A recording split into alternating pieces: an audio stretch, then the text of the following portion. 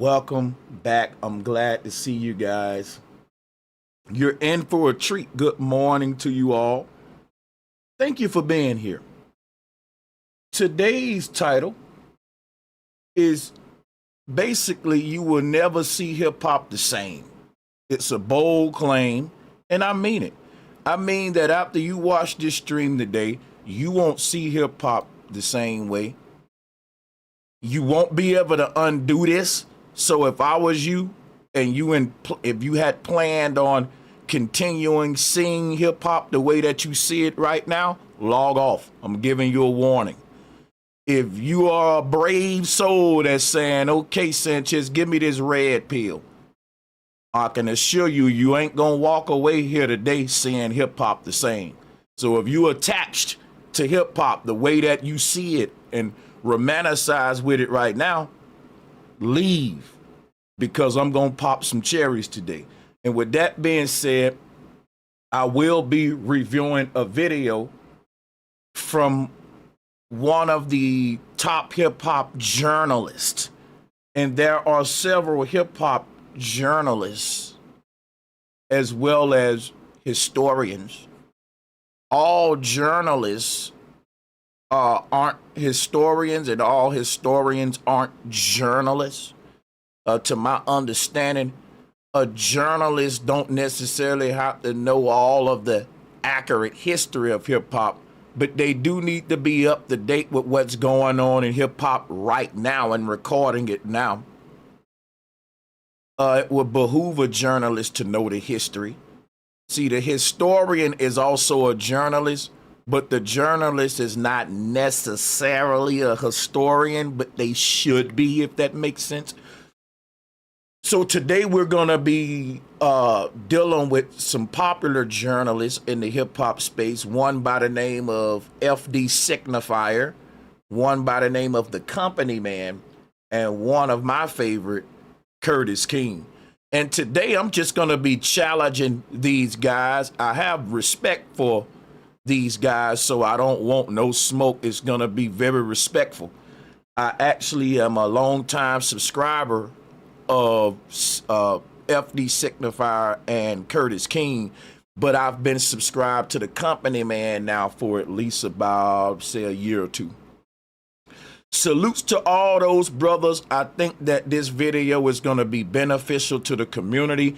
I think that what I'm about to say now really needs to be shared, and it really is important.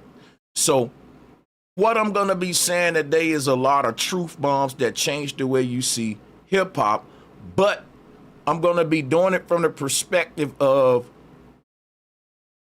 reviewing FD Signifier's video about the clips. All of this going to be relevant. And one thing that I want to say right off the bat before I even hit play on the video, of course, I'll be playing at 1.25 just to get us through it. But one thing I want to say before we get started, just one little thing here. And, you know, that is, I believe that hip hop journalism is one of the problems. So a lot of the hip hop journalists making videos about hip hop as a culture is dying, right? But that's not necessarily the case. It's transitioning. There was a time where hip hop didn't exist. There was a time where R&B didn't exist. And depending on the amount of organicness, yes, I'm gonna make up a word, depending on the amount of organicness in your music genre, it determines how long it will stay around. So rock and roll is facing it. Basically, hip hop is facing the same fate as rock and roll. Rock and roll was Americans' #1 go-to music, and now is in the background, way back in the background. And a lot of the hip hop historians and journalists are saying that that's going to be hip hop's fate.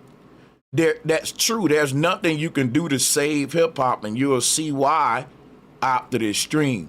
So there are a lot of what I call older journalists like FD Signify, the company man. I wouldn't put Curtis King in there because he's still up to date, in my opinion.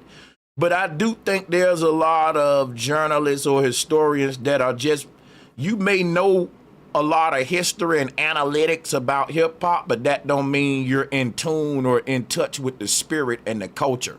You know what I'm saying? So that's where I come in, because you got a lot of brothers that's from the streets who are tapped into the energy and vibration of hip hop. They're not historians. They're not journalists. And these guys can tell you a lot about hip hop, but if you ask them what year did LL Cool J drop his first album, they won't know it.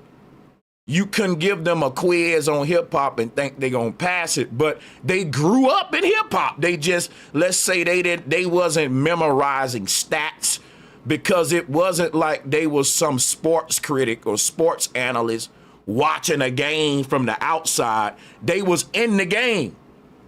So before I hit play on a video, I just want to say people like the Company Man and FD Signifier, in my opinion, I don't think they literally had a spiritual connection with hip hop. A lot of black guys are just hip hop nerds. They wasn't in the streets, and they are given authority over the culture. And some of them are white boys like Trap Lil Ross, 1090 Jake. Hey, even Adam 22 can be thrown in there. He's a hip hop journalist. Unfortunately, I hate to say it, but he would be thrown in there too, right? Vlad TV.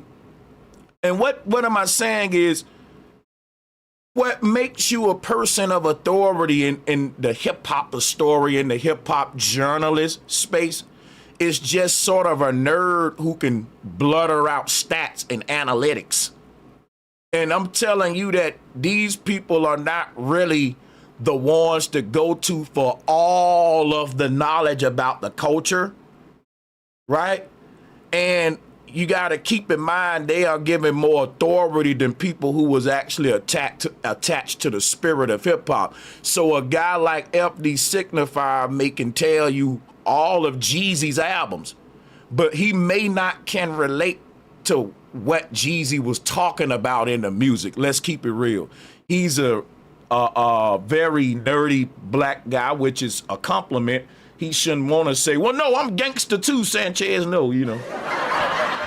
We need FD signifiers, brothers who are from college, you know, intelligent brothers. But we don't need them being the end all and be all for the voice of the culture. No different than a Trap Lil Ross or a DJ Vlad, because it ain't that you're white. It's just that you wasn't spiritually attached to it like that. So, for example, FD Signifier can give you more analytics about T.I. and Jeezy's albums and discography, but he can't really identify with their lifestyle. Like, he's not a dope boy. He can't relate to the energy that comes from the music and the culture.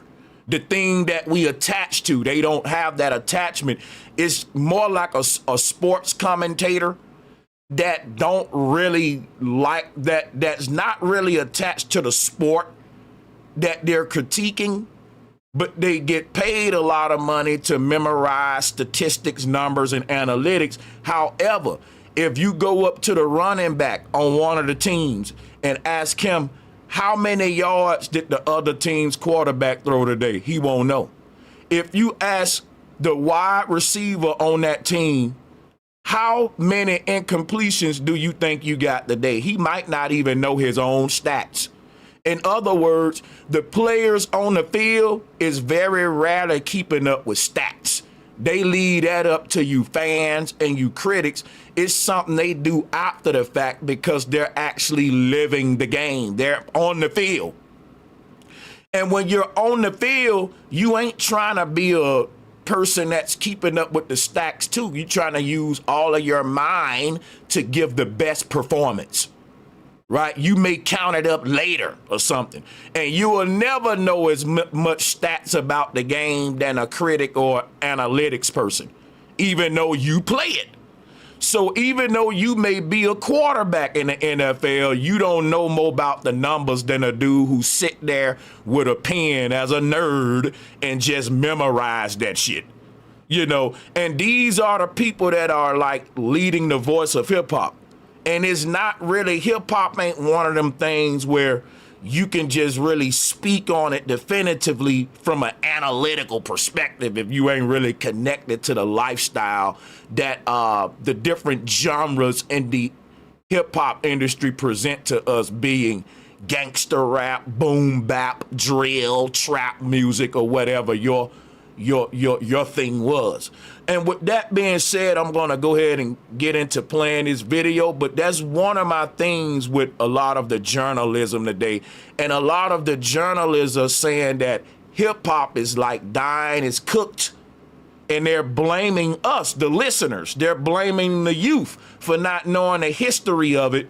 And I think it's deeper than a history lesson. And I want to talk about that as well. And I just want to talk about the idea that what if hip hop ain't cooked? What if hip hop journalists are cooked? Like, what if your DJ Academics is cooked?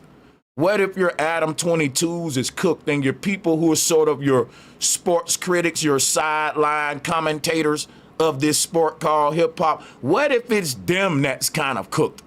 And you know what I'm saying? Based upon where we are headed in the age of social media. And you'll see why I said all of that now that we're about to hit play on the video. Let's go. A few weeks ago, the Clips released their 5th studio album, Let God Sort 'Em Out, and their first album in nearly 15 years to critical and commercial acclaim. And after a week or two of discourse, I made a video about how I had mixed feelings about the fact that arguably the most critically acclaimed, attention-grabbing rap album of the year was made by 2 men older than me. That video never made it to YouTube. And it didn't make it for mostly good reasons. A lot of what I had to say in this video, I'm going to low-key repeat in this one. But right after that video was finished, I saw a video from my problematic nephew, Dom, where he continued his smoke demon phase toward the generation before him, agreeing with my overall opinion, but also adding something. And that's my thing. All of the old hip-hop heads and journalists and historians, hip-hop is dying, but I wouldn't use the word dying. You'll see why in a minute. But a lot of them are blaming the young generation. They're saying it's the young generation's fault why hip hop is dying. And people, I'm gonna just tell you this before I hit play on the video. That's wrong. The young generation don't have the power to kill hip hop. They can only do what they're allowed to do by hip hop's owners. We forgetting that Black people don't own hip hop. Hip hop is an industry now. Everyone want to blame the youth. They want to blame this person, that person. How about we blame the industry? Because the people that own the industry know where they want it to go. They're not allowing the hip hop industry to go on autopilot. And they sure in the hell they letting Black people control the trends. Because if that was the case, Black men, we wouldn't be wearing dresses and stuff in hip hop today. If they really cared about us grassroots controlling our stuff, they wouldn't be demasculizing our boys and promoting them to kill each other while they just hire the next young crash out dummy to do the same thing. And of course, if we had any kind of control in hip hop, 360 deals wouldn't even exist. You know, we're powerless when it comes to hip hop. And so what I'm saying is we can't really be too hard on ourselves because hip hop was already sold out by the old heads, not the young generation. The older heads, right, wanted to get contracts with European record labels, white record labels. They could have stayed grassroots. Now, they probably would have took them longer to do it by themselves. But here we are in a time where if Black men try to get a distributing company like Irv Gotti did, you in so deep with the beast now, they gonna off you. We just like the Negro leagues. We can't blame young Black baseball players for whatever atrocities Black people are going through in the MLB, because it ain't our league, it's the white man's league. And if we don't like what he doing in the MLB as Black MLB players, we can't say what a young Black baseball players messing it up today because they don't know the history of the sport. They don't know. It's just that the people who own the league, they know where their plans is for their league to go. Everything is being reset as we move into this new world order, this AI automated world. We keep blaming the youth and the youth keep blaming that one. But the truth is, you got to blame the industry and its owners and operators. And this is where they're going with more AI artists, watered down music that's disposable. And what happens is once the people who own the industry tell us what they want, we go and provide it. We go and provide it. Now, y'all like to say, well, we just painting a picture of our reality with the music. Nah, not necessarily. You've been given a reality. You accept that reality, and then you rap the reality. So the excuse of, well, I'm from the hood, so when I'm rapping this way, and it may sound like it's negative music, but I'm just telling you about what it is where I'm from. Bro, that excuse got to get thrown away. That excuse right there is what's killing hip-hop too. If we want positive lyrics and we want to change the way hip-hop going, we got to deal with a lot of things that a lot of people that don't want to talk about because we fans of hip-hop, including myself. So we do need to realize that shifting the blame on these young boys ain't the way. That's easy to do, but they're just industry puppets. And if they don't do it, then the industry will get the next young dummy to come fulfill that role for the bag. Just like we were struggling to be the biggest killer. 50 Cent got shot the hell up. He didn't care if he died to get rich. That's how bad. It was the same thing in our time, but we really being hypocrites with the young boys, right? And when it come to who's selling out the culture, it was sold out when we first started. When hip hop first started, the first forefathers of hip hop that signed contracts with major European labels, we were sold out then. Our bargaining power was gone then. It was no longer ours then. It became industrialized at that point, and now these artists just got to provide what the industry want. If Sexy Red don't want to be the little freak thought, then they gonna get another one. You're disposable now. We did this. We gave them the power through contract, and it's always a paper genocide with our people. And we never want to talk about that part. We just want to blame each other when, hey, we've been sold out by our forefathers and the oppression is systematic at this point. It's beyond either of us. And I do have solutions on what we can do to regain power over our intellectual and artistic property. Let's get into the video. I'm gonna cut the camera off for a minute because these flies just appear out of nowhere soon as you go on camera, and when you off camera, it's like there's like the flies be wanting clout. They be like, yo, nigga, let me get in this stream. You live? Oh shit, nigga, They be wanna be on camera. To the story that I knew I wanted to touch on, and I didn't know if I touched on perfectly. Before I could add anything to the video, I ended up taking a trip to LA for some business and ended up connecting with who I would say is the godfather of modern hip hop journalism and content creation, the Company Man. And my conversation with him really helped me see that my initial take was inadequate. So the following is a result of my thoughts influenced by two, what I would say, powerful voices in hip hop criticism from relatively opposing sides from the generational and artistic divide. And using those angles, I want to discuss why I think we're at a pivotal crossroads for hip hop and music culture in general. So let's talk about Let God Sort 'Em Out and why that album is so interesting but also alarming. Hip hop has always been an art form that reflected the energy and attitudes of America's and eventually the world's young people. In fact, I remember vividly as a he said that hip hop reflect the ailments basically of the world, but in specifically the young people.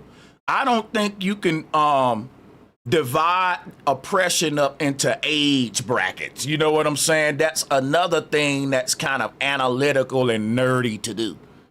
You know, that's another one of those journalism mistakes. Age bracketing everything. You know what I'm saying? That's a result of you not living in the culture. Because in the streets, young gang members and old gang members think just alike, sir. That's right. I'm serious, bro. I'm on the West Coast now. The gangbangers out here, they be young boys with a face full of tattoos, and when they grow old, they don't get them tattoos taken off and shit. Them niggas still think like a gang member. See, it's certain things that you get involved with that stunts your growth. And you get involved with these things and you really can't divide them among age brackets. You got to say those are gang members. These are non-gang members. You can't be like, but those are older gang members, so they supposed to be respectful and no, they're gang members at the end of the day. You don't grow out of the gang. Otherwise, you don't sign up for the shit to begin with. That's right. I'm making a point that historians and journalists think they confuse a lot of shit by trying to age bracket everything. You know what I'm saying? Like how he just did about saying hip hop was mainly focused on young people's struggle. Like, what the hell is a young person struggle? What kind of struggle is a 16-year-old going through that I can't relate to, and vice versa, if the oppression is systematic? Because the police officer gonna see a young black 16-year-old as a threat, just like my black 40-year-old ass. That's right. In other words, oppression don't stop oppressing you by age bracket. Like, in other words, oppression don't care how old you is. Oppression care what group you belong to. Oppression care what group you belong to. Oppressors have been given a green light on a certain group of people, and they don't care about the age bracket, man. They don't care about oppression, don't care how old you is. You black, you getting it. Like, we can't separate certain stuff by the age thing. Let's keep going. Teenager joking with my friends about how weird it was going to be when someone like Snoop Dogg got old and was still trying to rap. And mind you, old rappers are definitely doing weird shit right now. But it's not necessarily the music that's weird. In fact, the last half decade has proven that old rappers can actually still provide the genre with amazing work. Nas went on a generational run coming out of COVID that rivals anything he's ever done as an artist. Jay Electronica oddly gave the world his first album in his early 40s after over a decade of waiting. Artists like A$AP Rock, Billy Woods, and even Killer Mike have all given the world numerous excellent projects in the last few years, while all in their mid to late 40s. And of course, probably the first to show that this was possible was Jay-Z back in 2017 with 444 when he was 48 years old. Now, one difference is the fact that one thing about hip hop, again, that's weird is, why do we even discuss age when it comes to your relevancy? No other industry does that. For example, in the NFL, you age like wine. Even if you can't play that good, teams will still give you work because of your expertise. And you may even segue into coaching, right? Hip hop, the only thing where you need to be getting scared the older you get, and I'm gonna tell you why. Hip hop as an industry, black people don't control who they want to be in that industry, and this is what they're not talking about. Let's get to the facts. The industry wants you to be ratchet. It wants you to be loud and ghetto. Let's talk the truth. The industry wants your grown behind to be immature. The industry wants you to be immature. And the persona that you have to put on for this industry, which is controlled by the corporations, which sees artists as walking billboards promoting their products, the persona that you have to maintain in this industry at all times is one that isn't too mature. I mean, after all, you the nigga that's advertising Belvedere for teenage parties, or party. You're the strip club guy. You can't be old and bougie and wise and mature as a hip hop artist, based upon the fact that the corporations that have a battery and all of these labels back want youth. And if an older guy want to keep his job, he can't age like the rest of us mentally. Snoop Dogg got to still have a degree of immaturity, not because he's just an immature nigga. His job don't give him an incentive to be mature, to be wise. We forget that it's certain career fields that stunt your growth. If I'm a hip hop artist and I'm chasing a bag, I got to stay around the young boys because they got the next hot wave. I may not want to wear tight jeans, but I may have to change my trend. All of the OGs end up looking like the young rappers and kind of trying to rap a little like the young rappers. We see this and we give them a pass because we understand that hip hop ain't like other genres. While other genres ain't as corporately invaded as hip hop, if that's a word. Like, the corporations run everything, but not like hip hop. I mean, they literally promote their brands and all of their stuff through these rap artists. And the lifestyle that they promote through these artists ain't like no other music genre. So that means that in hip hop, older artists are like, ain't you too old to be doing this? But you see, no one does that to Whitney Houston. No one does that to Mariah Carey, because in R&B, the corporate takeover isn't that prevalent. Even though it's prevalent, it's not as prevalent as hip hop. They promote all of the agendas through hip hop, man. Unlike no other music form, it's just saturated with like Rolex, what kind of food you should eat, the way you should think, how short your shorts should be, little girls. Everything telling you who to be, what to wear, how to wear it, how to talk, how to say it. Like, hip hop is the biggest tool of social engineering. And in a world where they want to social engineer us in a way to keep us dumbed down, immature, and thinking like children, that's why we tell hip hop artists, you too old for this. Even though it's just a music form, like, why don't you tell that to a jazz singer? Why don't you tell that to like, even if you're a drum player like Questlove, he's a hip hop artist, he played the drums.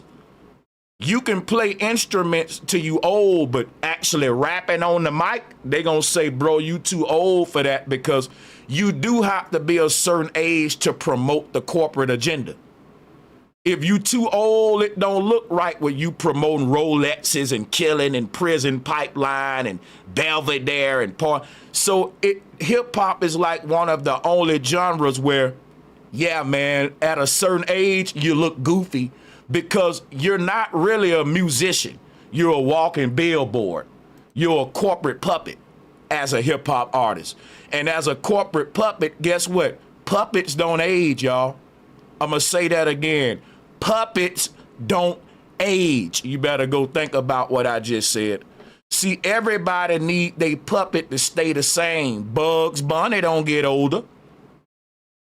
Daffy Duck don't get older.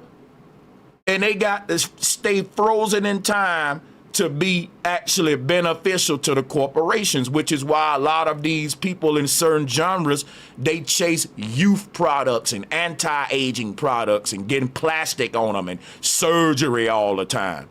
Trust me, you ain't gonna never see hip hop the same after this stream. Like and share it. Let's play the video. Unlike a lot of other old rappers, the Clips are still rapping about selling drugs, being rich, and killing people. And I love it. We all loved it. It's great. Y'all hear this? That's my problem. The Clips are 50-some years old, still talking about killing people and selling drugs, even though they haven't lived that way in over a decade because they've been millionaires from music. So even though they supposed to be historians and journalists about hip hop, no one want to bring up the interview that Crazy Bone had when he was telling us the whole industry agenda. Every hip hop journalist and historian should be bringing up that interview, but they don't. You know why? Most of your journalists and historians are puppets for the industry too. Y'all just don't know it. They still want to be the one that's called on when there's time for a hip hop documentary to be made. They want to get that call from Netflix. And Netflix is affiliated with the same corporations that own the rap labels. So that's how you're going to get historians like academics, Trap Lore Ross, people that perpetuate the fuckery. Just like FD Signify just said, these dudes are 50 plus rapping about killing their own people, selling drugs, and they love it. If you're a true lover of hip hop and you're a historian and a journalist, you shouldn't love that. You ought to look down on that. But see, that's the problem. But these same historians would turn around and blame the younger generation when you just say you love it when the Clips rap about drug dealing and killing. See the hypocrisy? That's right. Y'all watch this. There's so much wrong with this. Watch this. Great. And if you think about it, it's no more relatable to a person like me when I was younger than it is when I'm older. So it's just good, fun entertainment. But also in between those drug bars, we get... See, and I see this happening a lot of time. That's why I stopped criticizing the younger generation. Because us older generation are hypocrites. And I got my heart go out to the young guys because things are worse in their time, but it ain't their fault, right? We started it. It's like, our generation started a little bitty fire. It was just a little flame. And now what happens over time? That little flame grow, it start burning the house down. Then when they be like, hip hop dying, hip hop is cooked because the young generation, no, we started the fire. The young generation inherited a burning house. That's right. I didn't see, and I gotta look at this way. It's easy for me to be biased because I'm older. I'm from an older generation. And we wasn't doing all that, what they doing today. Like, we was killing each other. We was selling drugs to each other's family members, but we wasn't dissing the dead. But we was bragging about selling drugs to each other's family members, which was kind of bragging on being murderers and shit. Like, we ain't no better just because we didn't diss the dead, which is basically the only thing. And it ain't gonna lie, it's way more killing and way more rappers getting killed today and stuff like that. I do give them that, right? But we started this fire. And as older heads, because in this video, he's gonna say that he'll agree with his homeboy. They all gonna blame the youth. All right, these guys, all of the journalists, everybody from my generation who are the historians and the authority voices, we always blame the youth. But I had to look in the mirror and say, that's kind of messed up. Like, you know what I'm saying? We started a fire. They didn't, and no one put the fire out, not even the youth. And we're saying, well, we blaming the youth because they didn't put the fire out that we started. They didn't start gangster rap. Gangster rap just evolved to drill rap. We forget that KRS-One was a gangster rapper first. Let's do the real history on hip hop. That's right. People like to talk about gangster rap started on the West Coast. You are a lie. Gangster rap became a genre. Gangster rap basically became a official genre from the West Coast. But gangster rap was always prevalent on the East Coast with Cool G Rap and other rappers. There were dope boy rappers, dog. Trap ain't nothing new, bro. The only thing was the dope boys didn't get into rap till later because they looked at rappers like squares. Like squares. Until it was lucrative to promote the street lifestyle, then street guys wanted to be part of it now. So we missing a lot of history because it ain't coming from a perspective of someone who was in the culture. Like I said, a commentator can give you a lot of analytics and stats, but they can't give you a perspective from someone who been on the field, who been in the, like, it's somebody out there that can tell you more information about trap music than me, but they probably never been in a fucking trap before. When I grew up in a trap. I know all about being in a trap house hoping that the police don't kick the door down. I know all about looking at the cameras that with the split screens, seeing who coming with the pistols ready at all times while smoking hella weed and just like a lot of people who may sit there and win a debate with you about when did T.I. release his first album? When did Jeezy make that? They'll win that. But they can't relate to the lifestyle of those guys, and they have a lot of missing information about the culture because of that. This ain't disrespect, it's just truth, by the way. Salutes to these guys. Amazing moments about aging with hip hop and in the spotlight. I can't even call it truth. I'm gonna say it's my opinion. Y'all can, if you resonate with it, then it's our truth. Gaining perspective through experience, losing parents. All this to say, as much as I love him, Andre 3000, you are wrong. There is a lot of room for older people in hip hop. Teray, another hip hop journalism elder, said as much a while back. However, I still have concerns when I see the rollout and reception for Let God Sort 'Em Out, not in terms of its success, but in terms of galvanizing the culture, drawing attention, and driving trends and conversations, being a moment in hip hop in a way that I don't know if it's happened enough in the last decade or so. Because while I think there's plenty of room for older rappers in hip hop, any genre of art that is dominated by people in their 40s going into their 50s, especially a genre that used to be driven by younger people. The aforementioned Nas, for example, was 19 when he made Illmatic, and the aforementioned Andre 3000 along with Big Boy, they were both 19 when Outkast released Southern Playlist of Cadillac Funky Music. If the only people really engaged with hip hop culture as a music culture and not a drama culture, and we'll get to that later, if those people are all pushing 40 and older, that means hip hop is dying. Or now, this the part where I want to come in and school y'all on what's really happening. Hip hop ain't dying.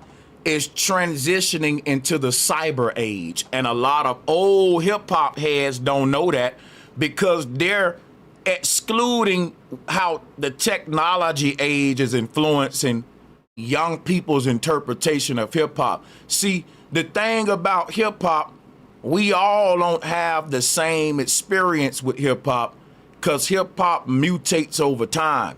So depending on what year you was born, you may not can relate to a lot of the hip hop that I grew up in. And the younger people interpretation of hip hop, here's the part what FD Signifier ain't gonna like. Here go the part that the DJ academics ain't gonna like, Trap Lord Ross ain't gonna like this. You historians and journalists ain't gonna like what I'm about to say now. This is why y'all mad at the young folks. The young folks don't give a fuck about the history of hip hop. That's right. In fact, they look at you historians as corny. See, the young folks of the day don't give a damn about looking back at hip hop's past because they keeping it real enough to know hip hop is just an industry to make money and it ain't got nothing to do with uplifting no black people's culture. That's right. A lot of the historians and journalism in our time, we lied to ourselves that hip hop was some beautiful culture. Like we had this fantasy of hip hop in our mind, while the hip hop as an industry was a totally different reality and was exploiting our culture, not uplifting it, and still doing it today. And what's crazy is like, we want to have this fantasized sort of hip hop as a culture that we should respect, and we want to look at it as a, man, listen, once hip hop became an industry and we didn't care about it, not even the historians don't want to call the industry out. You rather call out the young boys. The young boys lost respect for the OGs because this is happening in more than just hip hop, where the OGs is kicking the can. And then we point at the young boys and be like, y'all fuck the game up. Nah, bro, we made them inherit some bullshit from the get-go. We gave them a swimming pool with a little bitty hole in it. And over time, when our old ass went away, the hole got bigger and bigger and started leaking all the water out. And now we blaming the people that's in the pool right now. But remember that the hole got put in the pool when we was swimming. See, when the old heads was swimming in that pool, we put that little bitty hole in the pool, and it was a little leak. But we got out, and we let the young folks inherit that shit. And let's just say they didn't patch up our problem, so it exploded on them, and now we blaming them for it. That's literally the story of hip hop.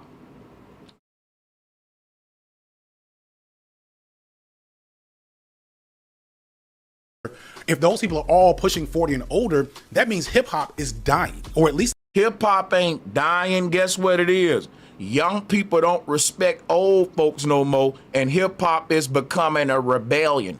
This is young people's interpretation of rebelling against the old folks that keep blaming them for a problem they didn't create. That's right. Just like when we was young, hip hop was our form of parental rebellion, as well as our outlash against the system. It was also in a young boy's way to say, "Ma, Daddy, you don't understand. Y'all didn't come up in my generation, Mama and Daddy, because when y'all was young, y'all had KKK and all that, but when we was coming up, we got GDs and Vice Lords and Crips, and your folks will say shit like, just mind your business and stay out of mess, and that ain't easy as you saying. Why ain't it? But you don't understand my generation, Mama, Daddy. You don't know these streets like that, what the young boys going through today, the shit in the morph. Just like ain't even no morals in the street today, to whereas in our generation there were street morals. So you trying to go out there and play in the NFL and the rules that they was playing it with when Joe Namath and them was playing, but it's a new league now. So my whole thing be like, we gonna keep blaming the youth and not saying that like what I'm saying, because I'm being an OG that's taking accountability.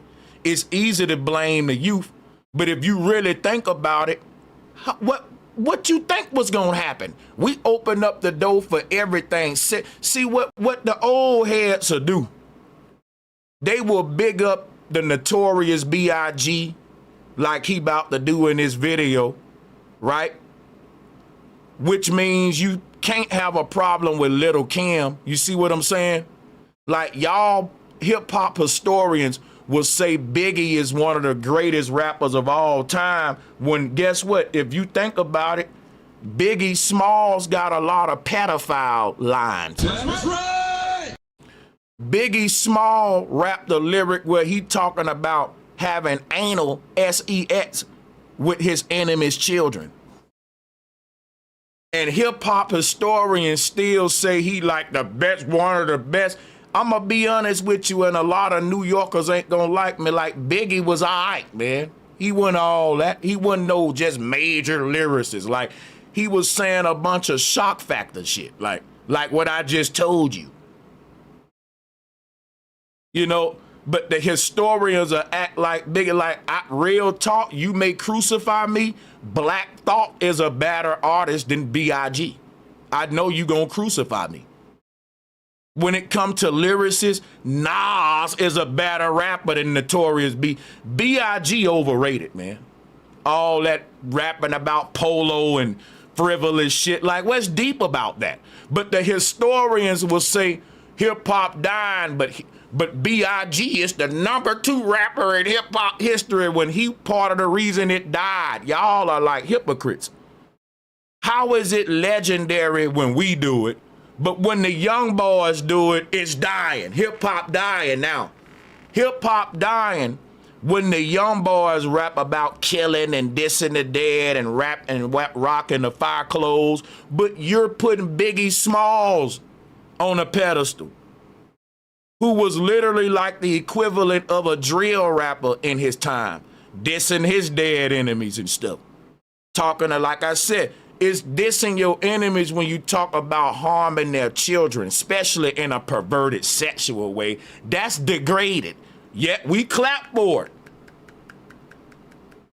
And if you rocking with the Notorious B.I.G., guess who else you rocking with? Little Kim, who was the Sexy Red of our time.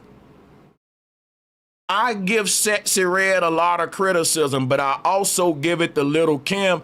I know I know what inspired Sexy Red. See, but a lot of historians and guys my age, they will ignore the fact that Lil Kim even existed, or when they do bring her up, it'll be in a good light just because our generation just can't do no wrong. Everything we did was legendary, and everything the young boys doing is toxic.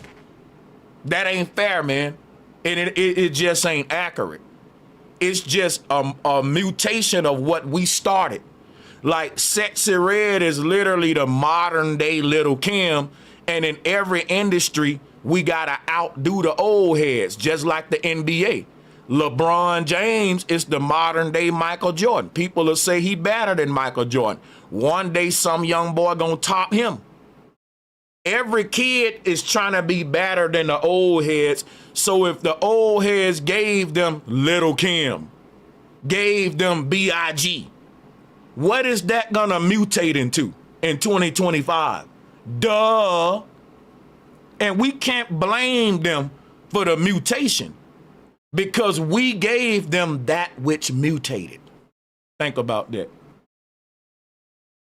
We gave them the thing that was already in a process of decay. So when you say, well, it's dying now, it's like playing hot potato. We passed the hot potato to them, and now it's burning their hand. And we blaming them for the heat. They didn't make that potato hot.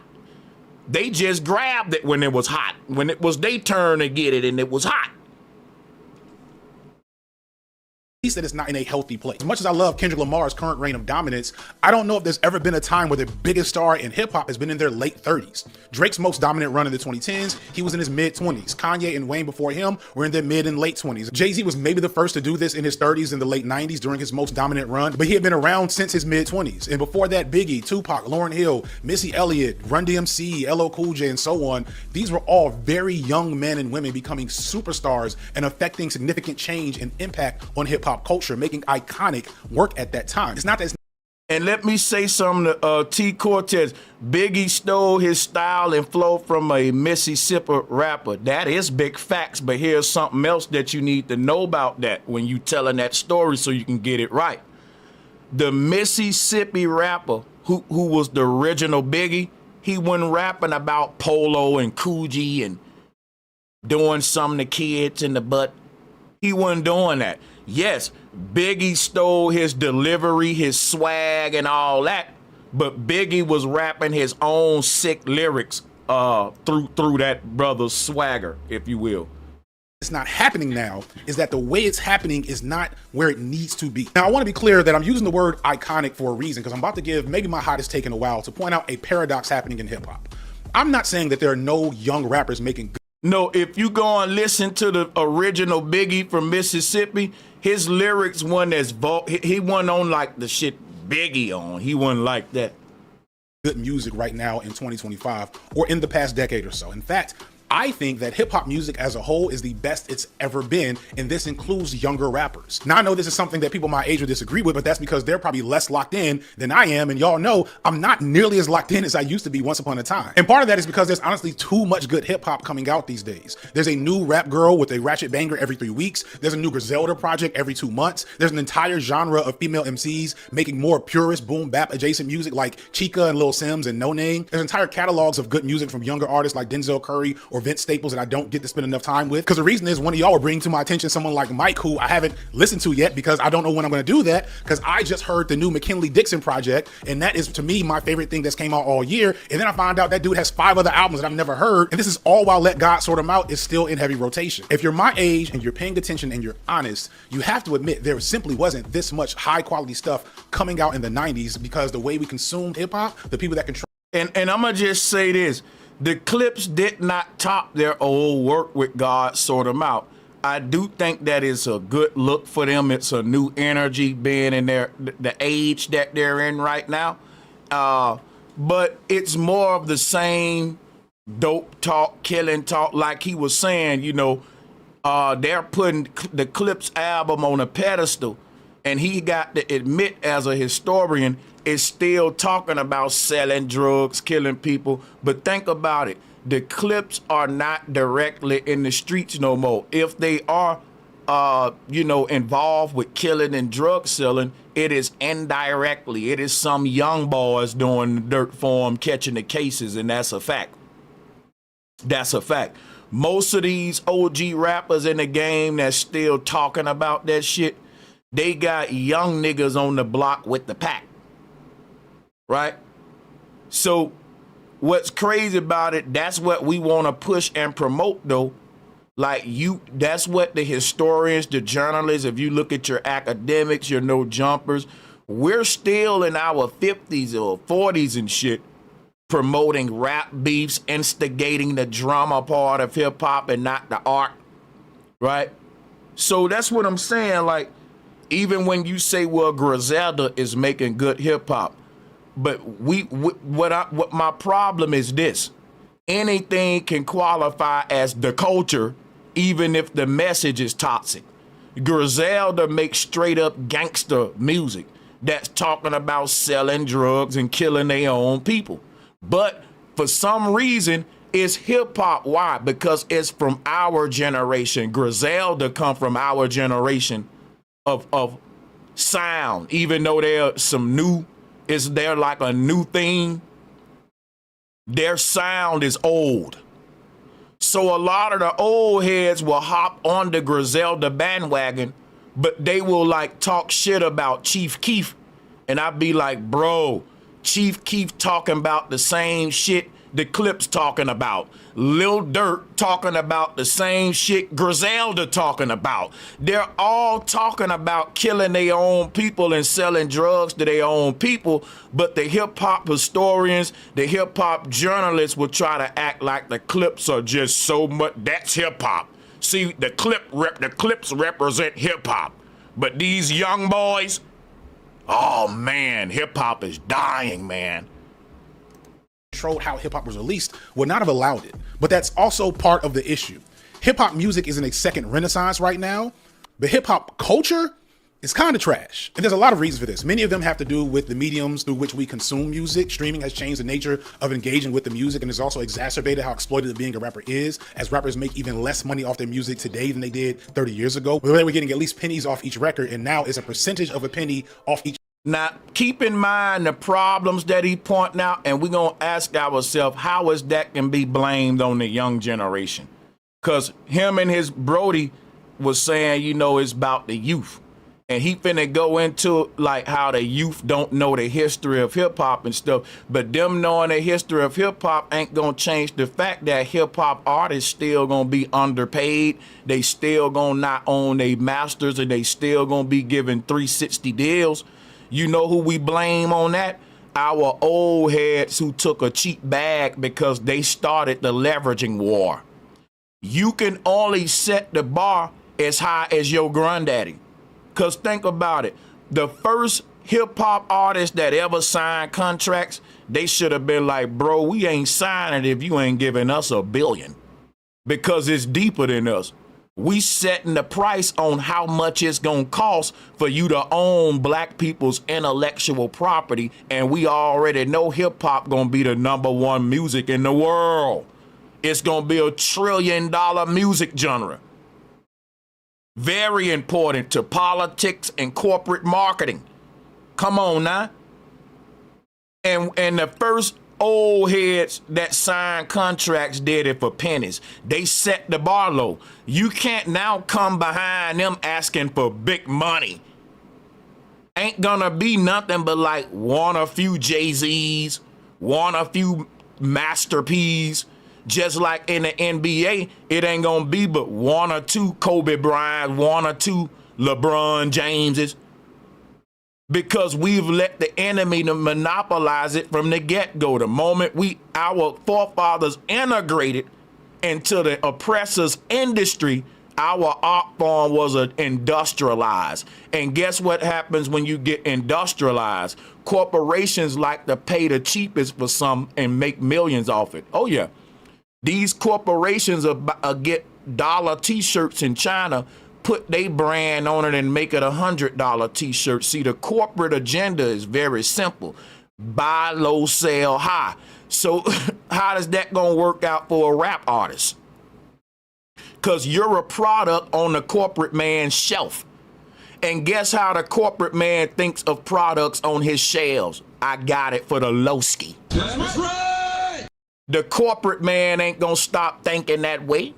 The corporate man saying, yeah, you can buy these slaves for cheap, and them slaves will make you millions, man.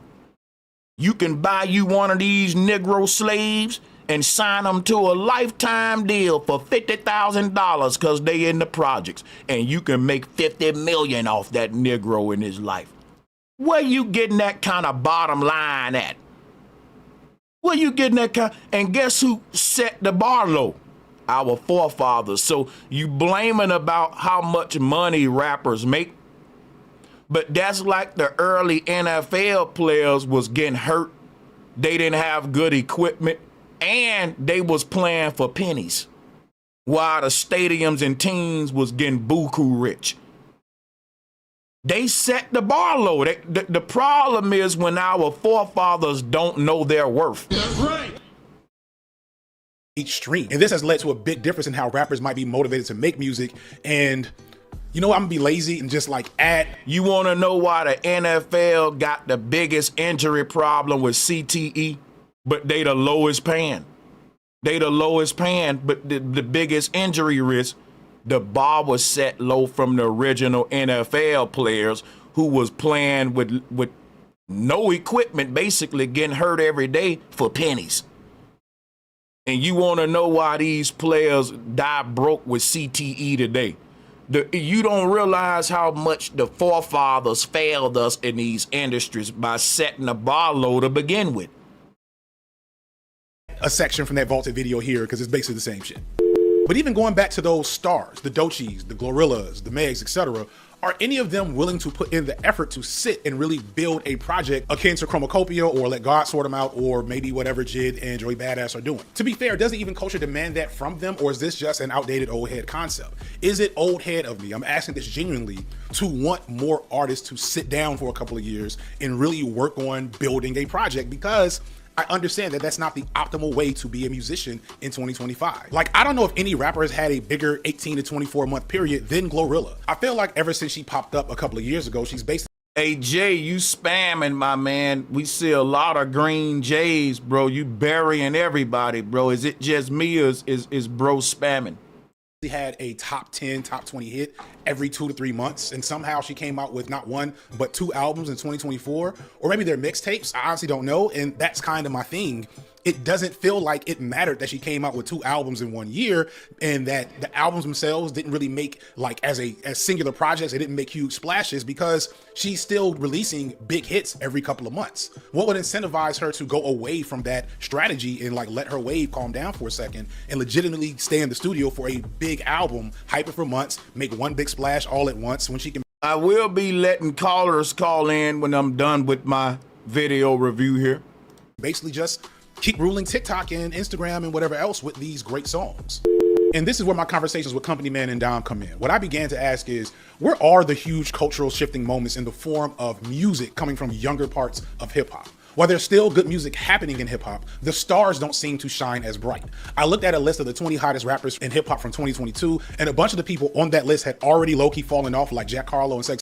And I'm gonna tell you why. And this another thing that the historians, journalists don't get, because they too busy living out their own fantasy of what they think hip hop is. Like, they're so detached from how artists see hip hop.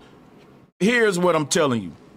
A lot of historians and journalists, they see hip hop as this fantasy, kind of like more than what it is.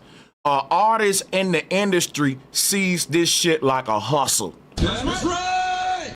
I hate to be simple and truthful, but I gotta tell y'all how it is. Sexy Red don't look at hip hop as no fucking history lesson. They don't, the people that's literally creating hip hop for us don't respect it in this cultural way like these historians are fantasizing about. Their respect for it come as far as they money. It's a thing that made me rich for what I can do, which is shake my ass, talk about killing my people and selling drugs, which is okay to the historians. And the historians want to know why there's no respect for the culture, because it ain't a culture once everyone get paid to degrade their culture. How is a culture when so the culture is basically us talking about how to destroy our culture and promoting the destruction of it, selling drugs to each other and killing each other. And like he said, and we love it. Niggas been talking about this since the 80s and we still love it. We still love it. But all of these guys will tell you how hip hop started off so innocent and it was revolutionary. Those are lies, y'all. I talked to real dudes from up north that grew up in the Bronx, bro. That was always gangsterism, drug dealers, and gangster niggas. Hip hop didn't stop that. The gangster dudes didn't come to hip hop, didn't get into the hip hop industry till later. But you always had gangsters and drug dealers that made music. Are y'all that naive? You think that drug dealers didn't become musicians until trap music?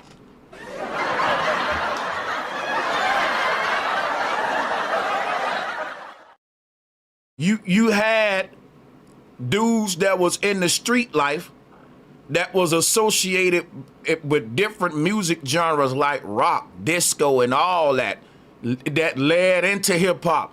And these guys weren't MCs yet. Now that's because the industry ain't just gonna exploit your culture. Like if they got a plan on exploiting you, they ain't gonna start it off doing it. For example, when we ended the Negro Leagues and went into the MLB, they was giving us good money. Why? Because you're selling out. So the black players that followed Jackie Robinson, but I bet you if you compare what they was making then to today, I'm guessing it's probably less, but I don't know that. MLB pay better than a lot of sports, but my point is like,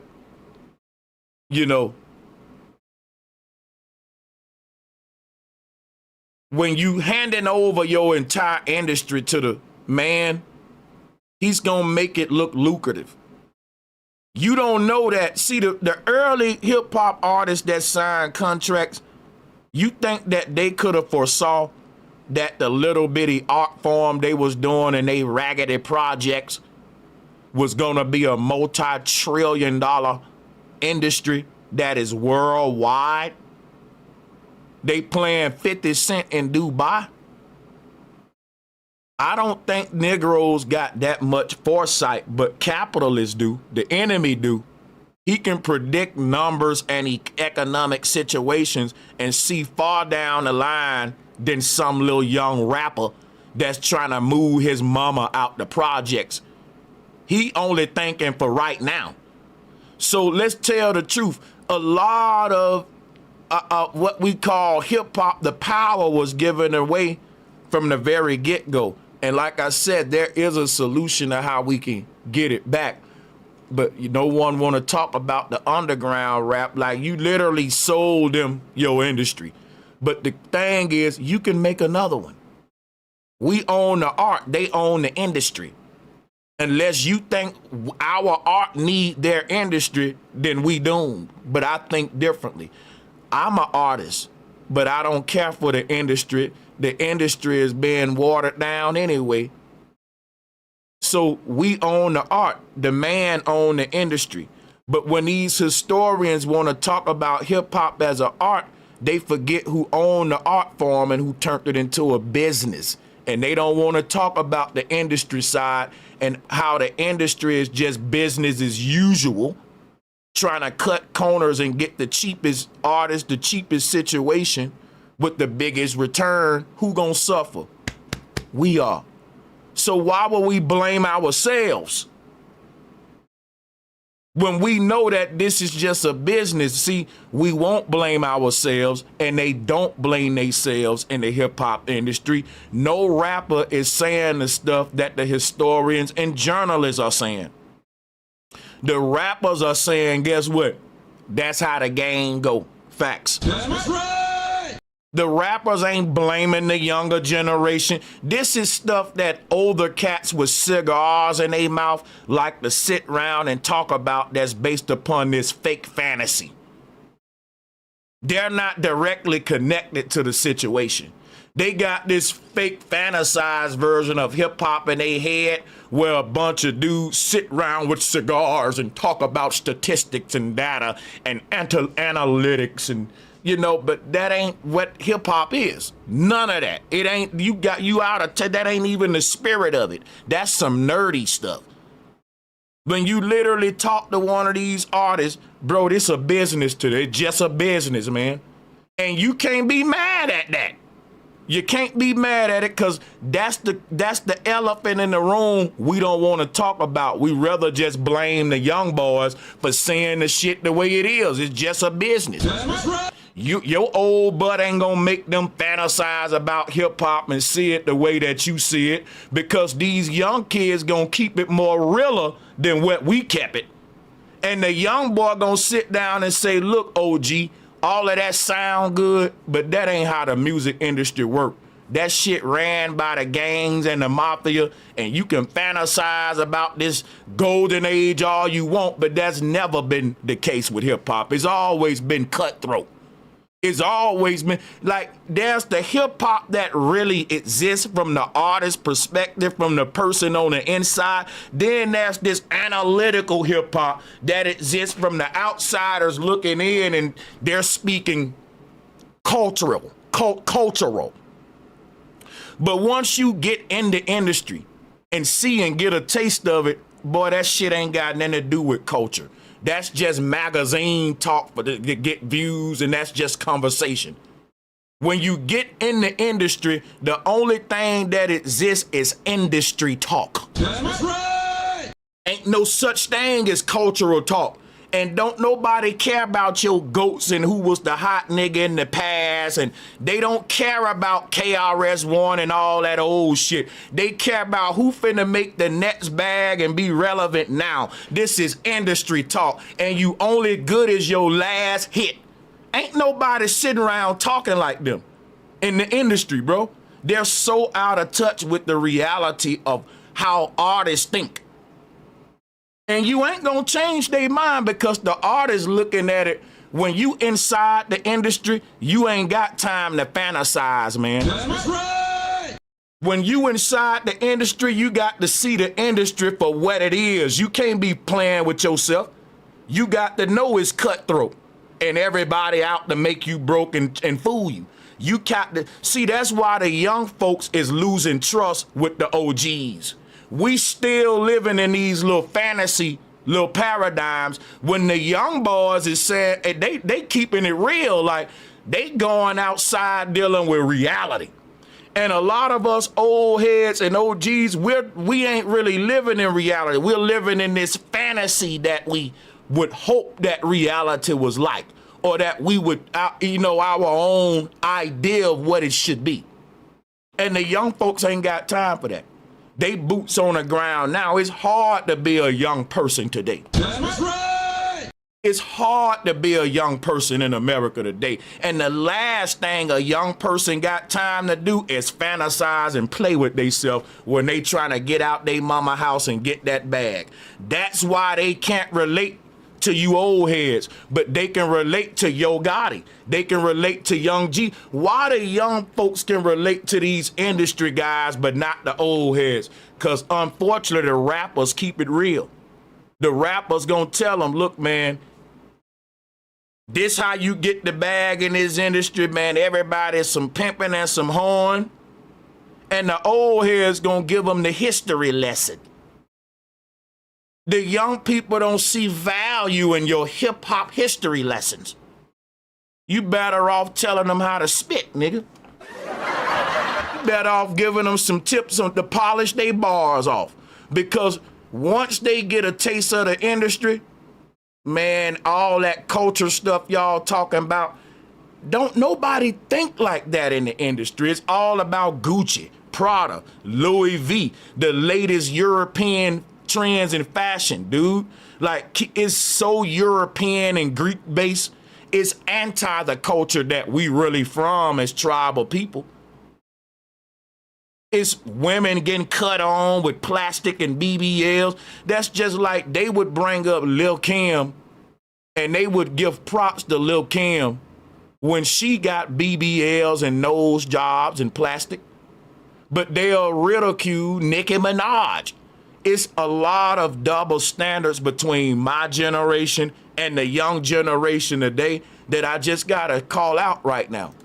Sexy Red. If you were people I didn't know anything about, like BEATZ and Cash Cobain and Ken Carson, you might say, well, that's because I'm not locked in, and to an extent, maybe, but if they were really huge stars, it would be impossible for me not to know who they are. There's a few bona fide huge stars, but they were also mostly women like Meg, Glorilla, Lotto, Doja Cat, Doechii, and keep a pin in that because that's important. So aside from maybe Playboy Cardi and Lil Uzi Vert, I don't think anyone on that list has truly done anything to deeply impact hip hop culture on a large scale. There's good music, there's big hits, but there's no big galvanizing culture shifting moments. And as I showed with Glorilla in that previous segment, like, that's a very vague, what is that? There's no big galvanizing culture shifting moments. Give me the ones from our generation. Signifier should have said, look, here are some examples of good galvanizing cultural moments from my generation that we don't see today in the young generation. And it just seems like we're picking on the young boys when all of the flaws we can really point out in their reality is shit we actually started. And we gave them that. They inherited that toxicity. They inherited that from us. So we got to take accountability. It's starting to be very like, I see why the young boys don't want to deal with us. We're losing respect with the young boys because of they see, man, the old heads just think they shit don't stink. The old heads think everything they did was better and just condemn us for everything we do. Even though he's saying that he agree that a lot of the young boys' music sound good today, right? He's gonna turn around because the other guy in the beginning of the video, they do actually conclude that it is the youth of today, the main reason to blame for why hip hop is dying. So I'll play the video so we can go ahead and get to that. I don't think there's even a real reason or like force to make that a thing. As big of a year that Glorilla had, I don't think her presence right now compares to what Nicki Minaj did with Pink Friday 15 years ago. And I was old then. I wasn't locked in then, but I could tell from looking at the youth and from looking at the culture that something was happening when she came out, and it's not the same. People now are just satisfied with small mini waves in different pockets of fandom, and that's not the worst thing because that also does mean we get better, more niche content, but it does mean that hip hop is lacking star power, or at least young star power, which is concerning because that's what drives the medium and the culture forward into the future beyond when I'll have any influence. There's a lot of obvious aspects of star power drives the culture forward. Vague statements. What is star power? Because if you really think about it, man, let's keep it real from an artist perspective. See, Signify not an artist. I'm an artist. As an artist, bro, you're thinking of your next hit. Because you're thinking of star power, but bro, it ain't about stars no more. It's about who's hot at the moment, who got the hit right now. Once your hit fade away, if you don't have another one in your back pocket, then your star power gonna fade away. Because what he calling star power is some old school shit. And he's really not hipped on what the concept of star power has mutated to. That's clout now. Everything is mutated to a weaker, watered down version of itself. That's beneficial to the corporations and controllers of these industries. That means rappers are now disposable. We're not looking for stars, we just pan hit by hit. This makes rappers disposable. No one even remember who you are. We just remember that one song on the radio that everybody was rocking till last month. That's beneficial to the labels because an artist's notoriety is how he get leveraging power. The label has taken away the star power, the leveraging power, and replaced that with clout. And clout is cheap. It ain't like star power. See, your clout go away the moment your hit run out of power, and that's the way the labels like it. because they want to give these artists attention and money based upon what you doing for me at the moment, not necessarily what you're worth as an artist to the culture. The culture. You don't get star power is something that come as a result of the culture. Clout is something that the industry give you. Like Drake don't got star power, he got industry clout. He's an industry puppet. Now Kendrick got star power. That's like when the grassroots is really feeling you, even if the machine ain't pushing you. If you want an example. But see, everybody is gonna face the fate of Drake, even Kendrick. The more Not Like Us and all of his little halftime stuff and all that dwindle down, if Kendrick don't come behind this with a new, fresh music, they gonna be listening to the next. See, music fans have changed too. We're not being attached to individual artists like we used to. We watch a lot of music through social media. And social media don't recommend us songs based upon who we're fans of. It recommends us songs based upon the type of music we like. So if you pick one song from your favorite artist, it's gonna recommend you other artists that got that similar sound. And before you know it, it's gonna give you so many artists that's got the sound you like, you gonna forget who your favorite artist. Everything getting saturated, man. And especially when AI come and start putting their artists in there, it's gonna be so. The thing about music is so many options for what you like. People ain't getting attached to no one person today. In the new social media microwave age, the star power and fan age is going away. It's more so the next TikTok viral song. Virality and clout is replacing star power.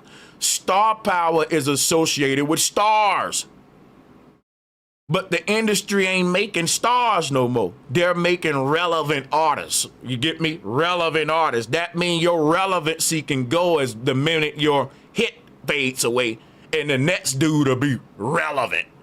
You see what's going on? This is good for business. It takes away the artist's leveraging power. The label can say, yeah, you got all them hits, but look, Kasana more famous than you.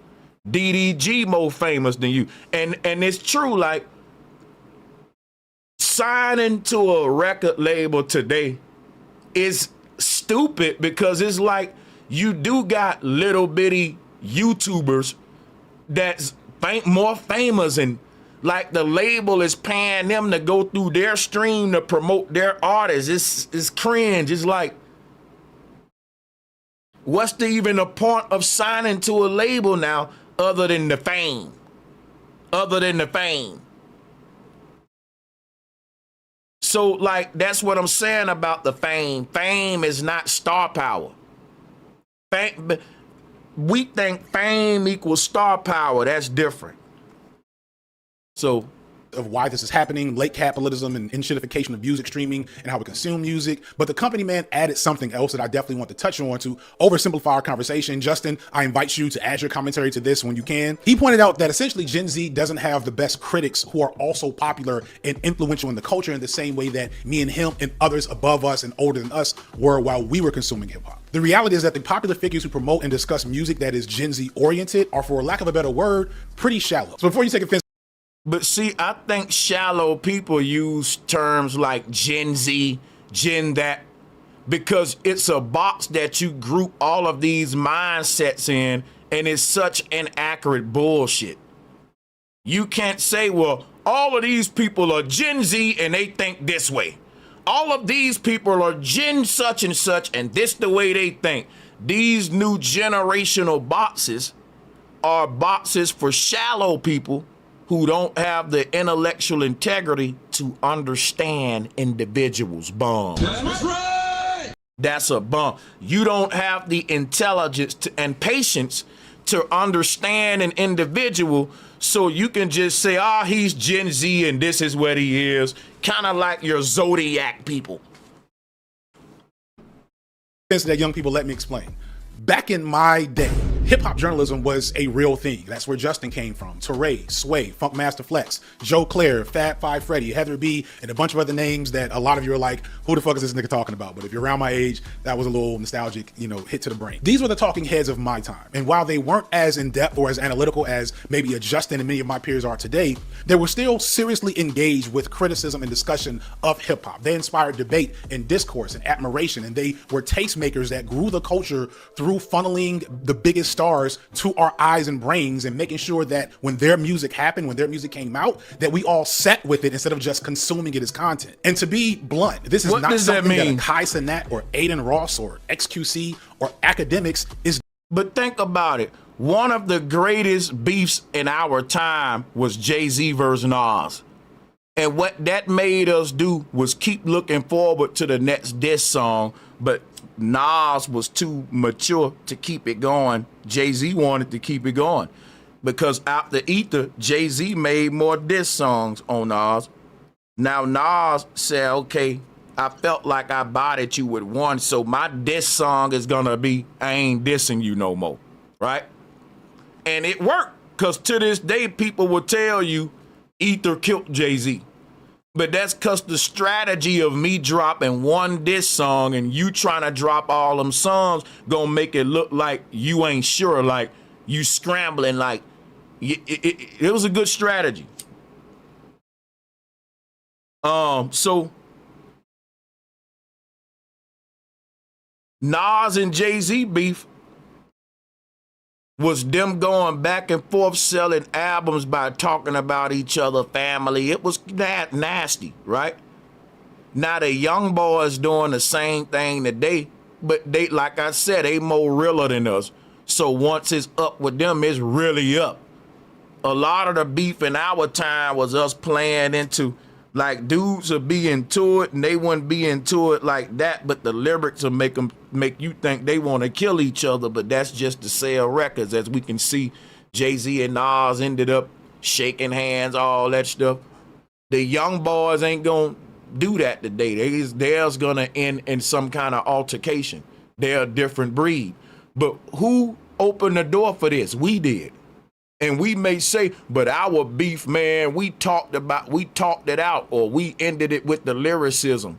But the fact we had beefs and we exploited the culture by giving our people content with two black men arguing with each other versus uplifting us with viable lyrics, it still was riffraff that we suffer from today.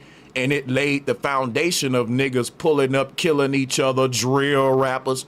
Because the old heads can say, but during our time, we just had, little petty rap beefs.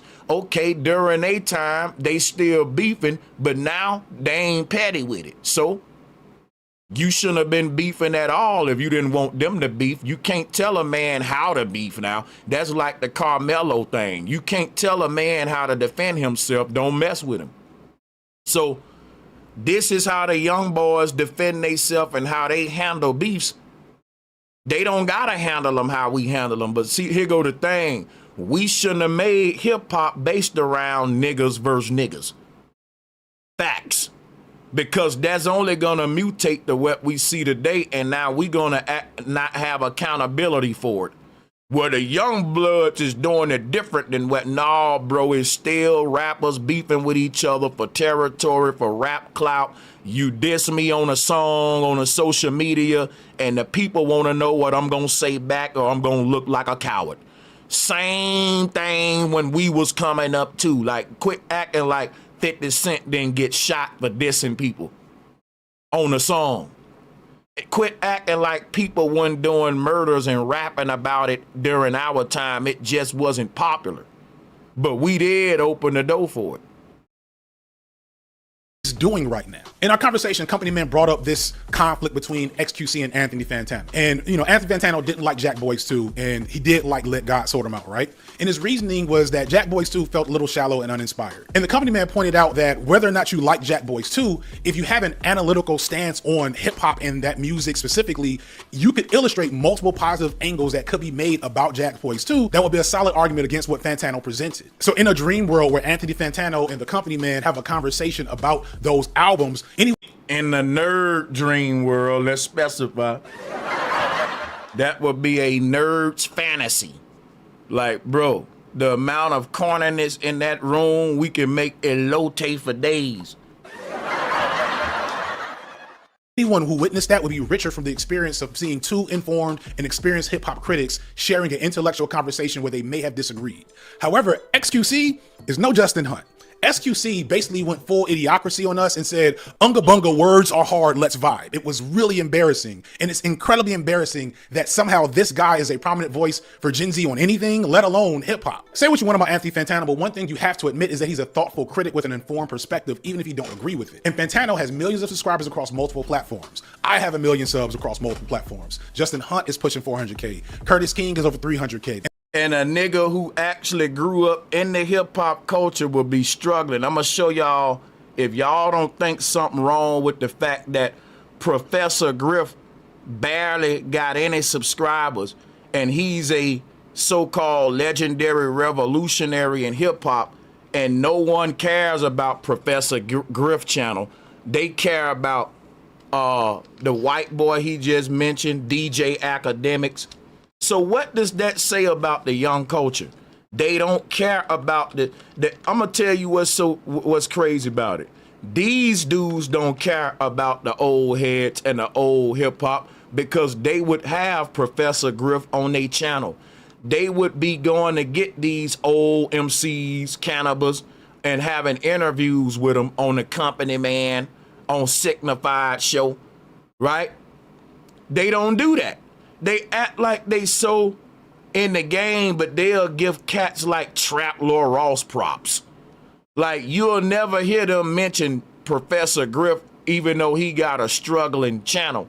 But they will say that this white boy right here is like one of the top hip hop, the go-tos, right?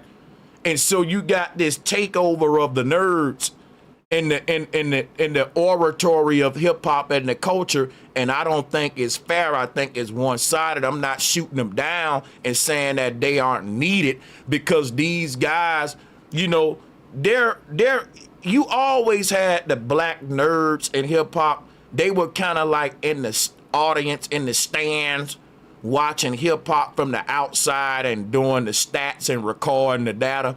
And some of us was trying to actually live Jay-Z lifestyle, and you was out there selling stuff and doing stuff. Let's not convict ourselves. You was actually trying to, you was living the lyrics. Now, some of you who was living hip hop as a lifestyle, you probably don't remember what year, what album dropped. You don't know none of the stats. This white boy right here, he haven't lived hip hop. He haven't tapped into the spirit, the lifestyle of it. But he know more about it than y'all, because he just from the outside, he can tell you, you can ask him, hey man, what year did Cannabis drop his first album? And just like ChatGPT, they just got concrete data.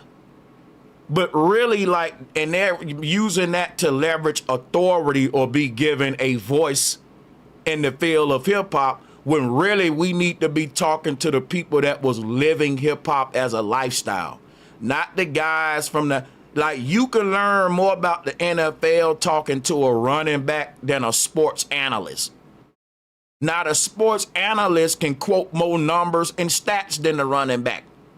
If the running back and the sports analyst get into a debate, the sports analyst gonna lose that debate. Excuse me. Let me go on camera, I'm tripping. If a running back got into a debate with a sports fan, I'm talking about an analyst and a critic of the NFL, the running back gonna definitely lose that debate. These players don't know all of the numbers and stats. Like, you got this, it's a headache of enough playing the game, learning the plays and memorizing that. Now you want me to do the analyzer's job, the analytics guy job?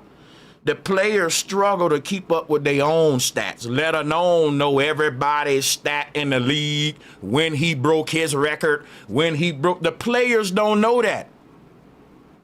So, like, if a sports fan or a sports analyzer or critic debate a player, They gonna win. But that don't mean they know more about it than the player, man. They just got concrete data, not experience. And it shows a lot of times. Across multiple platforms. Justin Hunt is pushing 400K. Curtis King is over 300K. And the hip hop podcast world is dominated by people like Joe Buttons and others who are born from the same cloth as he is. And then there's the traditional hip hop media entities like Ebro and Sway. All of those things are still around. But all of us combined pale in comparison to giants like Kai Cenat, especially when it comes to getting the attention of Gen Z. And as hard as this is to believe for those of you around my age, why? You're never gonna get the attention of the younger generation, you old heads. Because you're out of touch with them. You still living in hip hop fantasy land and you still seeing hip hop as a culture when the young generation been saying hip hop is just a business to get my mama out the hood, nigga. That's right. Hey, drop a 1 in the chat room if you like me. When I was a very young artist, I had this love in my heart for hip hop that I can't explain. It was like a love, falling in love with a woman. And over time, when I start to see that hoe for what she was, I can't be loving on that hoe like that. For real, hip hop is a trifling hoe. I don't care what nobody say. And I feel like common sense, young boys love hoes until they become men and realize, man, you don't be loving no hoes. You don't be loving on no hoes, young man. And that go for hip hop too. She's a hoe. She don't care about nobody but herself. That industry is filthy. See, you reach a point where you realize my dream is to be in an industry that don't care about the purity of my talent. It's an industrialized, corporate ran machine that want to turn me to the next sellout. And we become okay with our artists being sellouts and us still calling this a culture versus an industry that we bought into. That's why they sold out. Versus an industry that contracted us to exploit our intellectual property. And then you want to complain about how much art is making. When OGs are too busy in fantasy land, y'all don't want to talk about 360 deals. How many videos they got about that? Because talking about 360 deals has now become like conspiracy talk. You don't really hear, like, no one really pushes back at the industry because the truth is the DJ academics, the company mans, all of these people, they don't want to ruin their relationship with the industry. See, but the truth is a lot of guys who was in the industry like Professor Griff, they talking the conspiracy shit. They're literally telling you the stuff about the industry that woke folks know, like about Illuminati, the small hats took it over. See, the people like Professor Griff who had the most love for hip hop are the biggest critics of it today. You ask, where did they love go? All that love went to DJ academics, No Jumper, Trap Law Ross, the nerds that's out of touch with the culture. And they the new podcasters making rich off of it, being the voice of it today. And you know I'm right, because the biggest voices for hip hop are your Kai Cenats. Not your Professor Griffs and all them. How does that prove me right? Because I'm telling you, they will never be able to get through to the young generation because the young generation don't respect them. Why don't the young generation respect them? Because these old heads are still trying to romanticize hip-hop as a culture when the average young boy just see hip-hop as a bitch I need to put on this blade to get my mama out the hood. And I can't blame them. The moment the young boy stop fantasizing about hip hop and seeing it as a business, he won't get taken advantage of like the old heads did when they was too busy fantasizing. The young boys want to talk business today. Fuck the fantasy. See, the white labels was able to tell our old heads, but don't you want your revolutionary message out there? Forget the money. And you had a lot of older artists telling you stuff like that because the young cats will put them on blast like, look, we got more money than you older rappers who was first. Because whenever there's a beef between the old rappers and young rappers, guess what the young rappers tell them old niggas? Boy, we got way more money than y'all. Facts, 21 Savage and them got way more goddamn money than Professor Griff and them, dog. How you gonna talk to them? How you gonna tell a young boy something about something and think he gonna respect you when he got all that them damn millions and you sold your talent out for pennies, granddaddy? Think about this.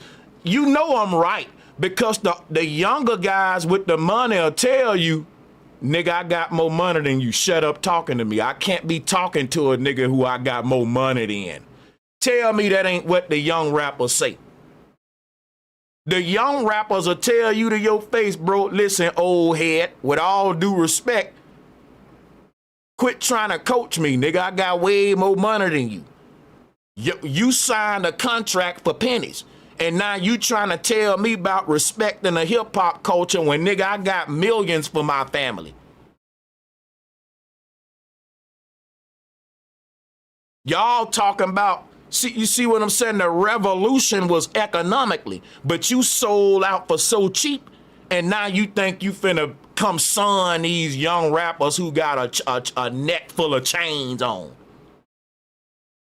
They chains on their neck right now more than what these old rappers made in their whole career. Cause the young boys is looking at hip hop like a business, not a culture. They're trying to be young CEOs, not young revolutionaries. We've been stopped fantasizing about hip hop as some revolutionary ass culture. People just trying to get the bag now, man. Something your ass should have been doing, OG.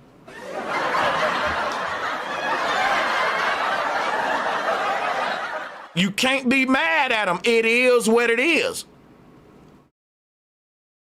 The young rappers making more money because they're not lying to themselves at the table. A lot of old heads sat at the table with these white folks and took the first offer that was in front of them. They took the first damn offer and told themselves, well, it was bigger than the money. We was doing that for the people. Man, you know what you should have did for the people? Leverage and not sold yourself short, because that's going to affect the next generations who sit at that table behind you, niggas. That's right. Watching, Kai Cenat is the biggest and most influential figure in hip hop right now, and definitely for the youth. And no, minimal shade to Kai. He's not who you should go for any type of substantive hip hop journalism. He's not a tastemaker. He's not providing criticism or analysis. It's mostly just antics and jokes at best. The closest thing to substantive commentary for Gen Z is probably Sean C, who's barely Gen Z because he's 29 now. And Sean C has a large following, but all the other younger oriented content media entities that I can think of that are also youth oriented are more like Kai Cenat. That whole streaming world, while I get that it's, you know, entertainment and I don't get streaming. I don't get that world of streaming. I don't think it's directly a problem, but I know it's not serving hip hop criticism in any meaningful way. It's just a lot of young dudes having fun, which I get it. The people that are Gen Z that are doing serious commentary are much, much smaller, and they're not getting nearly the same level of attention. I mentioned Dom, who along with Four and with the Potty Mouth podcast, and they're just starting to get traction the last couple of years. Then there's people like Top 5 Troy, who I think is pretty small. Dupley is another hip hop creator that's made some good stuff and gotten a lot of views. But beyond him, I can't think of too many hip hop channels. We're going to be dropping the call-in link shortly. Channels that are doing actual journalism as opposed to just making hip hop drama commentary. And I get why those channels do numbers, because it seems like more hip hop. And keep in mind now, I thumbs up Signify's videos, because I'm going to say this. I believe that what everybody on my thumbnail, Curtis, Signifier, Company Man, I sub up their videos, I thumbs it up, because they are way better for the culture than the guys that's in this same sort of niche, like academics, you know, especially no jumpers and all that. But like, they are more positive. They don't promote a lot of beef, but they don't call out the fuckery. Like, for example, it's a lot of hypocrisies with these journalists, which I respect them. I thumbs up the videos, all that. Like, bro, ain't no hate. You know what I'm saying? Because I enjoy the conversation. I enjoy the debate. And if they didn't have a channel, I'll be bored. There's only very few people I watch. So shout out to Signified, you know, shout out. Make sure y'all sub up to these guys because I don't always just disagree. Especially Curtis. I agree with him on a lot, most of damn near everything. But what I was going to say was like, I just think, and I can't say that I'm right about this. I don't know these brothers' lives. But I'm saying that my opinion is like their viewpoint is overly analytical and stat-based and not really speaking from experience. So I kind of assume they don't have any experience with like the lifestyles that hip-hop portray. Because you do have a lot of black people that is not in the streets or whatever, but they know everything about hip-hop. They can give you the stats. They know probably more than the guy in the street. Most street guys will listen to the music, but they don't really go, to them that's nerdy, keeping up with the numbers and dates. Like you go up to a street guy and try to get him a hip hop trivia quiz, he gonna laugh at your ass. But in the realm of like these guys, a hip hop trivia quiz ain't corny. That's some shit they would bite on, like, you know. Fans are interested in drama than music. And I get why, because this generation's first images of hip-hop commentary in the last decade were guys like DJ Vlad and Adam 22. That's it. I can't just pin it explicitly on a failure within Gen Z, because that's our responsibility. Don points out something I've complained about for years, which is that the old guard of hip-hop tastemakers are struggling with aging out of relevancy. They're struggling with change, and for the longest, too many of us have been openly hostile. When we say that the older generation ain't relevant no more, you know what we always gotta ask? Ain't relevant to who? That's right! Ain't relevant to who? And see, the thing about us saying that is us falling for the same trick that the youth falling for, which is clout chasing. It's the young rappers' time to shine and have they turn. Even though if we don't like they hip hop, just like when it was our time, we portrayed our art during our time. The older folks didn't like our shit, but it was our time to shine. Now we in our 40s, 50s like the Clips, and older heads is trying to act like the Clips album is so classic and legendary. Like, I'm from that era, bro. Not only am I from the Clips era, bro, I've been in VA around their peoples. But all I'm gonna say is this: that Clips album is fire. But bro, it's the Clips. It takes me back in time to when they was making music, and I'm rocking with it. I think it's a very hot album, right? But it's still the same Clips: drug dealing, killing. You know, I like the new production. Pharrell is innovating with the production, of course. I like the more Griselda sound and stuff. But the whole thing is, I'm not gonna overhype my generation shit and downplay the young folks generation, you know. Because I started to see, you know what, man? I do that a lot, and I'm being accountable. Now, I don't know if these guys gonna be accountable like me, but I want the game I respect back to the young generation. I think the only way we gonna get it back is to keep it real. The young generation don't live in this fantasy land we live in, to where we see all of our music as hip hop and all of their shit as the new drill that's messing everything up, right? If you really think about it, we're being the same hypocrites that the older generation was being when we was young. And dismissive of what the modern era of hip-hop is about. And the consequences of this has been a severe lack of carrying on tradition. And by tradition, I don't necessarily mean a specific style of rap, but I mean the essence of what hip-hop culture was supposed to be. Recognize that hip-hop has always been compromised. Like, from day one, go back to my Kid and Play video, as soon as the money came to rap music stopped being a radical art form. But there were at least always counter forces within the culture resisting commodification, resisting selling out, and staking a claim. And even those counter forces was controlled opposition. Like, come on, bro, you smarter than that, man. You know that. The fucking conscious artists and the non-conscious artists was all under Universal, man. Who don't remember that? Like when I was young, bro, I used to listen to all kind of music. So if you looked into my CD book, yes, young people, that was a thing. We had books full of CDs and sleeves, I know. But anyway, if you looked into my CD book, you would see Black Thought next to 3 6 Mafia. I'm trying to show y'all how diverse my taste for music was. You will see Lauryn Hill album, and then you'll see Project Pat. What am I saying? I saw that my Common Sense album, Like Water for Chocolate, that I purchased. Common Sense, his mother label was Universal Records. You know who was up under Universal Records too? The Hot Boys. So this one big mother label had the positive artist and the dope boy.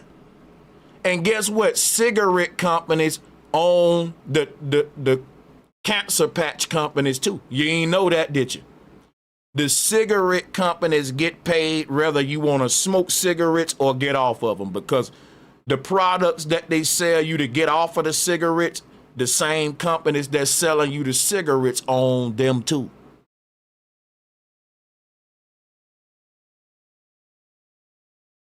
The same people that's selling you the herbs and stuff that can get you right, you can buy that from the same store where they selling you the Skittles and Laffy Taffies. You can go up in that same store and get spinach, cucumbers, or you can get Captain Crunch. Either way, the store gonna get paid, man. Right? They ain't just in the business of selling you one thing. They want a monopoly. It's called a monopoly.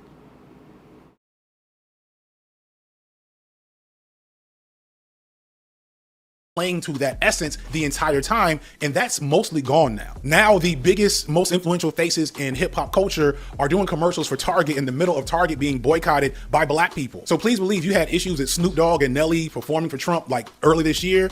I can't wait to see what Kai Cenat and his homies are doing 20 years from now for, you know, President Baby Hitler that we'll have by then, because that's a whole other conversation. I see people like Aiden Ross and SQC and worst of all academics garnering massive audiences and getting cosigns even by legitimate hip hop tastemakers. And you could never have been a serious figure in hip hop doing the things they do. And back in my day, you could never have been a serious figure in hip hop doing some of the things they do. In the 90s and 2000s, coming out and saying that you were a fan of Bush 1 or 2 or Ronald Reagan would have had you completely excised from the culture. But now we have our OGs and new age tastemakers for hip hop overtly supporting Donald Trump. How have many of these so-called tastemakers covered these black women stars? I think you already know the answer. There's a world where Meg and Doechii and others feel bigger than they do even right now if there was a hip-hop media landscape more amenable for engaging with female stars. And don't get me wrong, hip-hop has never been great with women from jump, but compare the way that hip-hop culture received Lil' Kim and Lauryn Hill and Foxy Brown and Nicki Minaj a couple of decades ago versus how people like academics and Aiden Ross treat Doechii and Meg Thee Stallion. And here's the And that's because hip-hop critics have shifted to podcasters and social media platforms. And see, back in the day, when artists was getting their critiques from the Source magazine, the Vibe, that was more grassroots. More of the critics back in the day wasn't nerds like No Jumper, Trap Lord Ross, and in my opinion, you guys. Right? So you was getting a critique coming directly from people who experienced the lifestyle. You see what I'm saying? So the Lil' Kims and all that was getting critiqued by most of the time people who were familiar with that lifestyle. Now they're getting critiqued by conservative video gamers who support Donald Trump, like go figure. They're gonna take a red conservative stance against the women's ratchetness because that's the patriarchal side of conservative gamers, Trump supporters.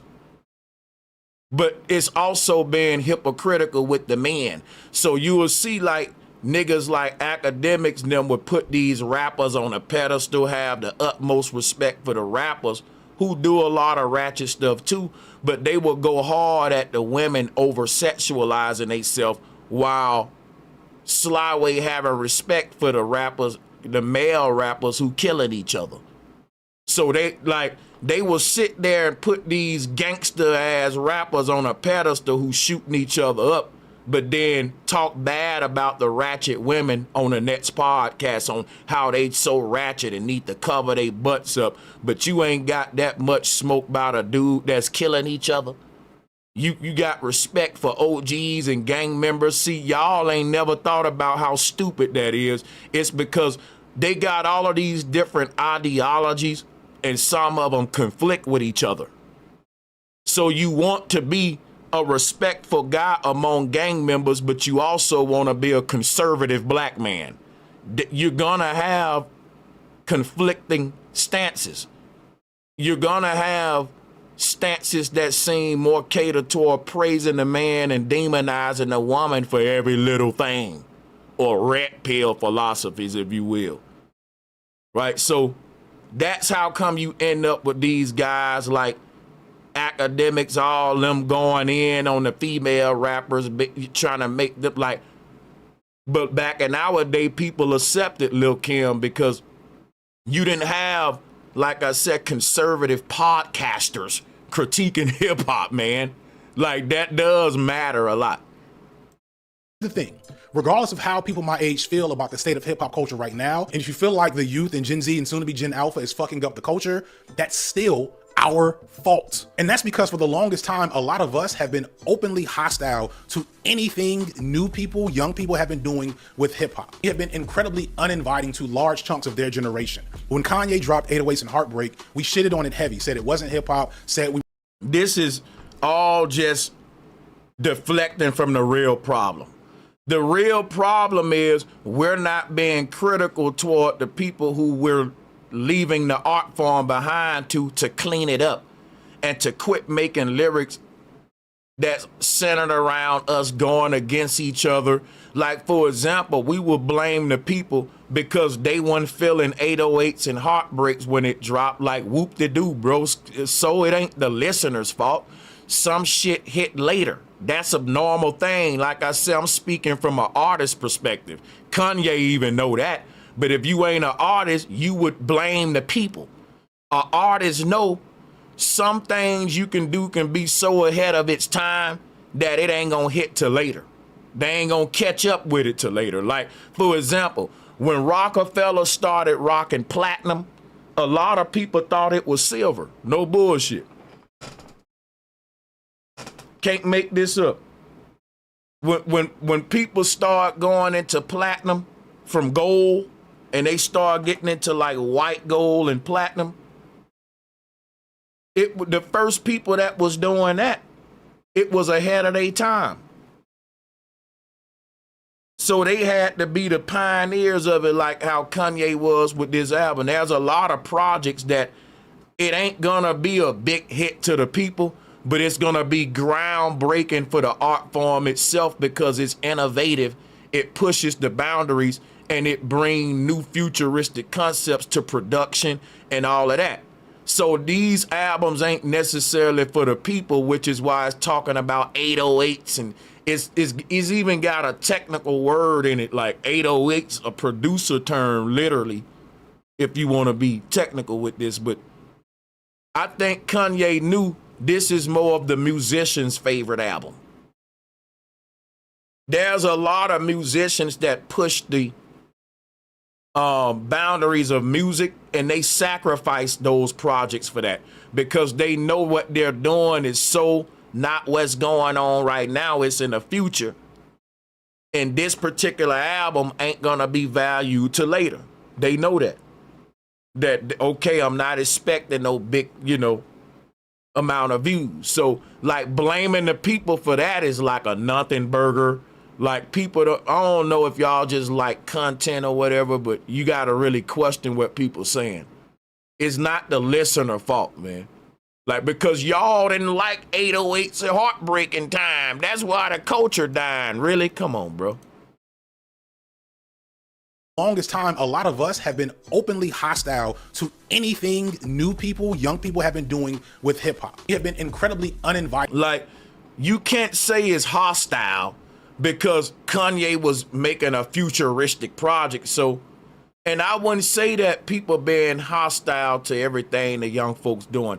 I would think that the older generation, some of them, are starting to feel guilty and say, damn, these young boys really getting out of control. And it ain't like how we was. It's a lot of killing. It's so many rappers dying today, man, it almost make you not even want to. I don't even know if some of us would have wanted to be rappers if this many rappers was dying during our time. So, like I said, the young boys ain't gonna relate to you OGs because y'all ain't seeing the reality on how dangerous it is in hip hop now. As a hip hop artist, that's more dangerous than being a soldier in Iraq. Y'all still fantasizing and you stuck in this golden age that never really was quite the way y'all painting it today. See, the mind does that. It remember things the way it want to remember them, and we change reality all the time. And we don't remember things the way it really happened in the past. Our mind will edit that memory to best suit our ego. Go look it up. It's psychology. That's what we doing with hip hop. Fighting to large chunks of their generation. When Kanye dropped 808s and Heartbreak, we shitted on it heavy, said it wasn't hip hop, said we were mad at Kanye for it. But that album is clearly today one of the most influential records hip hop has seen in the last 2 decades. And all influential futuristic albums gonna get shitted on because people gonna be like, what the hell is that? No, boy, take that shit out of here. Think about the first time somebody rolled a 808. You know how they rolling the 808s now in drill? I just started rolling my 808s. That show y'all how late I am as an old head. Because I didn't even like the sound of rolled 808s at first. I thought they sounded like some spaceship type music, like with your 808, the little drill roll. Now I'm rolling my 808s. And it ain't that I was hostile to it. I was slow to catch on to this new thing that the young folks see. The young folks got a right to create stuff in their time too. The rolling of the 808 ain't nothing like, it's no different than a dude scratching on a turntable for an instrument or something like that. It's an innovative effect you put on the same instrument we've been using, which is a turntable, but now we're using it differently now in this generation. You see, and that's all the young boys did with the 808. They took it from the trap style, and what makes their generation different is when you hear the roll style. They get to get credit for taking us there, because every generation take the same stuff and use it differently. Just like our generation started sampling old school songs and turning them into new hits like Kanye West was doing. Pete Rock and all them. Right? So every generation come along, take the older generation stuff and innovate a new way to use that exact same stuff. All right. And when they do that, it's not going to be accepted with open arms because everybody's still using it the old way. See, the new generation never announce themselves. They just pop up doing stuff new. And it's a culture shock and a war. So there's never a peaceful transitioning between the generations and a peaceful passing of the baton as the old generation fades away and a new one fades in. It's always an argument, sort of like presidents that got to get out the White House and let the new president come get in the White House. You know, the old president gonna swear up and down that the new president just ain't keeping up the house right. They ain't doing the lawn right. You not washing the dishes enough. You hating on them because it's their turn to get power now and to inherit the thing that you fell in love with. And that's what we doing with the young generation when it's time to train. It ain't hostility. It's that once we give it to them, they're gonna think about the new president gonna redecorate the house. You've been in that house for 4 years making it yours, and now he finna come in there, change the carpet color, change the pictures around. Of course you gonna hate. And well, he ain't doing it right. Nope, he just doing it his way. He just doing it his way. We should say they just doing it different than us. And it ain't hostility. It's naturally like, hey man, things are gonna be different now. Our baby ain't gonna be the same. Once we hand it over to them, they're gonna transform it. They ain't gonna do it the way we did it. And once they hand it over, that generation gonna transform it. They ain't gonna do it the way they did it. And the truth is, hip hop ain't dying, it's transforming into something else, like everything in the world doing right now. Even you and me as humans, we're transforming. So the world around you, a lot of people who like shit to stay the same, they gonna think the world is dying. Why? You're analytical, bro. You like to keep up with stats and numbers, and you're reaching a point in the world where it's hard to predict shit. That's right. You don't know what's gonna happen next nowadays. And so the analyzers to hip hop are looking at the young boys like, damn it, this is new. I can't really predict the next this or the next that. Like, I can't even predict the next drop in the song. So the old head trying to dance with the young crowd, you gonna be off beat, even though it's hip hop. Their drops hit different, they snares hit different. Like, you know what I'm saying? It's just, it ain't heavy lyrical like your music. Is watered down. You know, so it's like, you can say, well, you can blame it on the listeners. You can blame it on the artists, which y'all are doing, but you not blaming it on the music industry and the fact that every industry in the world right now is transforming. It's changing. Every industry as we know it, not just music. Guess what? It's getting a facelift that's going to be unrecognizable in the next decade. This go for the tech field. Bro, this gonna sound crazy, but it even goes for the food industry. Right? Things are about to have a big technological surge in a small amount of time. And this new technological surge that's coming into the world is really the dictatorship and the technocratic takeover, the automated government, AI policing, right? It's the infiltration of AI into every industry and aspect of our life. So a lot of the transformations and chaos we see around us is the powers that be dismantling the old structure so that they can have an excuse to rebuild the new. And this goes for the music industry too. The old heads don't know what's going on. They think, man, hip hop ain't the same no more. And everything changing, man. And it's because of the listeners. And it's because you didn't like 808s and Heartbreak. And it's because of this and it's because of that, bro. It's because we don't control the music industry and the people in power can do with it what they want and we ain't gonna like what they doing. It's people that is bitching and complaining in every industry because AI and the new method of operations that the corporations are going is anti-human, anti-musician, anti-whatever your field is. You gonna be promoted to the bottom of it in this new world that we going to. It ain't just music, trust me. Everything is losing value. Everything is being what I call watered down to like it's final. It seems like it's dying, like it can't get no more watered down.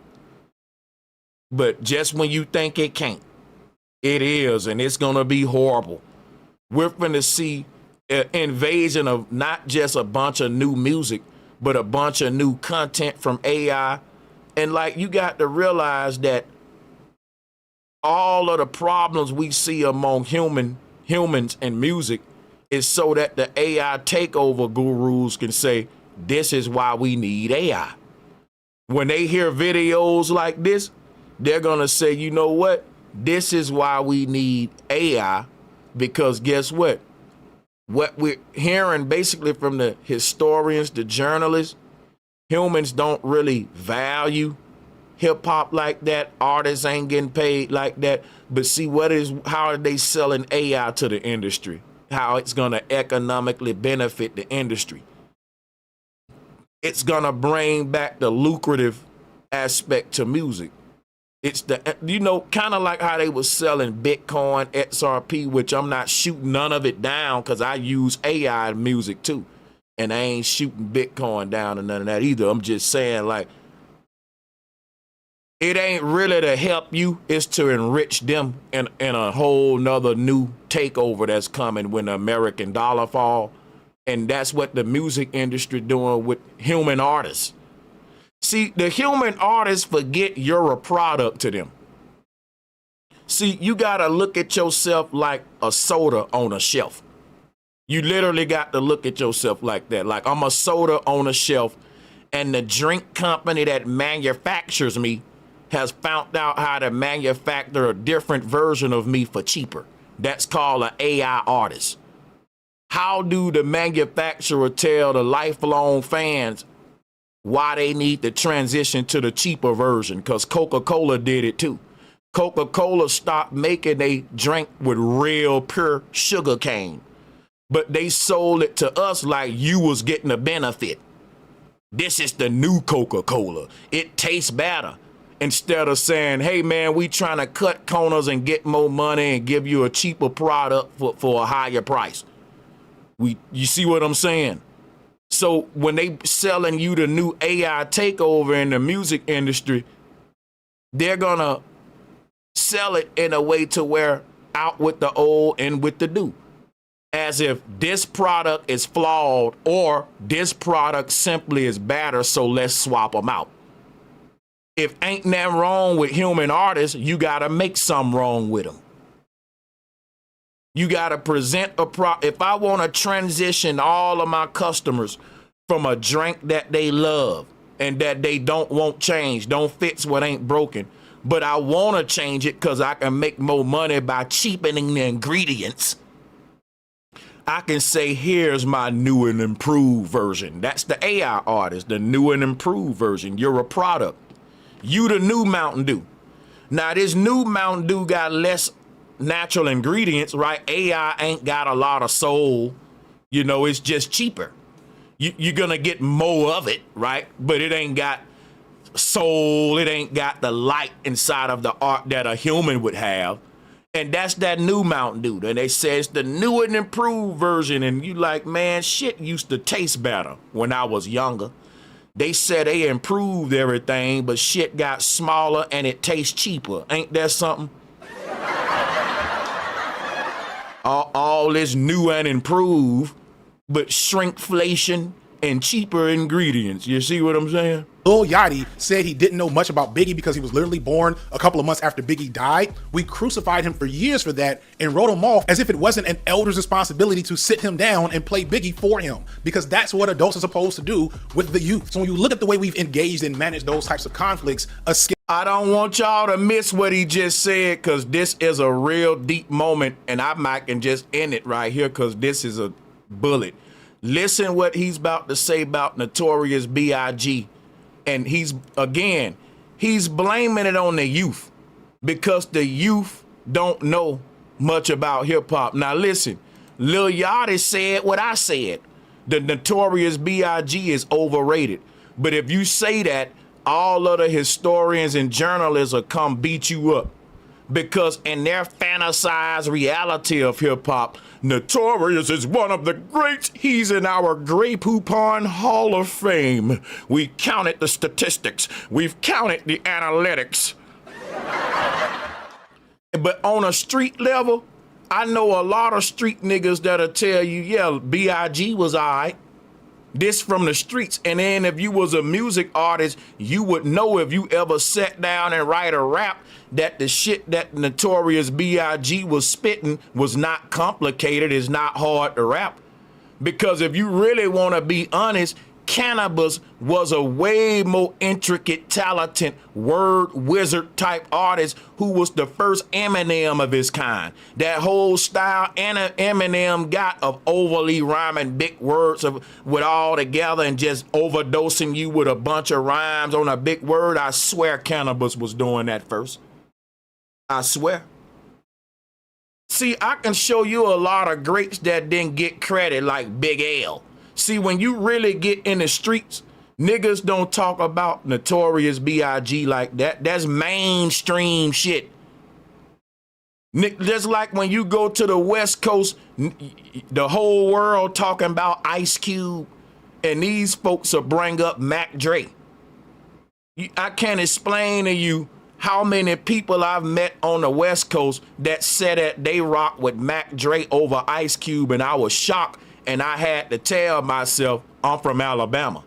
See, because when these people come from Alabama, they be rocking with the artists that the TV put out, but they don't know about the little artists in our local area that the streets is really on. You feel me? I don't know if y'all know that. Now, you got to be a music artist to even know what I'm talking about, because when you go to some of these cities, like if you go back to my hometown right now, they playing a lot of music that y'all wouldn't even hear on the mainstream radio, and that shit got the city on lock. And you would show up from another state bringing up the big radio names. And that's how they'll know you ain't from there. You bringing up, like when you move to the West Coast, yeah, man, I like Ice Cube too.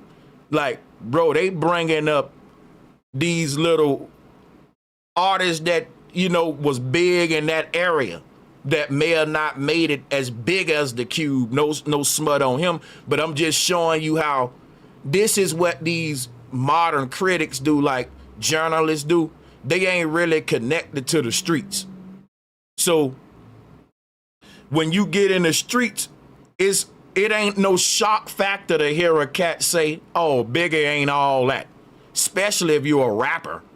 Because these are debates rappers have all the time about how actually good was Biggie, but they never have it that much about Tupac. You see what I'm saying? But like I said, some stuff is normal when you experience the culture the way I did. Can't somebody coming around you saying, bro, I don't even like Biggie. You just keep hitting the blunt like, okay, my cousin don't like him. But some nerd like academics online, you don't like Biggie? What? The Notorious B.I.G. You mean to tell me you don't like Biggie Smalls? See, that's some nerd shit, bro. Bro, it's a lot of folks don't like Biggie. It's normal. See, y'all live in this fantasy-ass hip-hop world where everyone likes Biggie and everyone like Tupac. Bro, the average person knows somebody that'll tell you, I never really listen to Biggie. And it's not a shock factor in the streets. It's a shock factor with internet podcasters who just analyzing like a sports commentator from the outside in. One of the most influential records hip-hop has seen in the last 2 decades. When Lil Yachty said he didn't know much about Biggie because he was literally born a couple of months after Biggie died, we crucified him for years for that and wrote him off. I didn't. Why should Lil Yachty need to know about Biggie? I think Lil Yachty get a bad rep. He get bullied by everybody. You know what I'm saying? Because, like, the line that Yachty said about George Floyd, think about it. Biggie Small got a line where he talking about doing sexual acts to little children. I'm not even going to repeat it again, but you can look the lyrics up. Guess what? Type it in the chat room. Where my rappers and historians at? Where my dudes at with the lyrics?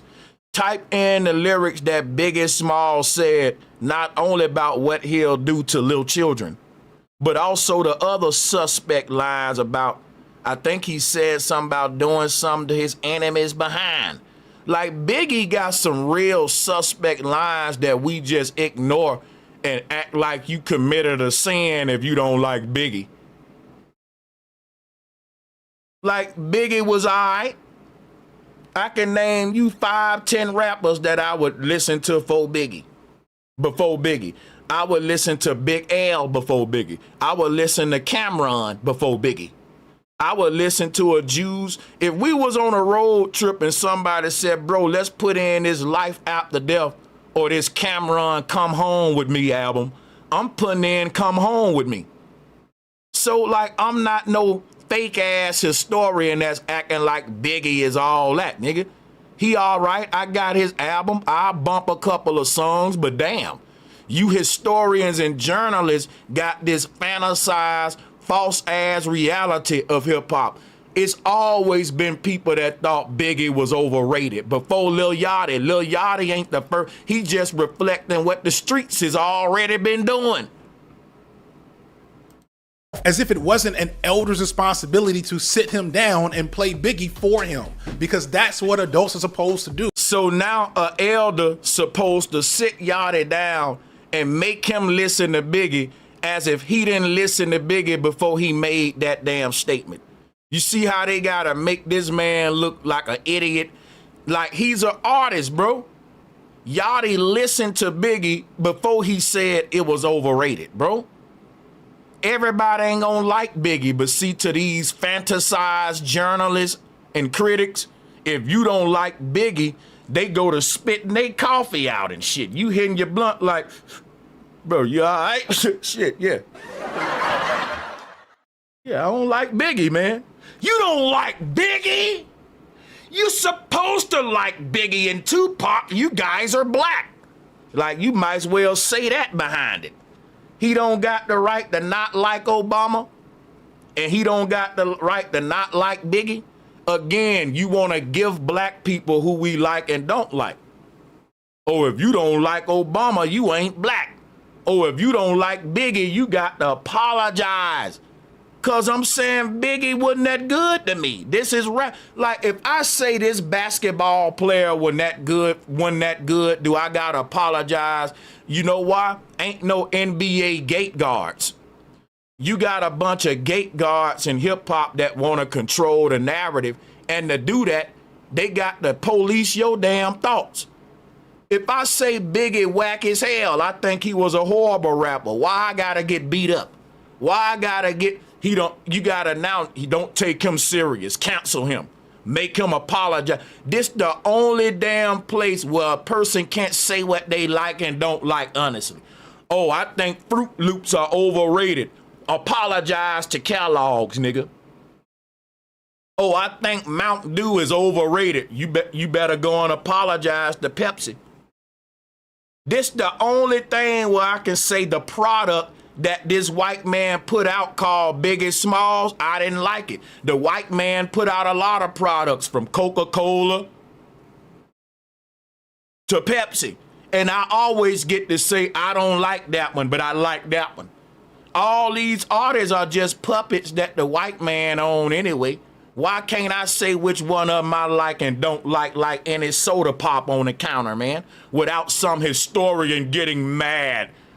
And it's somebody who not even living the life. Lil Yachty from the streets, my nigga. He from the streets, bro.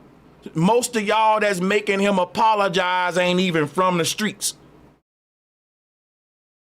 After Biggie died, we crucified him for years for that and wrote him off as if it wasn't an... The streets didn't crucify him. The nerds and fantasizers did, because it's a shock to them that somebody said, well, I don't like Biggie like that. If you do a poll at every chat room, you may get 50-50. Biggie wasn't all that, man. Now, we go back. Now, you can't. Let's start just literally pulling up Biggie's lyrics, my nigga. It wasn't nothing so fucking, ooh, ooh-wee. Eminem better than Biggie, nigga. Yes, I said it. Get mad. We shitted on it heavy, said it wasn't hip hop, said we were mad at Kanye for it. But that album is clearly today one of the most influential records hip hop has seen in the last 2 decades. When Lil Yachty said he didn't know much about Biggie because he was literally born. And it's a lot of people that's like, it's such a sin if you don't like Biggie. If you don't like a rapper that said here, sexually do something to children in their booty hole. You see what I'm saying? Like, bro, I am a rapper. Most of the people that got a problem with you saying Biggie overrated, they're not rappers. See, Lil Yachty is a rapper. I'm a rapper. They don't know what it's like to sit there and craft out lyrics. Anybody can tell you who respect the craft. Rappers gonna rate you by punchlines and the depth of your lyricism. People act like Lil Yachty is so watered down, but if you listen to Lil Yachty lyrics, he got a lot of punchlines in it. It's just their delivery that's flamboyant. They ain't a serious delivery like we used to be. You know, yelling at the mic and shit. They laid back. But they say a lot of catchy bars like what Jay-Z would say and all that. Your Yachties and these different Southern rappers, people like to say they're not lyrical. No, they just don't spit serious, because 2 Chainz got some bars. I wish a nigga would, like a kitchen cabinet. These niggas be dropping bars, like punchlines. Like this other bar that 2 Chainz said on that last song, like they was coming with bar out the bar like Jada Kiss, but they don't spit them in a serious way like Kiss. So you might miss them and think it's just watered down music. But from an artist, I'm telling you right now, dog, that me personally, and I write lyrics, dude, there's several artists I would want to be in a rap battle with. I would not want to battle before Biggie. So from an artist perspective, and it came down to, okay, Sanchez, you got a rap battle. I would pick Biggie to battle before I pick Jada Kiss. I would pick Biggie before Eminem. I would pick Biggie before I go and battle Papoose, nigga. Like some of y'all niggas who ain't music artists, you're just gonna say what everybody in the mainstream say and what the historians program y'all to say. But like I was saying earlier, rappers who are in the industry got a whole nother reality of hip hop and B.I.G. and all that stuff. And Lil Yachty is reflecting the reality of how a lot of artists feel, but they can't say it in the game. If every artist was able to speak their mind, bro, y'all would be, he's hating. You couldn't handle the truth. But they're not, bro. From an artist perspective, we're grading different than y'all. Y'all emotionalizing a time. When you think of Biggie, you think of an era that you can relate to, a nostalgic moment back in the day, man, the 90s and shit. That's a whole era that was embodied with the death of Biggie and Tupac. So they really came to symbols of an entire era of hip hop. But see, I'm able to look through that. I know, because I'm in the culture. I'm on the inside, and not every artist think how y'all think, because again, you think like a fan. So if LeBron say I'm better than Jordan, y'all will make him apologize. But I'm like, hey, you're not a player. These players got a different kind of competitive spirit than just a fucking fan. We not grading from a fan's perspective. You said Biggie ain't better. We ain't thinking like a fanatic. We literally looking at what are your bars talking about. And when you break Biggie's bars down, when it comes to intricate levels and crafting intricate lyrics, bro, I would put Mos Def, Black Thought. It's a whole bunch of artists I gotta pick before Biggie. But that's just my list. It ain't gotta be yours. That's what I mean about the talented temp, the black bourgeoisie invading hip hop from the outside with no inner experience. They didn't live the lifestyle. And they think they can make niggas apologize because you don't like Biggie. When Biggie and Pac was around, it was everybody was divided on who you like.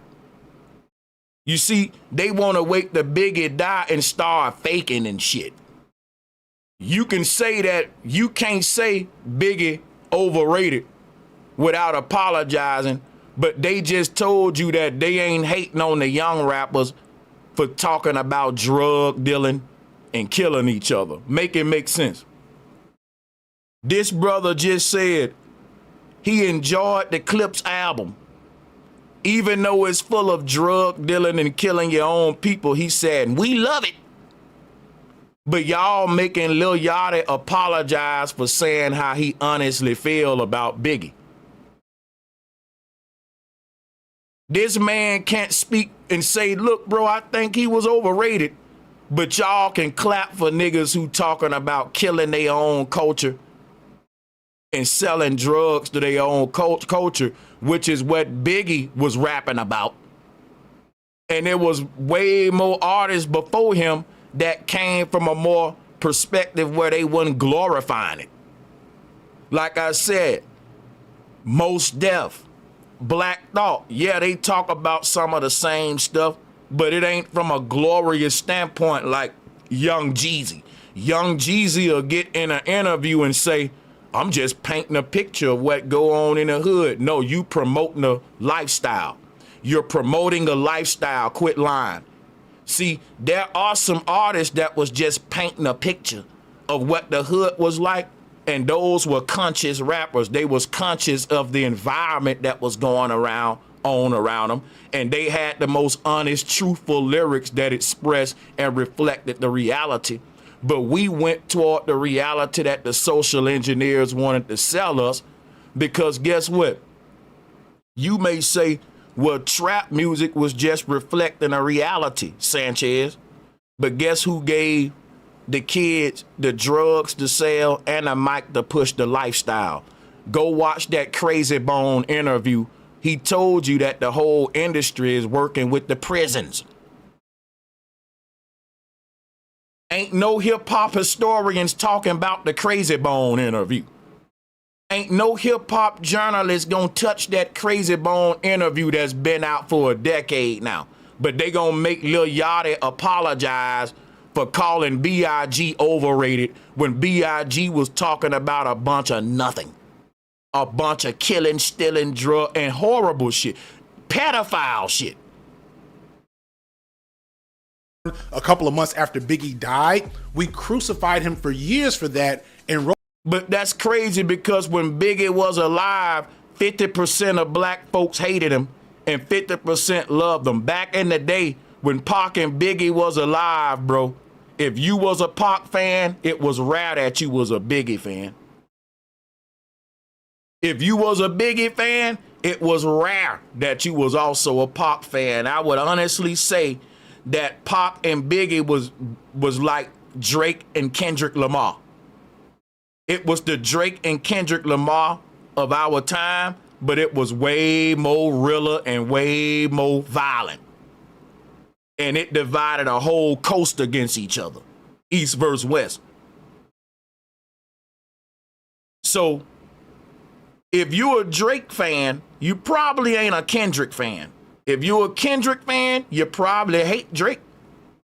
Same with Biggie and Pac. There was a time in hip hop where if you was one of those dudes fans, you kind of didn't like the other one, because if you was a Pac fan, the kind of stuff Pac was saying about Biggie in that Hit 'Em Up song, ain't no way you gonna still be a Biggie fan. I don't see how you can have, like, it's kind of like I gotta pick a side because these niggas so disrespectful. I can't, like, I can listen to Biggie music to hear his diss, to hear like a Drake fan gonna listen to Kendrick Lamar song to hear him diss him, hear them diss him back, and then they wanna hate on it. That wasn't that good, raw, like that. But they ain't gonna lose their loyalty with Drake because it's like they picking sides now. It was like that, man, with Biggie and Pac.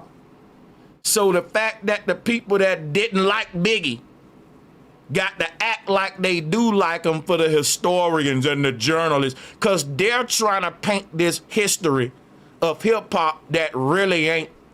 It look good, right? It is good for paper, but it ain't reality in the streets, nigga. It's niggas in the South right now that still tell you everybody who Pac hated, they still hate him, from Puffy to Chino XL, nigga. They don't even like the way East Coast music sound. When the West was East and East was beeping, a lot of the southern states was siding with the West Coast because our music gel with they shit better. Our culture, you know. Wrote him off as if it wasn't an elder's responsibility to sit him down and play Biggie for him, because that's what adults are supposed to do with the youth. So when you look at the way we've engaged and managed those types of conflicts, a schism, a divide between the young and the old was inevitable. We are responsible for carrying on tradition, and we didn't do that. And like thinking about that, I have to show love to Kendrick Lamar, because watch what he about to say. Because we responsible for passing on tradition, and the reason hip hop is dying is because we didn't sit the young boys down and let them listen to a B.I.G. album.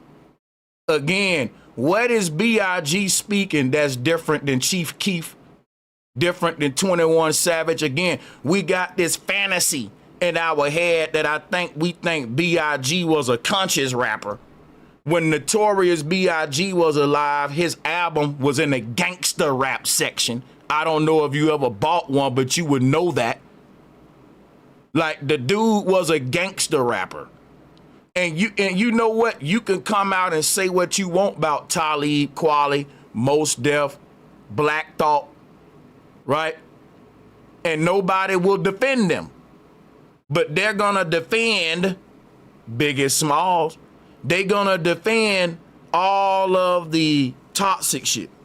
Like they gonna defend, you know, a lot of shit from our generation that was just as toxic. They gonna defend Lil' Kim. They gonna be critical of Sexy Red. I'm just saying, like, it seemed like a bias, but our generation act like, boy, let me sit you down and play you some Biggie Small. They still ain't gonna like it. You can't force it on them. And to assume that they didn't already listen to it before they make their mind up, I hate when niggas do that. Like, they play you a song and you be like, bro, I don't like it like that. Let me play it for you again. You gotta listen with your ears open, man. Listen again, man. Hit the blunt and listen to it. Bro, I don't care, bro. Come on, sit down with me. Let's listen to it again, bro. I don't like it. You don't understand hip hop. Then they gonna demonize you. You don't like it. Like how niggas gonna do me because I said Biggie Smalls wasn't all that. What do you mean he wasn't all that? Now some gotta be wrong with me. And music is subjective, dog. We don't all like the same stuff at the same level. I like Biggie, but not like you. I don't think he all that to be up there at the top like y'all got him. I'm with Lil Yachty on it. And I don't think you got to crucify me because of my opinion. We only do that in hip hop. We gate guard and thought police. Even though while there's criticism for him connecting with an artist like Playboi Carti, I said then and I better recognize now that his goal was just to introduce a generation of fans to a style of hip hop that they haven't been involved with or invited to. Those kids were not here to listen to Good Kid, Mad City 13 years ago. Yes, Good Kid, Mad City came out 13 years ago. There's other factors we can't dismiss. See, that's what I'm saying. A lot of these historians, they cherish the past. The young folks only look to the past to see what records they can chop up and sample. I'm going to tell you how I know I'm telling the truth. I'm a producer, right? I've been in a lot of studios. I've seen young producers chop up old songs and they had just heard the album the first time when we wanted to sample it. You got young producers that's 17, 18 right now. They chopping up old Project Pat, old Pastor Troy. They never even heard the whole album. They digging through that like how when we was digging through the old vinyls, when we was digging through the crates, we never heard those artists. We was hearing them for the first time. You find an old record, you put it in, most of that music, we was hearing it for the first time because we're young. It's so many albums that's from the old school. Your young self didn't hear them all, so you heard them differently and you was able to flip them to something new. So the young kids today, they didn't hear the miseducation of Lauryn Hill. You got to think of how many years ago that was. And you got producers that's 17, 18, they got placements getting money from it. And they going back sampling music we was just listening to, and they sampling and hearing it for the first time. So, you know. And you sitting down with them like, oh, let me take you back to hear this album. I'm going to be honest with you. From a producer perspective, I fell in love with a lot of old school music because when you sit there looking for something to sample and chop, you actually start liking the music. I would have never fell in love like with just old school music if I wasn't a producer like that. When I started listening to those old records to look for stuff to chop up, you get a respect for it. You gotta like it to chop it. You gotta be inspired. So you find value in it. And but the thing about that is everybody ain't producers. So you will find out that even though I had an experience with this old song, I went and got some history and even brought it to the future by chopping it. The people who hear the new version, they don't even know that it come from the old school. That's how I was when I was young. When I was young, I was hearing a lot of songs out there, and I thought it was the first version. And my uncles and cousins and all them was like, no, boy, that's an old school song. Ain't none of this stuff new. And then they'd be like, ain't none of it new. And they'd be like, oh, yeah, that's sampled too. That come from this. That come from this. You'd be like, oh, damn, during my time, we was just.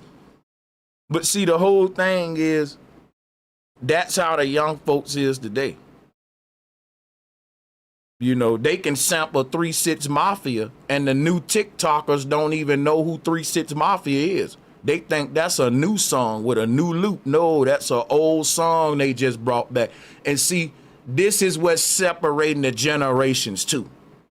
When you say, but they don't know the history of it. We didn't have to know the history of none of them people to chop they shit up and turn it into a new beat, did we? And when people get the new version of it, they happy with that. They don't, I hate to say this, people don't care about a history lesson. They just want to dance. That's what music is for. Y'all like history lessons, but y'all don't dance. Y'all don't go to the club. Y'all ain't in the streets. Y'all don't twerk. These guys will give you a history lesson about rappers who made their music for the streets while being out of touch for the streets. There's a lot of data missing in y'all's analysis. Right? Like, this generation has been the subject of one of the most aggressive anti-intellectualism campaigns that humanity has ever seen. Critical thinking. So now the younger people who saying that Biggie Smalls is overrated is dumb. And I'm tired of them doing Lil Yachty like that. If you think about it, they pick on Lil Yachty a lot. They pick on him a lot. So now Lil Yachty is a dummy because he said B.I.G. overrated when music is subjective. I think Garth Brooks was overrated. Don't you know how many white dudes who like Garth Brooks gonna say that ignorant N-word? Everybody gonna name call because you don't like they goddamn superstar. You don't like him the same way I like him. It's because you didn't go to school. You ain't educated. They get disrespectful. And it can be slight and sarcastic. You'll miss it, but it's still disrespectful. Like, I got the right to say, hey, I don't think Notorious B.I.G. music was all that. Oh, what you said? You get blackballed and canceled. And you want to know why these rappers don't give you their honest opinion. Because it's a lot of politics in the industry. You can't speak your mind. Down and play Biggie for him, because that's what adults are supposed to do with the. So now we gotta sit Yachty down and play Biggie for him as if he didn't listen to Biggie, which is why he said that. I'm saying it with him. He's overrated, man. And I listened to Biggie. And wrote him off as if it wasn't an elder's responsibility to sit him down and play Biggie for him, because that's what adults are supposed to do with the youth. So when you look at the way we've engaged and managed those types of conflicts, a schism, a divide between the young and the old was inevitable. we are responsible for carrying on tradition, and we didn't do that. And like thinking about that, I have to show love to Kendrick Lamar, because even though while there's criticism for him connecting with an artist like Playboi Carti, I said then and I better recognize now that his goal was just to introduce a generation of fans to a style of hip hop that they haven't. You see what I'm saying? You see what I'm saying? Excuses. Like, let's cut the bullshit. Like I said, they got this fantasized idea in their head. But what is the real reason Kendrick Lamar hook up with Playboi Carti? Because Kendrick Lamar want to cross over and get some of those fans and cross worlds with the young and the old. That's the only way older artists from our generation can stay relevant. The new guys with the clout got to give them a lifeline. Why you think the Clips is cameoing with Tyler Perry? I mean to say Tyler the Creator. Why do y'all think the Clips is with Tyler the Creator and cameoing with him? You got when the label got an old artist that they bringing back, but that label got new artists or new connections with partner labels or something, they will say, hey man, such and such need to do a song with such and such to make him relevant in 2025. So let's say that the Clips and Tyler the Creator end up doing a song. It's gonna make the Clips more relevant to these young generation. It's like, hey, do OG a favor, hook OG up. Like, you young cats is winning. You see that with the gang members all the time. The new gang member from the set get the clout, and he go and do his features with the OGs who wasn't popping like that. He dust them back off, and now they back relevant. You know what I'm saying? Throw your big homie the lifeline type shit. But these doggone fantasizers and these dudes right here who just talk out their neck, they try to make it like, you know, he's trying to show these young bloods a whole nother coat. Man, Kendrick Lamar from Mob Pyru, dude. He's a gangbanger. I'm tired of everybody trying to make him like a revolutionary. All right? Dude is only beneficial to him and his gang and his label. Everybody else, you still gotta go do you, man. Like, everything ain't for black people. Sometimes it's for that dude's brotherhood. That ain't got nothing. But the fantasizers want to make this shit some it ain't. See, I know about the music industry. I've met a lot of big name people. And it ain't the way what they trying to make it. Like, Kendrick Lamar doing this and this for the culture. It's very rarely for the culture. It's always for the damn bottom line of those white folks who contracts y'all under. Ain't no for the culture. Them people got to get their money back. Everything is a bottom line oriented deal in the music industry. And you can listen to the critics, the journalists, but they were never artists. Why you think Trap Lord Ross got more subscribers than Professor Griff? Who you think can teach you more about the industry? If you about to sign a contract, Griff or somebody that wasn't in the industry. But see, they going to academics, all this for hip hop history. People who were never artists. If you were an artist, you will know it ain't no mouth opening moment when somebody say Biggie went all that. The mouth opening moment is when you say Tupac went all that. Now you sound stupid. That's right.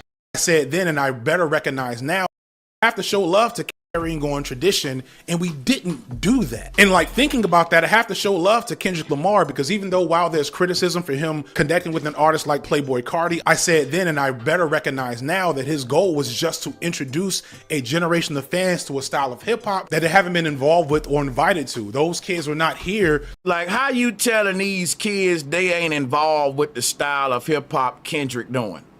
When you got little niggas from the set and from LA right now walking in TDE's footsteps. That's right. Totally in tune with the culture. Again, when you ain't in the streets and you just a content creator outside looking in, I don't know why most of the world gravitate toward this kind of stuff. But I do know why, because they make good content. It don't matter about the content being accurate. It's delivered and packaged in a very, professional way, which is why, again, Professor Griff who can teach you more about the industry ain't gonna get the kind of numbers this brother getting.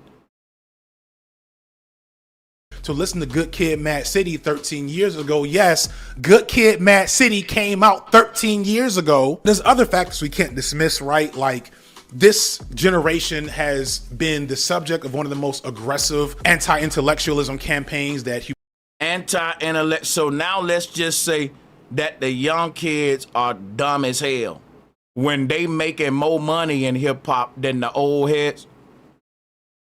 I want y'all to think about this now. We saying the young boys suffering from anti-intellectualism. That's what we're blaming on why hip hop is dying, because the young boys is dumb as hell. And he's saying we can tell because Yachty's saying Biggie ain't relevant. That's a lack of education, right? It can't just be, I don't like the dude's lyrics. It ain't my cup of tea. Right? They got to turn it into, you got to be taught. Let me sit you down and educate you with my cigar in my mouth. And bro, like, people are tired of hip hop journalists.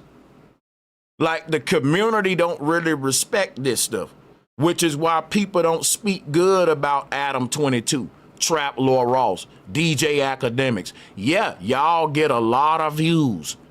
But y'all get views from people who are just as out of tune as y'all, and the truth is just so rare.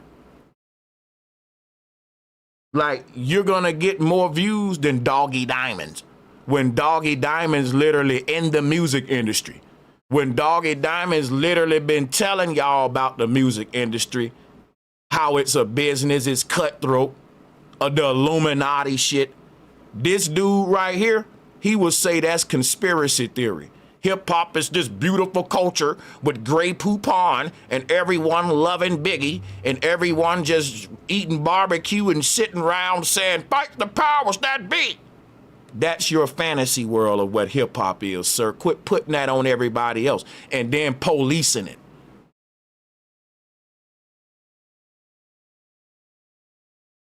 You know. So humanity has ever seen. Critical thinking and media literacy was basically taken out of schools deliberately by George W. Bush. So the schools didn't teach you that Biggie Small was relevant. This man went from Yachty is dumb, he's anti-intellect, because he's saying Biggie was overrated. And he went on to segue into the lack of education based upon that man saying Biggie is overrated. Come on, bro. We in trouble. You finna talk about the education system when Biggie dropped out of school and bragged about it on the damn lyrics. You see the hypocrisy? You're making Yachty apologize for saying Biggie overrated, and you saying that Yachty ain't educated when Yachty, I don't know if Yachty dropped out of school, but Biggie dropped out of school. So you calling a man dumb and you saying a man lacks education because he said that a high school dropout was overrated. Think about that a minute. You saying I lack education because in my opinion, I just said that high school dropout you putting on a pedestal ain't that good like y'all saying he is. Now you gonna talk about my lack of an education and defend a dude that lacks an education who's a dropout? Okay, let's play the video. Bush and Barack Obama. I'm gonna stay on that man's head until y'all understand the problem. I'm sorry if that makes you upset. I was a teacher during that time frame, and all of us knew something was wrong when we realized that absolutely nothing had changed in the way that we were supposed to be teaching when he became president. But even with that, it's still a problem that the intellectual wing of hip-hop media for people under 30 seems severely underdeveloped.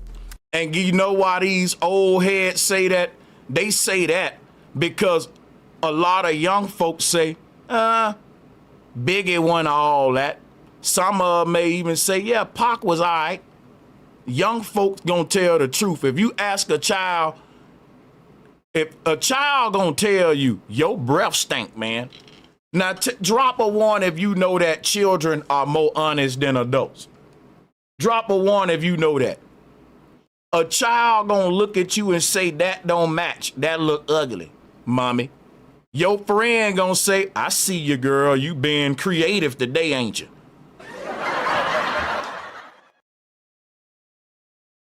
I'm just saying, children gonna be more open, and they gonna tell you, his breath stank. Everybody in the house smell his breath, right? Everybody in the house smell dude breath. But the little boy gonna blurt it out. He gonna say, mommy, his breath stink. They honest, children honest.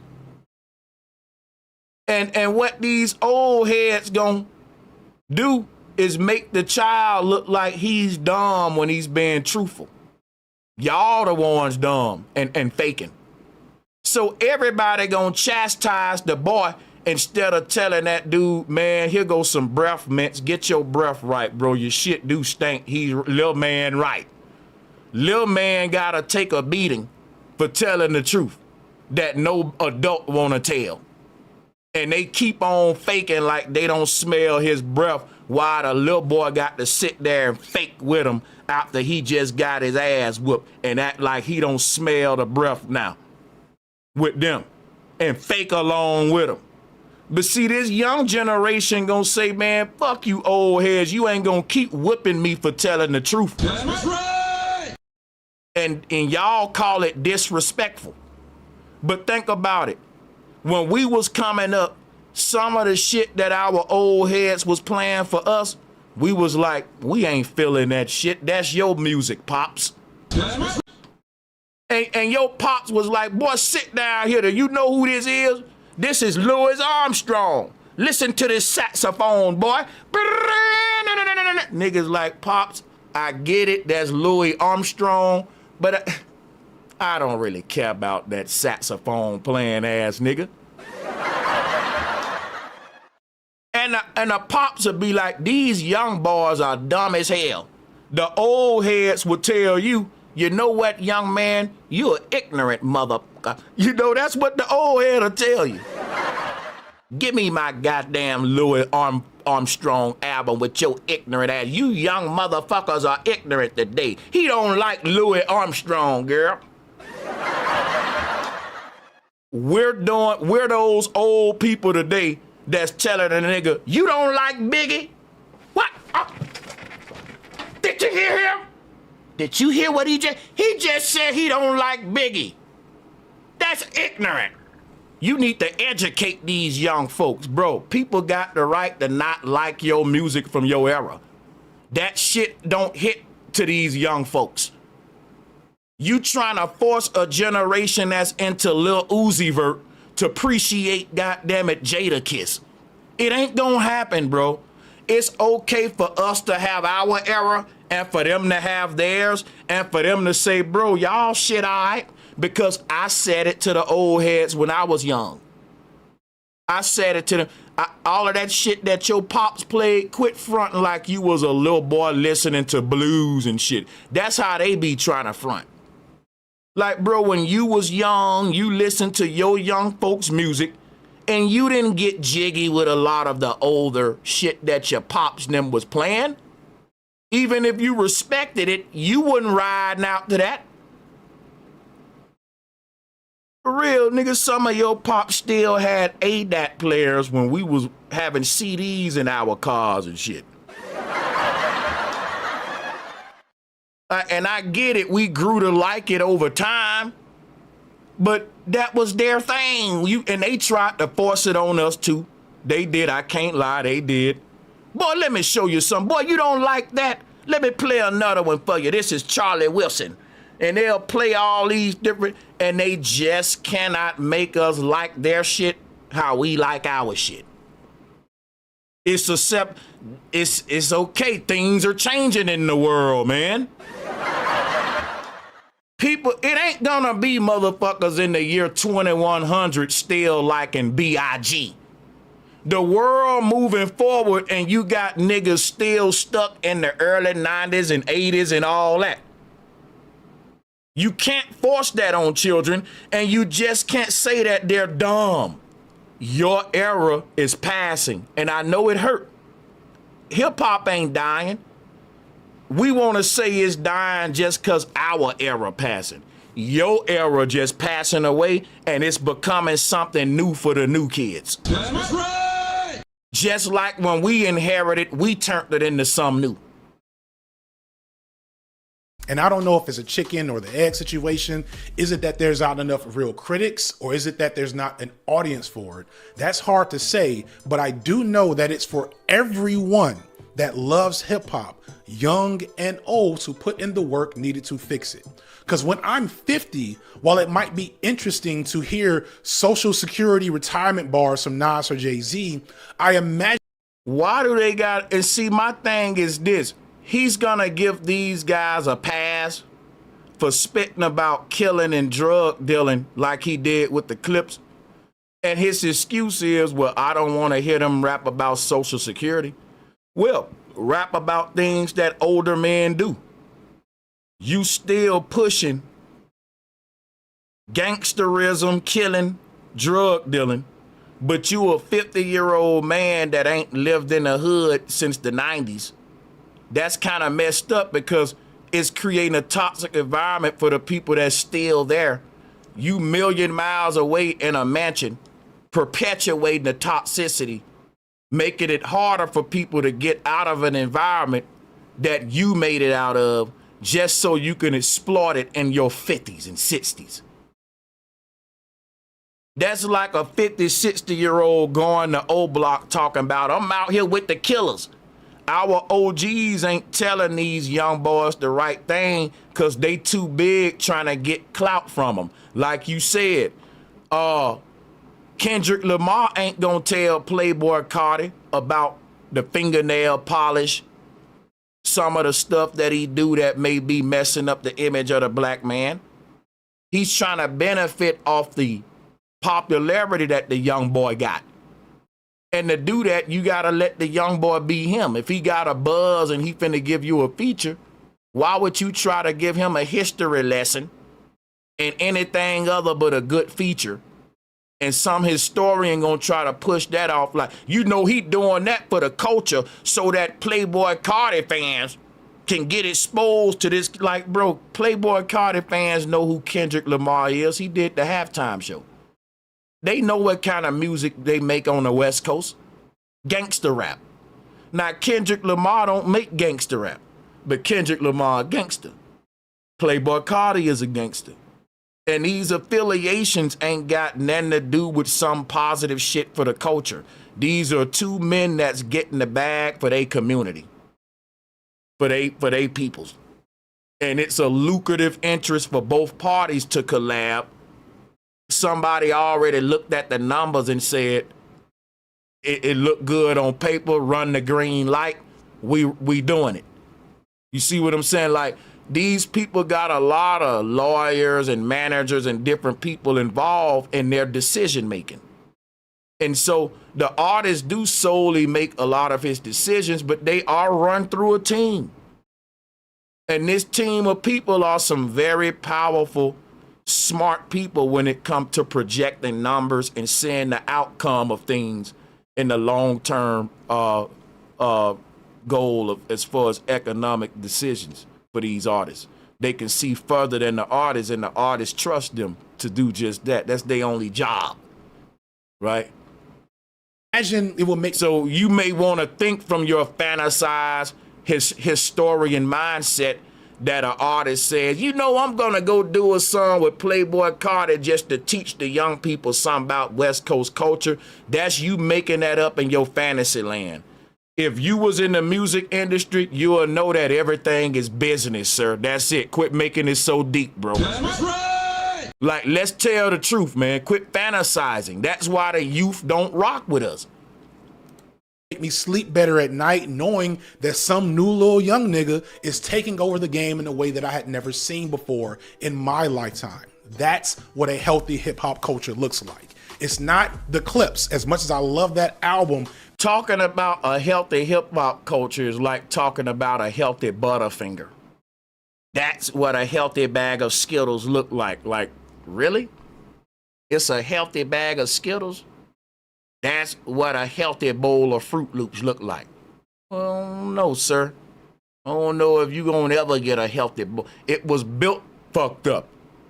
Like the hip hop as an industry, even you said it, the moment money got involved, that was it. That killed the art.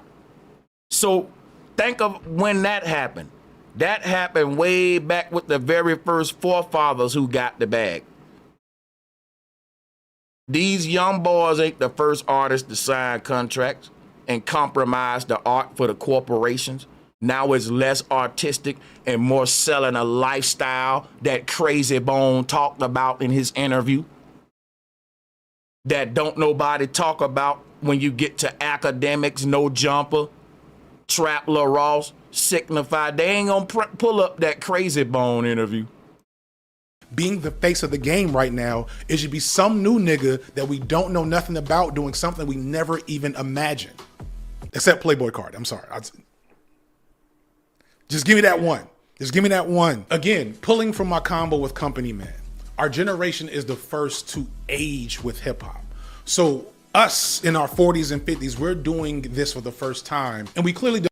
Y'all heard that?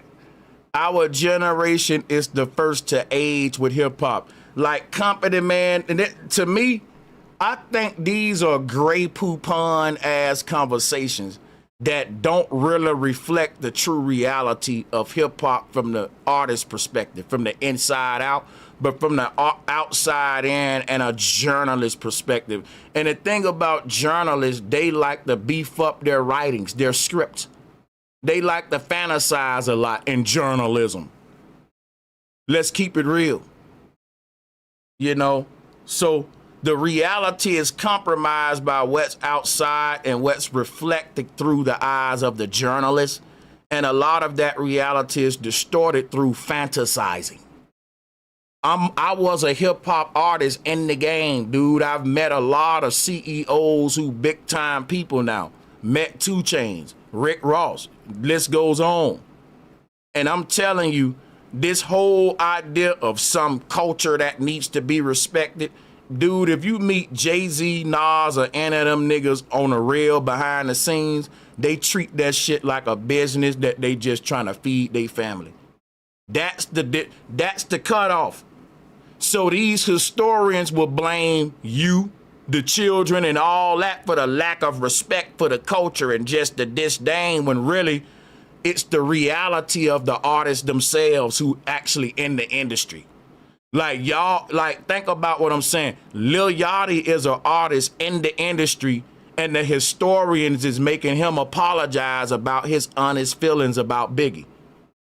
Tell me that ain't blasphemous. Don't y'all want the truth from these artists? I mean, we tell these artists, you shouldn't be rapping no fake lifestyle. That's a sin in rap. In rap, if you talking about something you ain't living and you lying, that's a sin in rap. But we literally want Lil Yachty to go lie for us. We don't care if a rapper degrade women. We'll give the Clips a pass for being 50 and acting and rapping about the same shit they ain't living. But Lil Yachty can't simply tell the truth about how he feel about a certain artist. We make him apologize. And you tell me we ain't cooked? It's a narrative that the historians are trying to protect, but it ain't a reality. The average artist in the music industry think they better than Biggie, y'all. Now, some of y'all from the outside in, that's hard for y'all to grasp. You know why? You're a fan. You don't understand that there's a lot of players in the NBA that think they better than LeBron. Now, a lot of them ain't, but they think that. Their ego, their cockiness. Oh, he ain't all that. He overrated. You know how many players think LeBron James overrated? But the sports critics ain't gonna let them say that.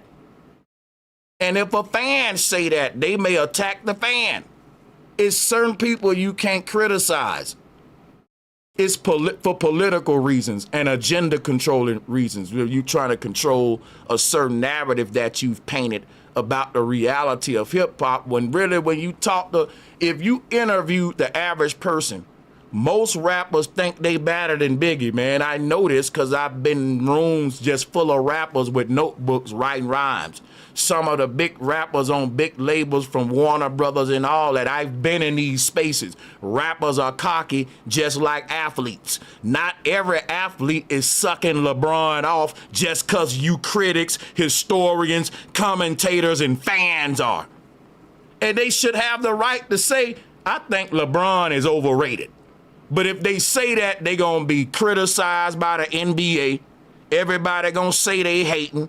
They might even be canceled. It's just crazy, man. We don't have a blueprint, but we do have an example of how it can go wrong. Because when you look at rock music, that's not where I want hip hop to be. Those of you younger than me may not realize it, but there was a time back in my day that rock music was a significantly more relevant genre of music and music culture and pop culture and mainstream anything. It's like Blink-182 and System of a Down. So any music genre that get invaded by the corporations to the level that hip hop is, it can only transform to the next corporate agenda.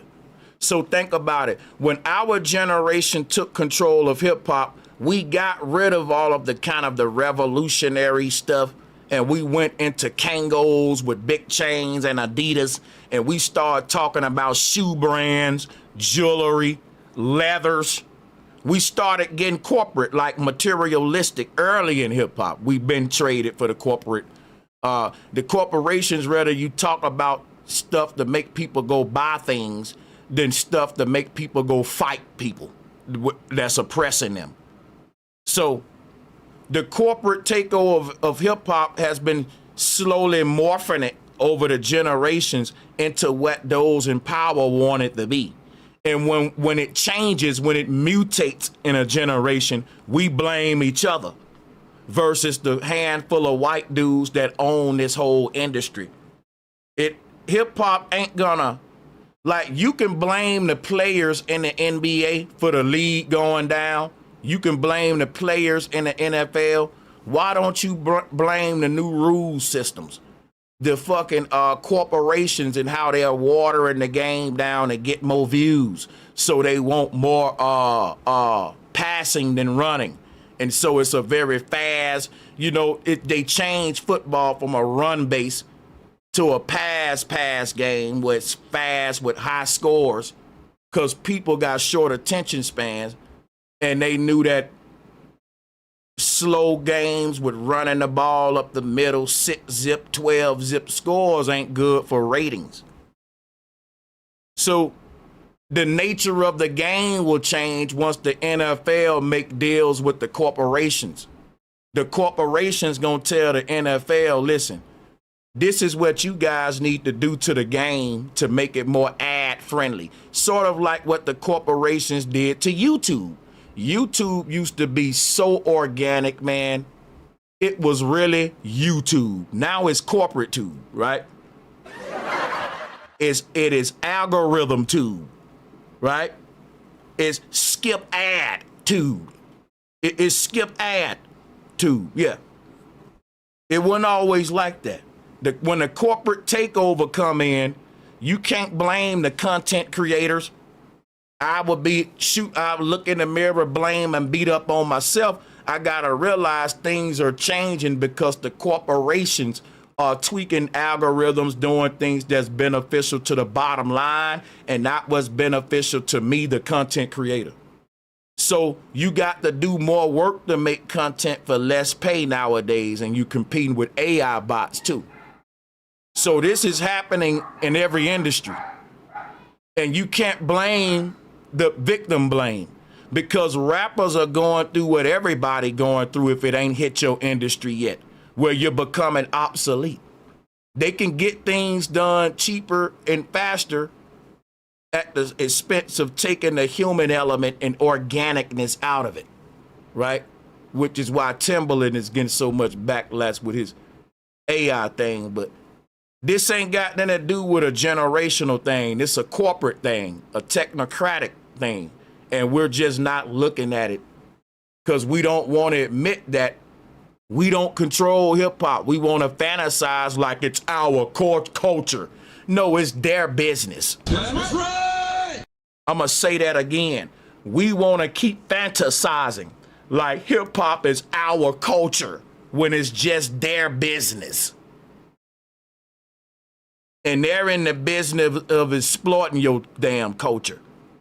Hip hop don't represent who you are. It represents who the corporations want you to be to result in their bottom line. Don't you never forget that. Now let me drop the link out there for one caller at a time.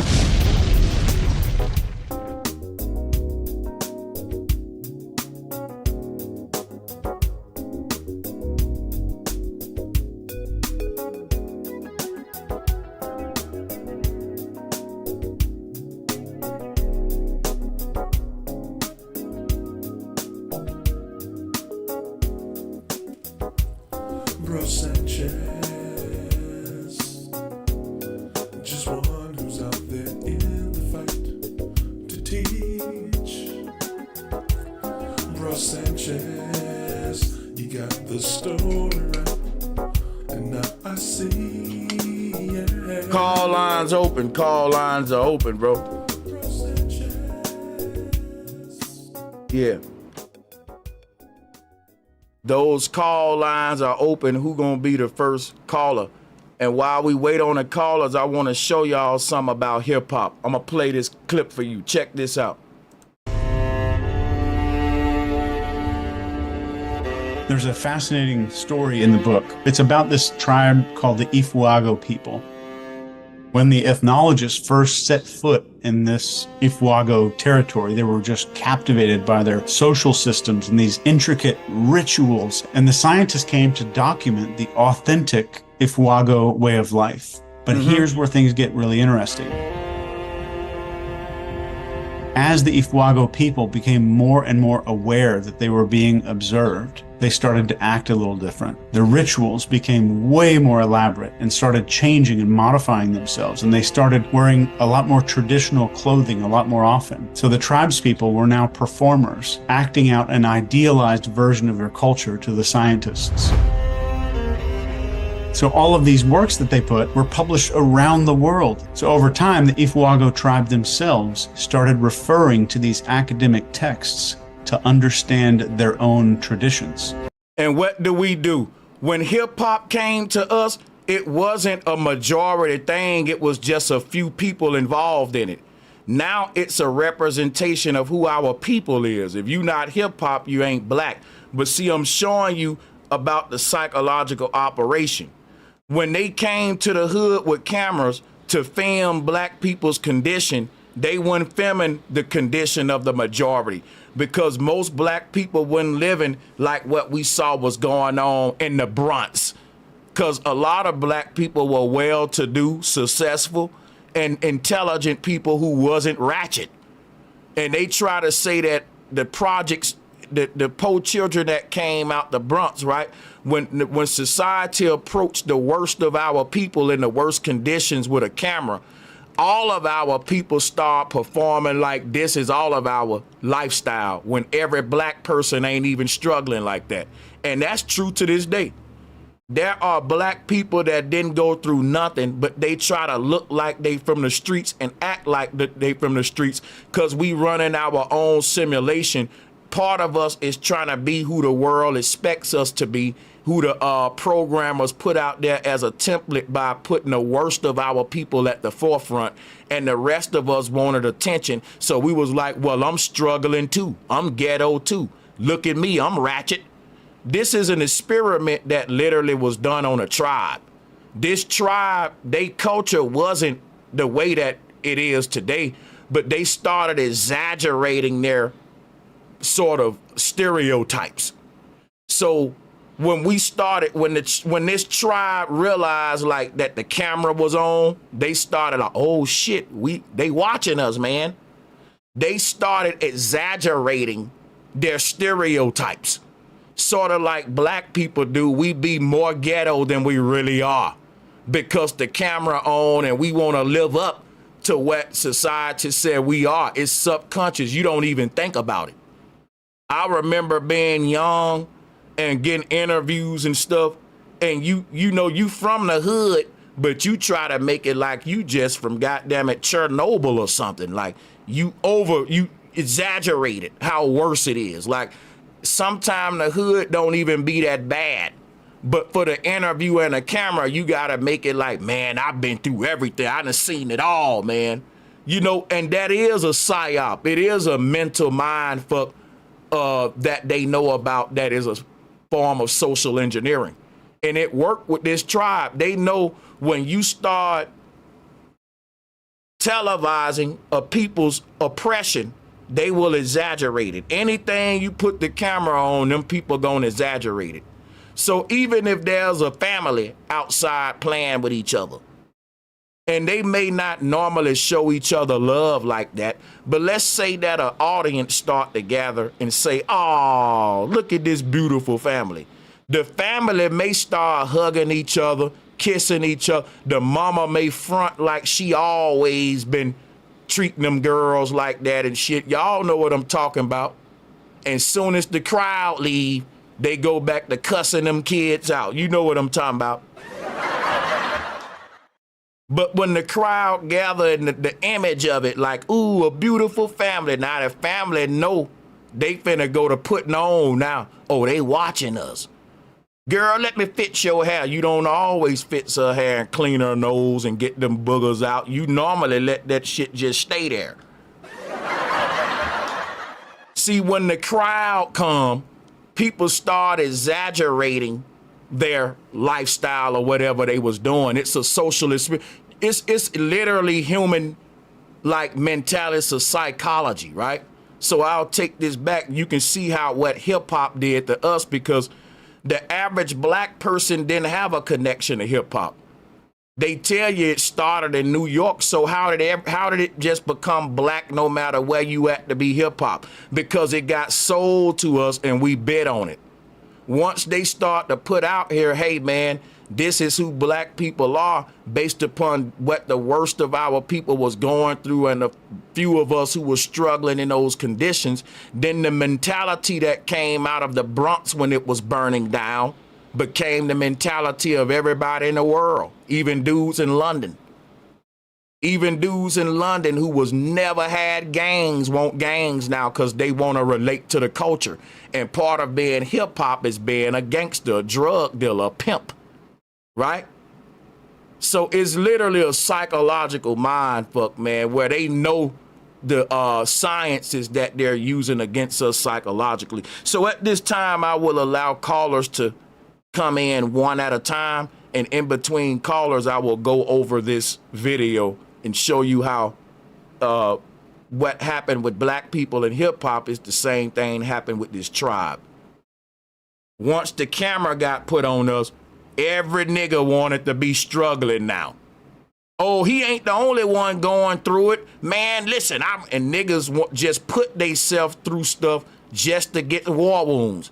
I literally seen niggas who was from good parent households. They didn't have to go through all that, but they went through it just for the street cred, for their resume, because to be a rapper, this is part of your resume. You ain't shot nobody. You ain't sold no drugs. A lot of dudes didn't have to live that life, but it was a requirement to be a rapper at one point. During trap music and all that, just like today. So I seen like dudes will forge a lifestyle. That may sound crazy. Sanchez, you mean to tell me a dude selling dope and he don't even got to? Most of them, bro. I would say half of them. Sanchez, you telling me a dude was killing and shooting stuff and he had a good family and didn't even have to go that route, dude? I would tell you half of them. But they'll lie to you and say, man, I didn't have a choice. I didn't have a choice. Everybody give you the I didn't have a choice. I had to choose the street shit. But most of them got a choice, bro. It's just that everybody subject themselves to a lifestyle so that they can validate it in the music. They can have the resume to validate the image they want to portray as an artist in the game, right? And people will check their resume like, did he really go to prison? Did he really shoot somebody? Because if he didn't, we ain't gonna buy his album no more.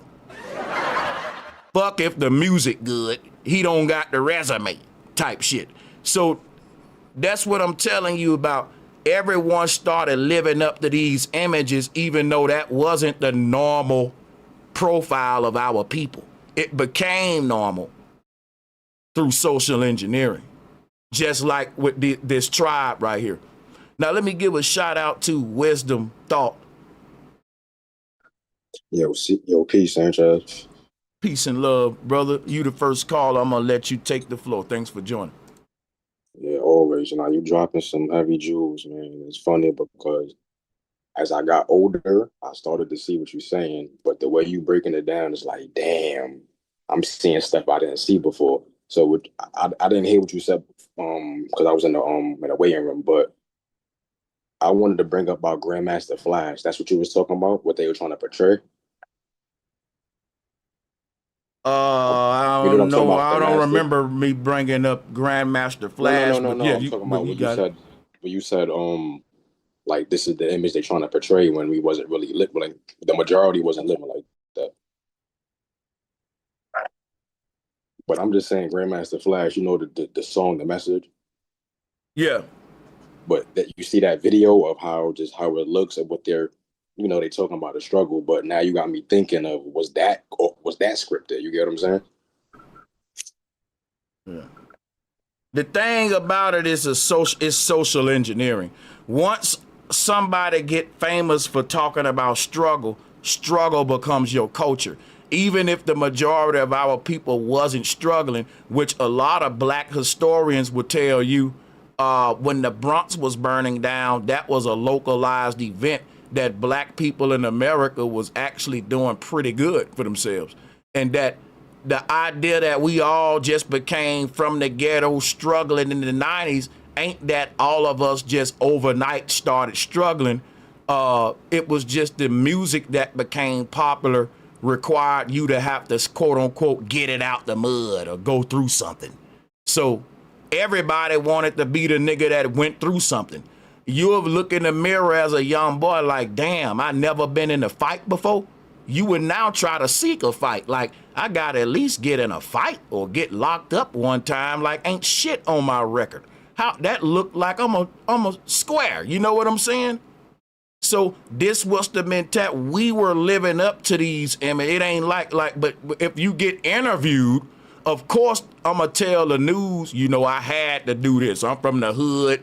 Man, we don't have much. I had to do all. That's what every rapper gonna say. The truth is, we actually chose a fucking image that we wanted to be our lifestyle so that when we rap about it, we won't be fake. We can say, I really did that. So even if the situation don't naturally occur in our young life, we gonna make it occur. We gonna go shoot some, hit some. We gonna get that on the resume. Nah, you're right. I know people just like that. And the main thing that you hit, like, really stuck with me is and it's why I say I salute you for this, for real. I'm telling you some real stuff. Like, yo, when you said You put that your they, What's good, Azzo Front? How you doing?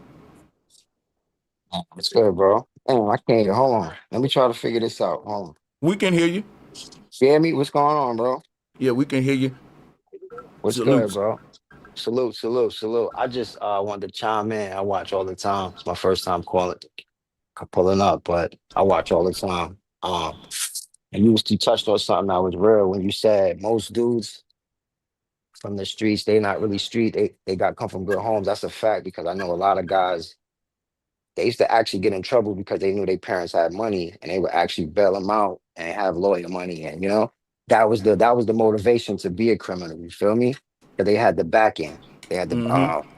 They had the parenting and they had the solid Mm-hmm. background, to get in and out of trouble. Unlike some dudes who really poor and who really outside doing it to survive. You feel me? They don't got bail money, they don't got lawyer money. So most of those guys, even the boy Prodigy, if you listen to his story, he talk about his dad, how his dad used to go in and out of jail and make his grandma pay for bail and lawyers because she was rich. You see what I'm saying? And that's an example. There's plenty of examples out there. Mm-hmm.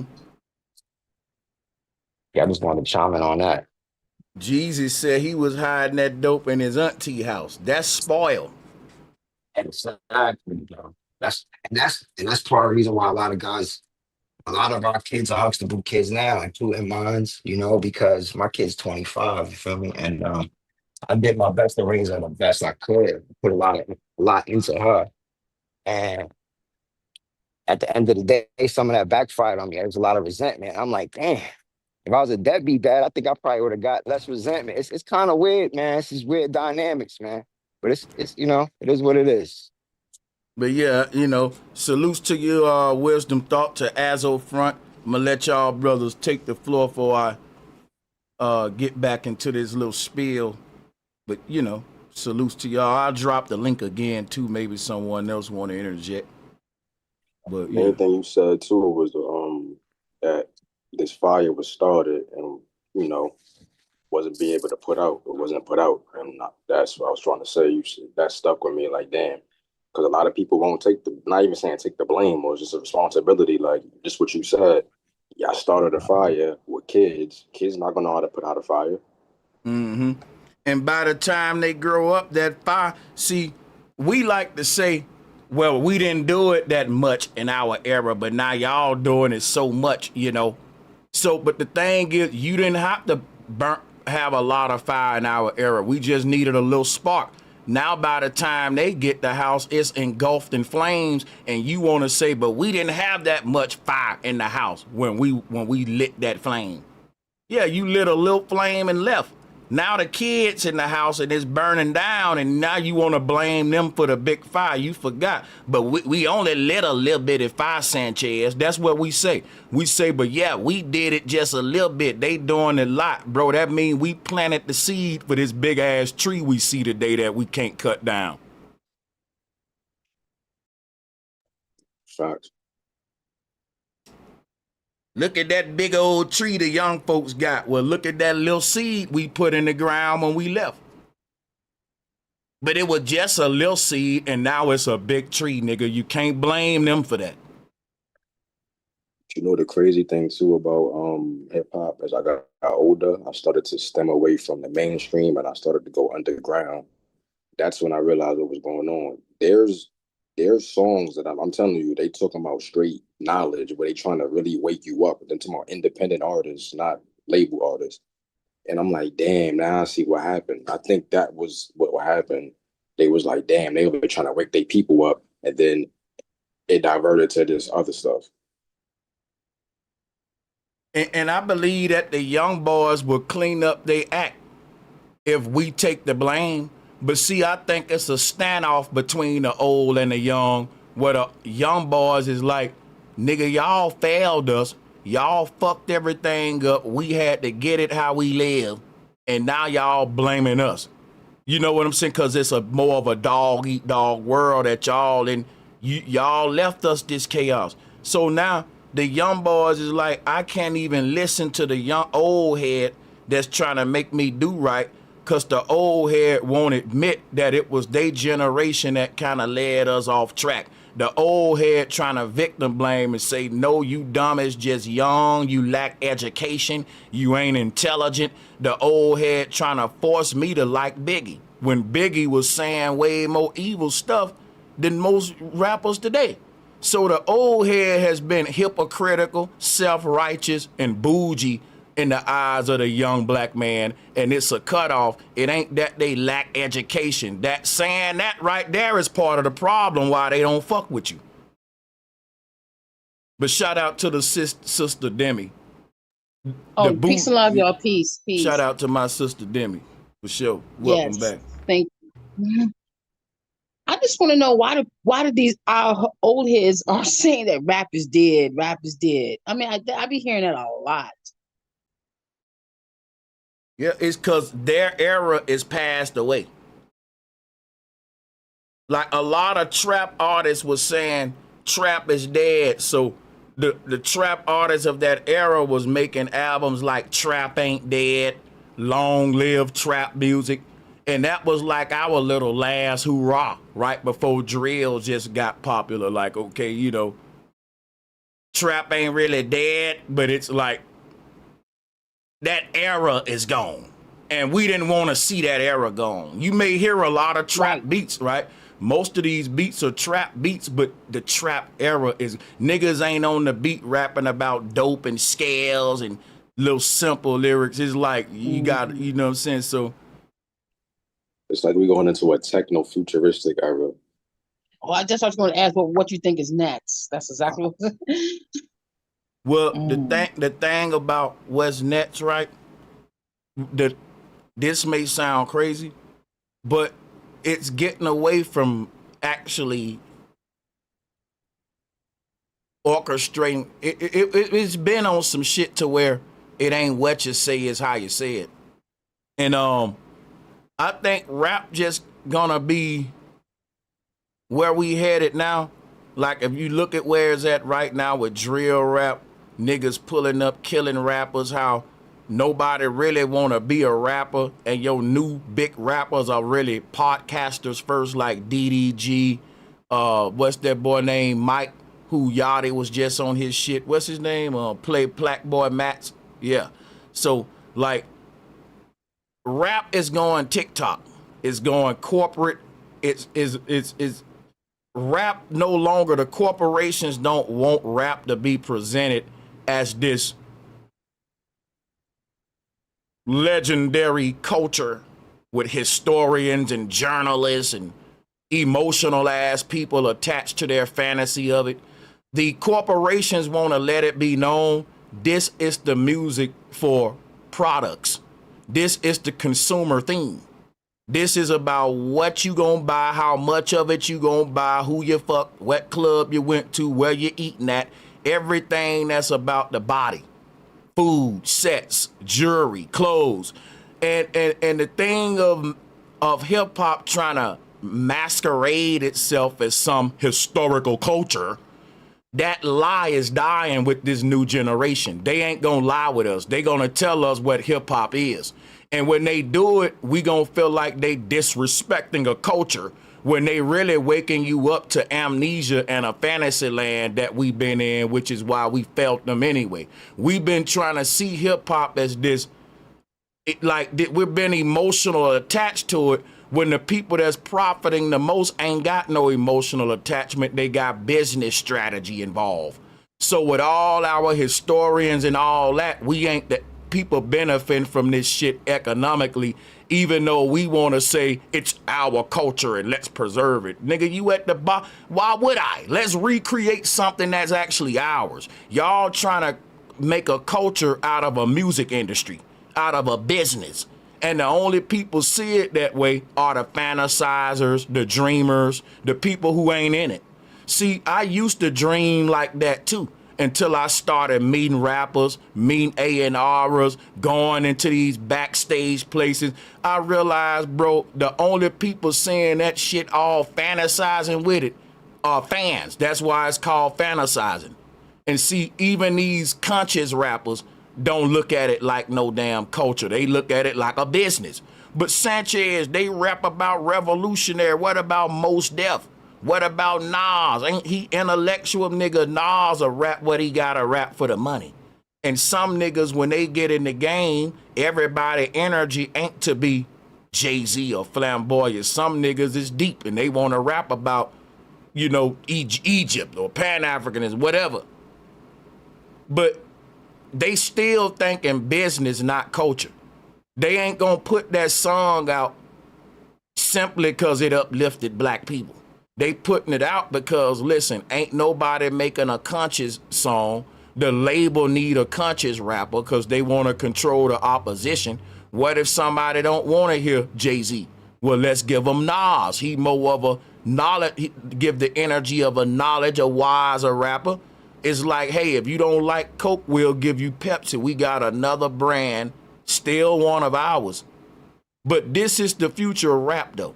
They're tired of historians, journalists controlling the narrative, and they ready to put AI on the forefront. They ready to put AI on the forefront. So, yeah, like, because these are the people that create this fake cultural attachment that gets shit boycotted, that get, you know, but think about it. the reason I'm on the side, it may sound like, well, damn, Sanchez, you pushing for the labels. No, I'm not. What I'm saying is that what the labels are doing is being translated by the fantasizers as hip hop is dying, when hip hop was them trying to steal something that was ours on a spiritual level and make it legally theirs. But in order for them to do that, hip hop got to go through all the phases we see here, because people ain't gonna let go. People gonna say, well, no, this is what hip hop should be, or what I think it should be, or how it should be represented. And the corporations are gonna sign younger rappers, and they're gonna tell the young rappers, hey, this is the kind of imagery and style we want you to promote. So they're gonna make hip hop how they want to define it and what they want it to look like through your children, who you turn over to the label through contract. And we not talking about that. We just blame the children. We say, look at what they doing now. What, bro, when they sign a contract, they gotta exaggerate their gangster persona. So if they was a little gangster before the deal, they gotta now talk all kind of mad shit for the label to sell that album. So same thing when we was coming up. We was all from the streets, but for the most part, most of the people wasn't just, like that. Like everybody didn't struggle the same. Let's put it like that. But the people who may have not struggled that much had to act like they struggled just as hard as the next man. You can't let nobody out struggle you in hip hop. You can't let a nigga sit next to you and say, I went through more than what you went through, Sanchez. Now, in a normal culture, you should be saying, I'm sorry, my brother, that you had to go through that. But in black people culture, niggas will start arguing with each other. You didn't go through more than me. I struggled more than you. You see the mental mind fuck? In a normal culture, somebody will say, bro, I'm sorry you went through more than me, man. I actually did have pretty good, it wasn't that bad. But in the black person culture, the child that had a good upbringing will lie like he went through it. Y'all don't realize how many kids with good mama and daddy that told story. Yeah, my mama struggling too, nigga. And my daddy, nigga, your folks is cool, and you come to the hood and you want to fit in. And the way you fit in with children that's struggling is tell them you struggling even if you ain't. This is psychology. They've made struggle a culture, which is why we say, I got it out the mud. You didn't get it out the mud. And everybody want to drop their shit in the dirt before they pick it up. But the people in power don't never want to get their shit out the mud. They want to get it inherited from their daddy and their mama and their forefathers. The people who they want to not get an inheritance from their forefathers, they tell you to be proud that you got it out the mud. So you want to know where rap going? Rap is going more and more of the same of what we see that's pissing off the old heads with these young boys. It's only gonna get worse and worse, So what it is, and you ain't gonna be able to tell. The thing about rap that they don't like is the old heads can't tell these young boys nothing. Because the young boys are saying, why should I listen to you when you fucked up and you don't even want to own up to it? You want to blame me for messing up this so-called culture of hip-hop, but I got more money than your old ass. That's how the young boys thinking. The young boys is saying, listen, you old broke nigga, fuck your little cultural fantasy. This shit is a business and I'm just trying to get this bread. Can you be mad at the young boy for seeing the game for what it is and not dreaming like the old heads? Because their dreams is how we at the economic bottom of some shit that's ours. I can't be mad at a young boy that tells some old washed up nigga, bro, I bought my mama and whole family houses. Did you do that? Nope, but you messing up the culture. Of course the young boy gonna say you hating with your old butt. I would think you hate too. Y'all old asses wasn't thinking economics. You sign, like a lot of these young rappers are finessing. They, like Young Dolph was a threat independently, the kind of money he's getting, how he was finessing these labels. You have a lot of guys finessing these labels. And the old head would tell you, oh, they messing up. They look like hate. Cause we was doing the same shit they doing. And now you trying to make it like some big culture type shit. When really, bro, we actually should have treated it like a business the moment we signed contracts. I'm gonna be real with you. The moment black folks became in the business, you should have stopped seeing it like a culture. It's like the young folks woke up before us. But you know why the young folks woke up? Like Master P. You think Master P saw hip hop as a culture or a business? He saw it as a business, which why he got more money than Professor Griff. That's why Master P got more money. Right. Yeah. You gonna fault these little niggas for not fantasizing. They gonna see it for what it is, and because of that, they gonna get the best, more money from it. To me, the culture is me benefiting off my intellectual artwork and economically. So a old head can't tell me where part of the culture is beatboxing and breakdancing and all that shit, but you broke, nigga. Part of the culture, first, the moment you signed contract, was to reap the most of your intellectual property that you can reap, but you was too busy competing with the next young niggas coming up, trying to tell them what is hip hop and what ain't, when every generation gonna view it and redefine it they way. At least the generation after us didn't get raped like we did, because even with the low money that they make, because think about this, a lot of old heads will say, these young boys is getting raped with 360 deals. Bro, even with the 360 deals and whack deals that the young boys getting, they still making more money than Kool Herc. They still making more money than Rakim and all them old niggas that was the cultural niggas, the police and gate guard ass niggas. And they got bogus deals. Yeah, like, bro, like, what culture you talking about? Well, they don't talk about Egypt. That ain't our culture, nigga. We're capitalists. We talk about, they, like, come on, then y'all will give a pass to the Clips when they whole career based upon dope boy talk. I was just about to bring them up. Look, remember when they did the McDonald's slogan? Mm-hmm. And he said he regretted that because he know he messed up. That's a prime example of his whole culture. What I learned right there. Like, come on, man. It just so it's at this point, I don't want to be part of my generation. How we hating on the young boys. And I used to think we was coming from a place of genuineness, but now I see, bro, we just mad our era going and they rising up, and they ain't doing it our way. And when they don't do it our way, we say that ain't hip hop. That's messing up the culture. Like, they control what the hell, how hip hop is portrayed. The owners do that, and they did it even when we was coming up. When niggas was going on interviews with bandanas all tied to the front. Is that like, if you go to LA, yeah, they wear bandanas, but the rapper gonna exaggerate it. He's gonna come to the interview like niggas is flamed up, bandanaed up like that every day on the block. But you see, that's for the TV. But that's what the label want. The label gonna tell you, Tupac, you performing today. We here go your wardrobe. They gonna have a bunch of different outfits laid out, and he gonna pick one. He's gonna already have the bandana right there with it, right? So I'm just saying, like, a lot of these artists can't do what they want to do once they start doing something that's making the label millions of dollars. The label gonna tell them to keep doing that, even if they say, well, I want to cut my afro. You gonna keep that damn afro. Your fans like that afro. We don't need no changes. We making money right now. You can cut that shit when your sales start falling. You can try something new.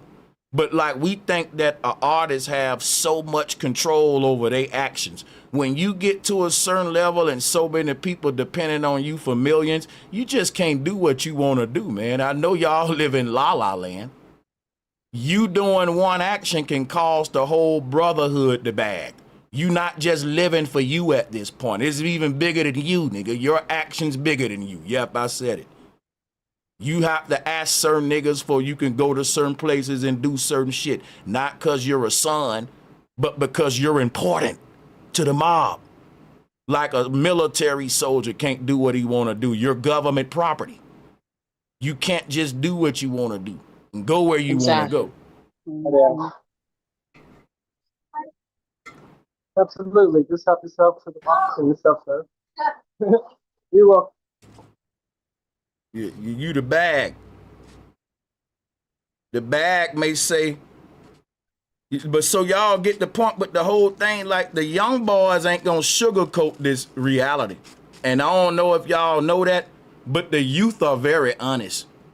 And a lot of their honesty is what we call ratchetness. What we're seeing is a deterioration of some shit we started in the 90s. Like when you look at Sexy Red, you're looking at the mutation of Little Kim, Foxy Brown, Queen Pen. Yeah, Chaz. Yeah. I was younger. Uh-huh. I was young listening to the what's that? Get Live crew. So I was like, damn, what's the difference to now and then? You know what? You're welcome, Joy. But You said that's big facts. Oh, they will enjoy it. Right. It goes better. Have a good one. Yeah. Somebody got background. Yeah, salutes to the panel, man. Anyone else want to weigh in? Go ahead. Go right ahead. Floor is open because I gotta get up out of here. understood.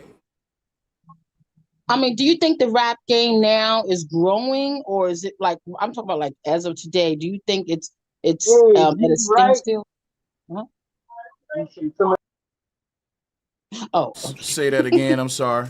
No, I'm saying, do you think that the rap game now is at a standstill as far as new artists? Do you think there's a fear, with all these artists, get killed or whatever, dying off and stuff like that? Do you think that this generation is that going to, like a little bit instill fear in them as far as wanting to become an artist because of the, things that can happen in the rap scene as far as their career and stuff like that?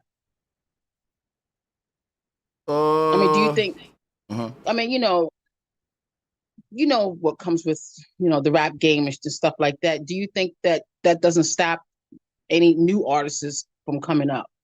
Well, the thing about artists today is just too many artists, and not only is it a lot of human artists, it's a lot of AI artists too that's like popping up overnight. But the whole thing about these artists is so many of them, and they've put the industry artists in the same platforms where you have the underground artists. Like, for example, Demi, when I was young, you had the underground rap scene, and then you had the industry. Right. And when you wasn't in the industry, there was always artists, but you had to go buy their stuff in the underground market. And there were places where underground artists would sell their CDs, like flea market, swap meets, mom and pop CD store. You can get a consignment, right? And so,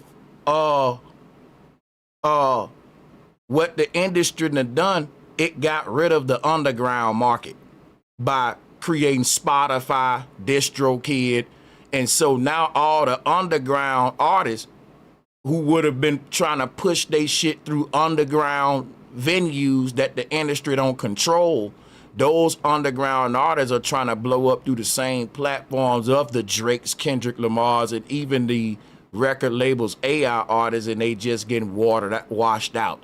And that was the plan all along. It's like a huge black couch deal. And the black couch deal is when they sign an artist and put him on the black couch and never put him out. So it's like they trying to monopolize. Because if you leave the underground scene, what was happening is every now and then you'll have an artist from the underground that just become a multi-millionaire independently. They didn't do it through the industry or nothing. And that started to happen more and more often. And the labels knew they had to find a way to monopolize and get control over the underground scene, because everything, like just how cable TV ain't big no more, and social media, like we watch more YouTube than cable TV. People probably don't even got cable no more, a lot of them. But like the mainstream artists is like cable TV. And like the TikToks, the social media artists, that's the underground people that's blowing up organically, they making more money than the big labels. So the labels want a part of that. They want some control in that.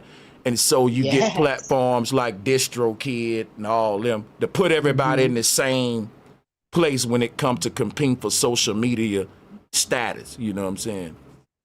Right. That's what I was gonna ask. Do usually these underground artists, do they stay underground? They don't want to go mainstream, or is there a lot of them just staying where they at? Here's a question. The question boils down to, do you want more fame or money? Because what happens is a lot of underground artists will show up, and I've seen it because when I was trying to come up and get in and do a lot of these shows to try to get your name out there, I was in the group, and I swear that a lot of artists that the people never heard of would show up with more jewelry on than the artists that got the big hit out and shit. And you be like, who the fuck is that?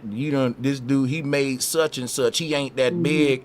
And a real talk, like when Dolph used to say he got more money than signed artists, that's true. Like these independent artists, they ain't known, but if they sell 100,000 albums, they get everything. Like imagine if I sell 100,000 albums, $20 each, all that money mine, right?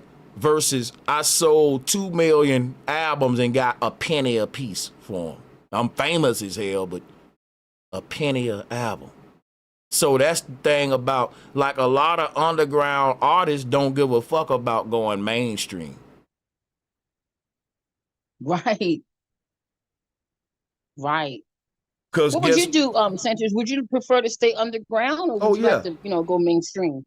Underground, because not only am I gonna make more money and be my own boss, it's like this. Every show that I go to gonna be sold out with my fans. So it ain't like, well, because I'm not mainstream, I'm not doing sold out shows. No, I'm not doing that nationally. I'm doing it within a certain region that I can manage because I don't have a major distribution deal through a label. And guess what? The thing is, you don't have to reach everybody through a major deal, because sometimes these underground artists would naturally break themselves and become nationally just through grassroots shit spreading. That's, you know what I'm saying? So, but my thing is, they don't really, that's the thing, like a lot of Texas artists that was getting deals, Lil Flip said, look, we signed a deal just because we wanted to get Texas music out there to the world, because the world never heard of screwed up music, chopped and screwed up. And they was right. Texas got a whole nother style of music that the world never knew about until those first Texas artists really broke that out. And guess what? They didn't need the money from the label. They just needed the fame, because they was already balling harder than all the artists that was on the labels they signed with. Right. So that's Alabama. My bad. I'm sorry. No. I know. I just wanted to ask you: do Alabama, like over here in DC, we have go-go, and Texas got the screw, and then drill music. Is there any type of style of music that Alabama has? Yeah, they got something similar to that. Oh, okay. Yeah. Interesting. Sure do. Interesting. Salutes to the panel and to the dope questions from the sister. Shout out to everybody. And I'm going to leave the floor open. Sure. Earlier you said you had a Let me ask y'all something very controversial then, since y'all want to pop some off. Like, where y'all stand on what I was saying about Biggie? Like, I agree with Yachty. He's overrated like a motherfucker. Hell yeah. I agree. He's overrated. He's overrated. Yeah, he definitely overrated. Yes, he's overrated, and I don't know what got him to that level of his status. I love Biggie, but I'm saying, what was it? Bad boy did that. That's the reason why came up with Puffy and all that, and that's just the reason why. Just that, okay. Okay. Well, And if a person don't think Biggie is overrated, I don't think there should be no one policing them trying to make them feel bad for their opinion on. Everybody ain't like they want all black people to like Biggie and like Pac, but it wasn't even like that when them niggas was alive. When them two niggas was alive, everybody didn't like both of them. You pick one. Everybody don't like Drake and Kendrick. They be trying to make this false history. That's what the historians and journalists do. so They don't really record hip hop's true, ugly, raw history. They add and exaggerate and fantasize, and that's why I'm making this video. And then get mad at you when you go out the narrative. Like, say Biggie, say you better say you like Biggie, boy. You know. exactly, and that's what I was saying as far as I feel like the music industry, you worth more dead than alive, and that's the sad part about it.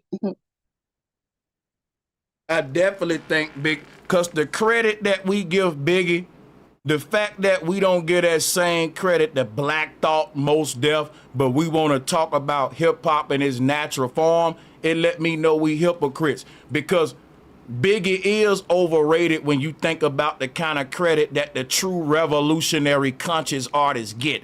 Biggie gets more respect and acclaim than Nas when Nas has a very way more positive message than Biggie.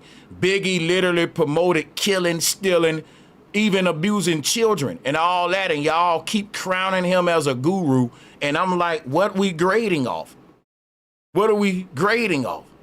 Because if you talk about these same historians that like to talk about hip hop in its antique form, and you want to kick this revolutionary positive shit, then you say, but Biggie, our number one artist, nigga, that's why the young boys don't respect y'all. Because the young boys looking at the lyrics that Biggie was spitting and saying, how the fuck old head talking shit to me that I'm messing up the culture, but he mad that a nigga don't like Biggie. And Biggie talking about the same frivolous, shallow shit. It's hypocritical. Yeah. You got to say Biggie overrated just to not be a hypocrite for real. Because check it out. He got way more respect than the niggas who literally talking some positive shit. So that's overrated. People know about Biggie in the world more than Most Def, more than Common Sense, more than what we would call your backpackers. Right. You name them he niggas. didn't put in much work, Sanchez. Biggie did not really put in much work as far as like Nas and those that you mentioned. Like, it's fucked up because the rapper that's talking the positive shit, they call that nigga a backpack rapper. You know how disrespectful it is to name me after the fact that I wear a backpack when rappers wear purses today and you don't call them a purse rapper. Rappers wear fucking skirts today. Oh, that's a skirt rapper. But the niggas that was literally talking about you didn't call them a revolutionary rapper. You called them backpackers. God the fuck damn, nigga. And we never saw that trick. Who want to be a backpack rapper? That don't even sound cool, nigga. But let's talk about what the backpack rappers was talking about. All the shit that Big and them should have been talking about to be getting the kind of respect they getting. It let me know that black people like fuckery. Yeah, You I could agree. remember Keith Murray? That's one of my cats back in the day. Keith Murray was ripping. Yeah. Hey man, they push the rappers who push the agenda, man. I mean, you gotta remember when Big came out. When I heard Ready to Die, I never heard nothing like that before because for real, he was talking about suicide. He was talking about molesting kids. He talked about um on me and my B. He talked about Yeah. SMD and her pops and all that. And like that was some Yeah. whole nother level of that wasn't even hip hop. I forgot Like about that line. to me, when I heard that, I realized he was on some other type of Right. frequency. He was Right. trying to push some whole other type. It was kind of like an Eminem it was more like it was a white. No disrespect to my Bro, people, you you know. kicking. You I got kicking. Caucasian friends, but it was a white boy flow. Eminem, yes. He was really ushering in this demonic where we at right now. He's really ushering in where we at right now, lyrically and hip hop wise. Oh He shit. ushered it in. He was the godfather. If you really think about it, it was music for young people that was blown. Like when we heard the stuff he was saying, bro, Yeah, it was bro. next level. It wasn't like Rakim. It wasn't like Big Daddy Kane or nothing. It Because you wasn't like know Bismarck something? and them. Because I'm gonna tell you, like, Biggie is fake hot. Like, niggas said Biggie was the truth, but I'm gonna tell you what, as a rapper, that's that fake hot. I'm gonna show you what I mean by fake hot. Like, Jada Kiss will sit there and think of a punchline that'll make you slap your mama. Like, boy, did you hear what Jada just said? And the rhyme scheme, the delivery, like, wow. Now, a lot of rappers, instead of them giving you quality bars like that, they'll just give you this cheap shock factor shit. I fuck your mama in the nose. And everybody'll be like, hey, oh, and it ain't like what you said was hot. It was just shocking. That's cheating. From a rapper perspective, you're cheating, bro. That's not really a hot bar. It is, take no thought for that. Biggie did a lot of that shit. Right. It was that, you know, you gotta remember he was a Gemini, just like Jada. They have a way with words. Most Geminis have a way with words. And for real, I mean, you gotta remember he was on Bad Boy. So he was, you know what I mean? He had a job to do, but he was a great storyteller. I'm not gonna knock him. Lyrically, he was one of the greats, up there with one of the greats. He's really dope. He could storytell. You could visualize his stories. You know, but again, the stuff he was pushing, I don't condone a lot of that rap he was kicking. Because he talked about actually killing himself. Right. He killed Kick himself. up your And you know that's kids and forbidden. Yeah, you know that's sucking forbidden. your pop's cock. Yeah, Like, bro, like how you- is yeah, that? you know, How is that a that's not fire bar? hip-hop. How Yeah, is that's that not a fire fire bar? bars, bro. Right. That's not Now fire listen, bars, bro. listen, here go the shit though, right? If Eminem would have said some of them bars Biggie said, he would have got canceled because they was trying to cancel him for just talking the truth about his mama all the time, crying about his mama. And you know, Exactly. Right. Yeah. He said he got molested by his step pops too. I don't know if that was a rap or that was true. It might have been true. So the stuff that they put in these songs, whether they true or false, it still it affects people. You know what I mean? I'm telling you, it affects people in a way. Nah, you So, cooking, bro, because remember that movie Hardball from back then with the little oh kids, my G Baby? God. Remember? Oh my God. Nah, I look, remember look, I'm that, about to bro. look, I'm about to make you think. Remember that scene when they all was singing that one Biggie song? That made me I was introduced to Biggie through that song. So you right, you cooking right now, bro. Yeah, man, you know it's all influence. Hardboy, and by the way, Hardboy was John Wick before John Wick, right, bro? Hardboy was crazy. That was a real shoot 'em up movie. Nah, you Violence facts. on a Facts. hundred, on 100. Like that influenced us to shoot guns. Like I'm saying, it's just certain things that came out when I was in the teens, and I realized this flashes to make you want to grab a gun, grab a microphone, twist your hair up, you know, yes. sag your pants, wear the Timbs, you know what Uh-huh. I mean? Put on, oh, matter of fact, excuse me. I remember in the era, I'm from Brooklyn, so I remember the era where we just wore fatigues. But you know what, bro? You know why I like why I'm where you going with this, and we bro? already rocking black fatigue, regular fatigue. No, my bad.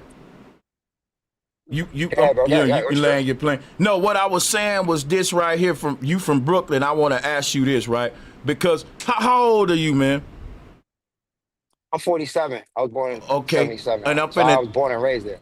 I'm gonna throw you the mic back. Don't you think that these sort of modern day trap Lord Rosses or your modern day sort of journalists, whoever they are kind of fantasizing a history that ain't hip hop? The hip hop history is more raw and gangster because it's like even when I was coming up, I'm 40, you 47. Reasonable Doubt, like you said, he brought up the Clips. I don't remember this fucking part of my era of hip hop where it was just this big cultural thing. We was more like the businessman, mafia type shit. Let's make this bread, man. Right. You know? And they trying to make it like it's some fucking, it was something it wasn't though, you know? No, it was just a time and a place. It just, like you said something earlier before I chimed in.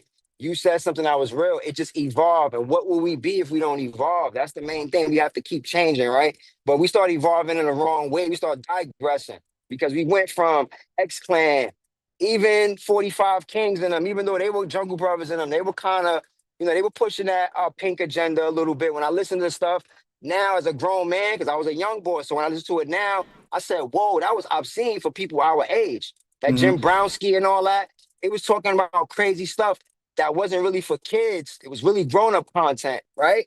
But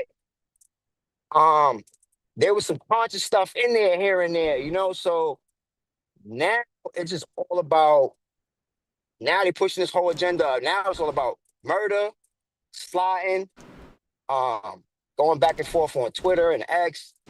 It's like it's a whole nother wave that they trying to push now. It's like a tell on yourself, go to jail. Basically, fill up the jail agenda right now. You feel me? That's really what we doing. Said it, my fault cut you off. Sanchez said it earlier. They pushing every agenda, and he really made me realize that. Look at it like this. Look at every commercial, McDonald's commercial. They put a little hip hop song in there for what, like a reel, like it's 15-second. But if you hear that hip hop clip in the background, that's right. Advertisement. That's to make you feel like, oh, I should buy that because that hip hop song in there. Man, they push that into everything, but you cooking though, bro. Go ahead, bro. Now you're right. You're right about that. Now because hip hop it brings people together, but it also it's more influential than you think, bro. That vibration is strong. I'm gonna tell you. I remember going to spots where it was just a Latin environment.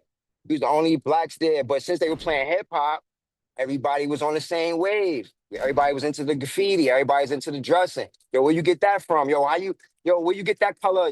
You know what I mean? Nike suit from. Like, we just start connecting on different levels. You know what I'm saying? It brings people together, but it also could corrupt everything at the same time. It's like a double-edged sword kind of, you know what I mean? But it's it's what you make it. I never really took the entertainment too personal. You know what I mean? But kind of did. I got kind of caught up in the wave too, because, it's in your environment. Everything around you is doing it. Everybody around you is into it. So it's like you get kind of caught up in that wave.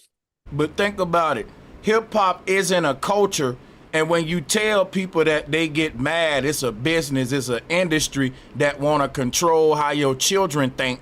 And the people who are already victims of that industry, they see it as a culture versus a form of indoctrination they was born in and a corporate mind fuck. Because check it out. What is hip hop but a capitalistic Jewish control industry that tell black people who they are, what they need to feel valuable or proud of themselves, what brands to wear, how to react if a nigga look at you wrong. It literally is a direct gateway into the part of us that tell us who and what we are, which then you're gonna act accordingly to what you think about yourself. So it ain't that hip hop is our culture.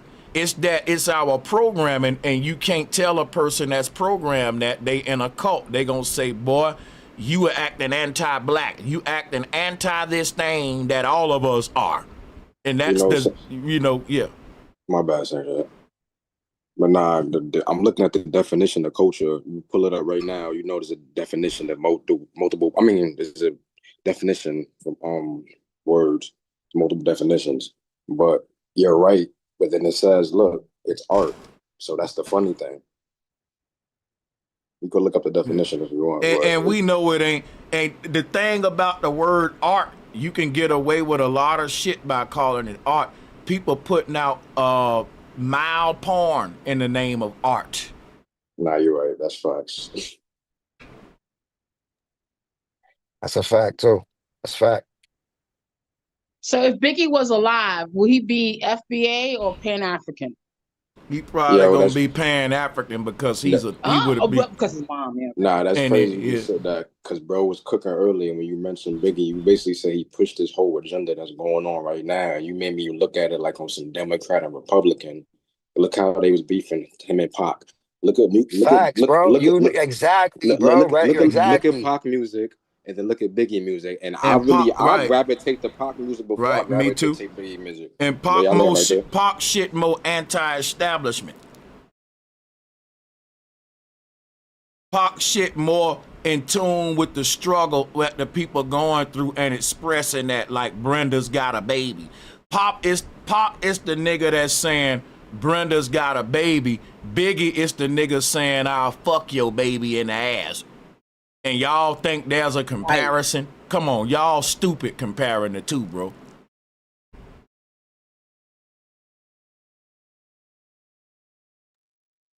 Right. That's a fact. That's a fact right there, for sure. Yeah. Yeah.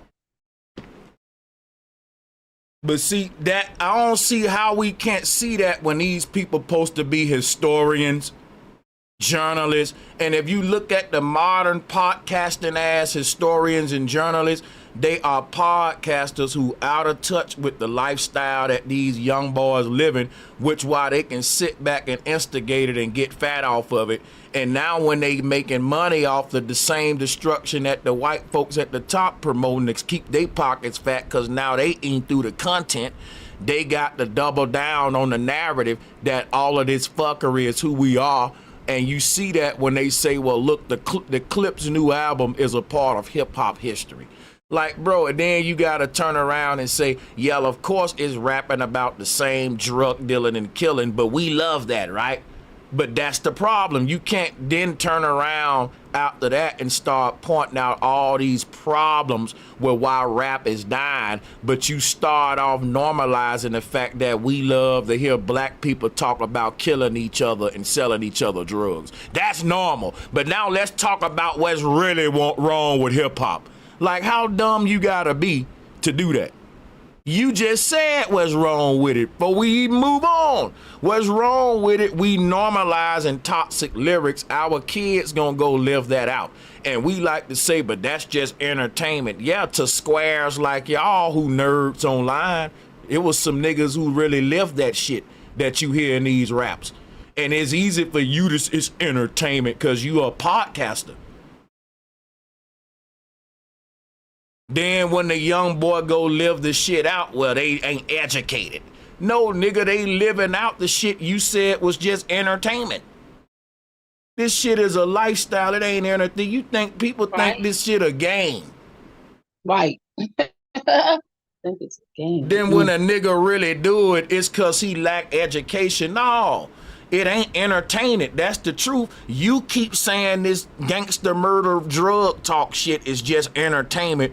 Then you turn around and say, well, they doing it because they reflecting the lifestyles that was in the streets and all. Well, it ain't entertainment. It's reflection. Yep, reflection. You gotta pick one. See, I gotta ask you know, this question. yeah. Oh, God. No, I'm falling back. What do you think? What it's a random question. What do you think happened first, conscious rap or the struggle rap? No, not the struggle rap. The conscious rap or the rap or the gangster rap, you could say.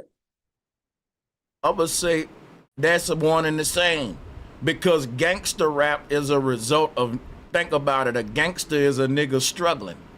That's why he in a gang, right? So gangster rap is like you getting, because every black person can give you struggle rap, because again, rap is based upon the black experience and the fact it is hard being black. We say you got to work 10 times harder. It's about, can you lyrically portray what that struggle would be like in lyrics of a person that got to work 10 times harder every day. And that's, a lot of rappers can take you on that journey and touch your heart. And then and the thing about the gangster is, they take you into the hood and show you the other side of the struggle, which is gang culture. And now, because all of us oppressed, you may get the women who sell pussy, right? And now they coming in being rappers talking about how they selling their coochie and making that gangster and popular and trendy, right? So you bring in all of these stereotypes that poverty created, and you exploiting those as hip. Like, if you're not this, you're not it, man. You stand over there. You never shot nobody. You a woman, you never sold no coochie. Oh, well, you're not like this woman who balling out. So it's really a mind fuck. We want to know why the children's so corrupted, but we don't see the message we subconsciously telling them through hip hop, because we keep goddamn it protecting it, because we was bitten by that same abuser too. Nah, you got me thinking now. Cause think about Curtis Mayfield. Cause you got me thinking about Pusha Man, the song, bro. And think about that era. So it's like, what's really going on? Because I understand what you're saying. It's a paradox, but damn, but go back in time. Right. He talking about 2 bags, please. Like, wait, hold on, what's going on? Yeah. Facts. Like it make me think, was there ever a time in music? It just was times where it wasn't popular, but self-destructive lyrics have always been a norm in black folks' music. As long as we've been signed to European labels, like we should know that. See that when somebody said it stemmed back from the blues too, I think you said that it was like, yo, they was talking about the same thing in the blues. Because back then them niggas was drink, like they drug of choice was alcohol, and a lot of them blues artists was singing so much about just drinking liquor, man. Cause the juke joint life, like a lot of liquor drinking with the blues to get rid of your pain, and it's still self-destructive. Because it's like back then they didn't have syrup and dirty Sprite. They had liquor, and that was they bottle, you know. They had that real moonshine. But a nigga, I think that's what the movie Sinners was about. What you about to say? But see, an old head from the blues era say, but see, young blood, the shit y'all doing, he'll look down on a young blood. But if you think about it, they just like a nigga who had the blues life kicking his ass, so he drinking his dirty Sprite. He drinking his scissor, his codeine. Life was whipping your ass. You went to the liquor, but everybody reaching for their drug of choice and making the music with it. But that's Frankie, like Frankie Lama. I mean, not to change the subject, but like Ja Rule, don't you think he changed? I mean, I don't even know what category he's in. Will he be under R&B or? He's a hybrid. I think he changed. He's a what? Him and Drake, yeah, you get these hybrid rappers that they can kind of cross over into both of them for real. But we call them rappers, even though technically Drake is like a rapper / R&B singer. But the rapper preferred, you call them by their first profession, respectfully. But yeah, you know, like you right, like these are hybrids, and he's one of them. You know, a lot of rappers can be said to be / R&B singers, but that's an option, even though, because I've seen a lot of rappers do singing, but they don't quick to grab that R&B artist title. I think it's for marketing reasons. Right. So when you just talking about the blues, you was talking about the other genres of music, I'm thinking about the feeling and the frequency that's being broadcast. I listen to different genres of music. I listen to house music. Out of all these different genres, I'll be honest with you, house music really makes you feel like euphoric. I don't know if you ever listen to house music. Somewhat, but I ain't experienced with it or like familiar as I should be, of course, for sure. So, and somebody said all gangsters ain't struggling. Let me tell you what the struggle is, right? If the gang member is balling, which you're right, there are some gangs that got a lot of money. But if you understood how they get that money, it's through the struggle. These gangsters may live in mansions and shit, but their enterprises is set up on woe down corners like Figaro. They do they dirt in the hood. So if you still living in the hood, they say you living on the front line, my G. So even gangsters with a lot of bread come back to the hood and they can die like Nipsey Hussle. So I wouldn't dare say being a gangster, I'm not struggling just because I got money. Because the fact that they got a police department that's just for gangs, gang department, not only are you struggling, you targeting. You get your wealth through a way that's not really a proud way, through predating on your own people who struggling just as much as you. And and doing the prostitution and drug selling, not helping them off it, but hoping they stay on it for your enterprise. That's struggling. See, you may not think it because a lot of you gangsters is balling, but balling don't mean you ain't struggling. If there's a rich man that's got billions of dollars for selling yo-yos and you got a few million for robbing your own people, you struggling. You just don't see it like that because you thinking crumbs and you ain't zooming out. Right. Sanchez, before you go, I gotta ask you, this is gonna be off the subject truly. I just want to ask you one question before you go. What's your opinion about Trump taking over, bringing in the military in DC? I think that Trump got to really get in office and act like he did something, and not make his presidency just be a blip that went by, and he got to have activity is always a big distraction of progress. He made a bold claim. He said he gonna make America great again. If he get out of office and didn't make no drastic changes, so my thing is this: him sending the National Guard to homeless folks is a waste of resources. Now the people in DC are saying, if you ain't from DC, be quiet. He cleaning up the crime in the area. But I'm telling you, all of the National Guard videos I saw, they getting homeless folks out the street, and Trump even said something about the homeless folks. So it ain't like they trying to do anything about homelessness. They just trying to push the shit, kick the can. And to use the National Guard for street cleanup is bananas. You wouldn't know that if you never done security. Why? They hire security companies to do the homeless cleanup in Vegas. Imagine if our damn state senator said, let's get the National Guard to get the homeless off the street. That'll be a waste of taxpayers' money, and it'll be the illusion like you doing something. How about we get rid of the IRS like you said, man? This is a rogue company taxing us because like he said, right? Trump said, I'm going to get rid of a lot of government departments that shouldn't even be here no more. And they scams on the people, right? How about the IRS taxation was supposed to be for like 1 year? Give me the history. Us paying taxes was supposed to be for like a few years, and then they was going to get rid of the IRS. It was never supposed to be permanent. Go do your history. And Trump talking about getting rid of all of these access departments. He know that because he brought it up about the IRS.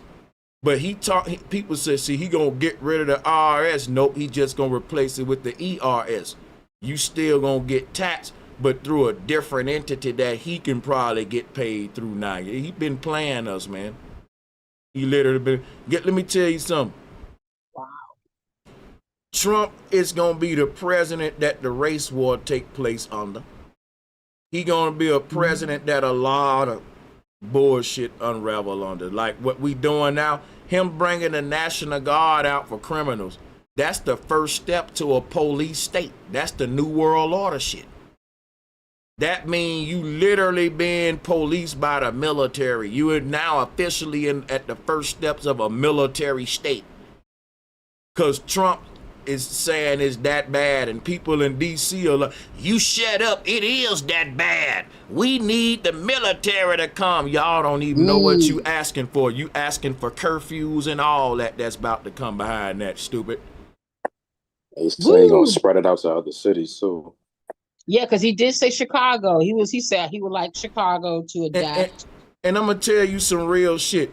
The military shouldn't make you feel safe. You having some guns in your house and having some people in your house that know how to shoot them guns on the target should make you feel safe. You know who's a sitting duck and a person who ain't prepared when a motherfucker say, yeah, he need to bring in the military to protect us. Nah, nigga, if you been protecting yourself, you don't ask for more policing. That let me know you think another man gonna protect your family when the military just coming there to police your ass and ask for ID. Where you going? Curfew, all that is what's coming for everybody. You should have See, only slow folks ask for more government, more police, more military. They don't go train at the gun range. They don't work out. None of that. And it's getting crazy too because I just seen a video. It's saying people impersonating ICE agents. So yeah, it's getting real crazy out there. But I'm man, right there. Yeah, they think it's a hip. Wow. Thank you. They appreciate y'all for having this bill. We're going to see if anyone else in the chat want to join, and that'll be the last time I share the link. But yeah, the floor is open. So what you think really, like you said, this is going to spread out to basically a chess move? Oh yeah, it's what we see in DC going. Cause guess what people gonna say? They gonna say if you saw what Trump did and how it reduced crime in DC, he should do that everywhere. And it's gonna get to the point where, cause remember what Trump is the president that backs the blue.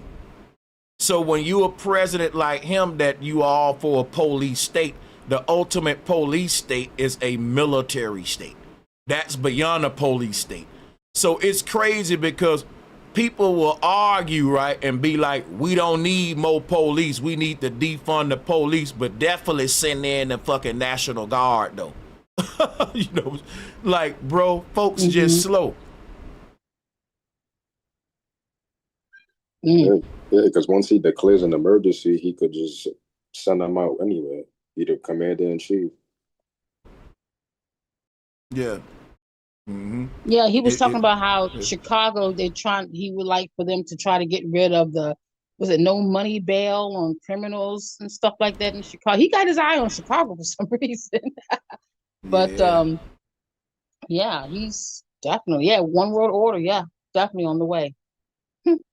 Peace and love to the chat and to the panel. I'm gonna go ahead and get up out of here. It was a great bill. I'll see y'all on the next one. I gotta get up out of here though. All right. Peace and love. Sanchez, for sense of peace. Peace, everybody. Thank y'all, for sure. And thanks for the people that sent in super chats or cash apps. The cash app is $ Bro Sanchez TV. We appreciate all of y'all forms of donations and salutes to all of the channel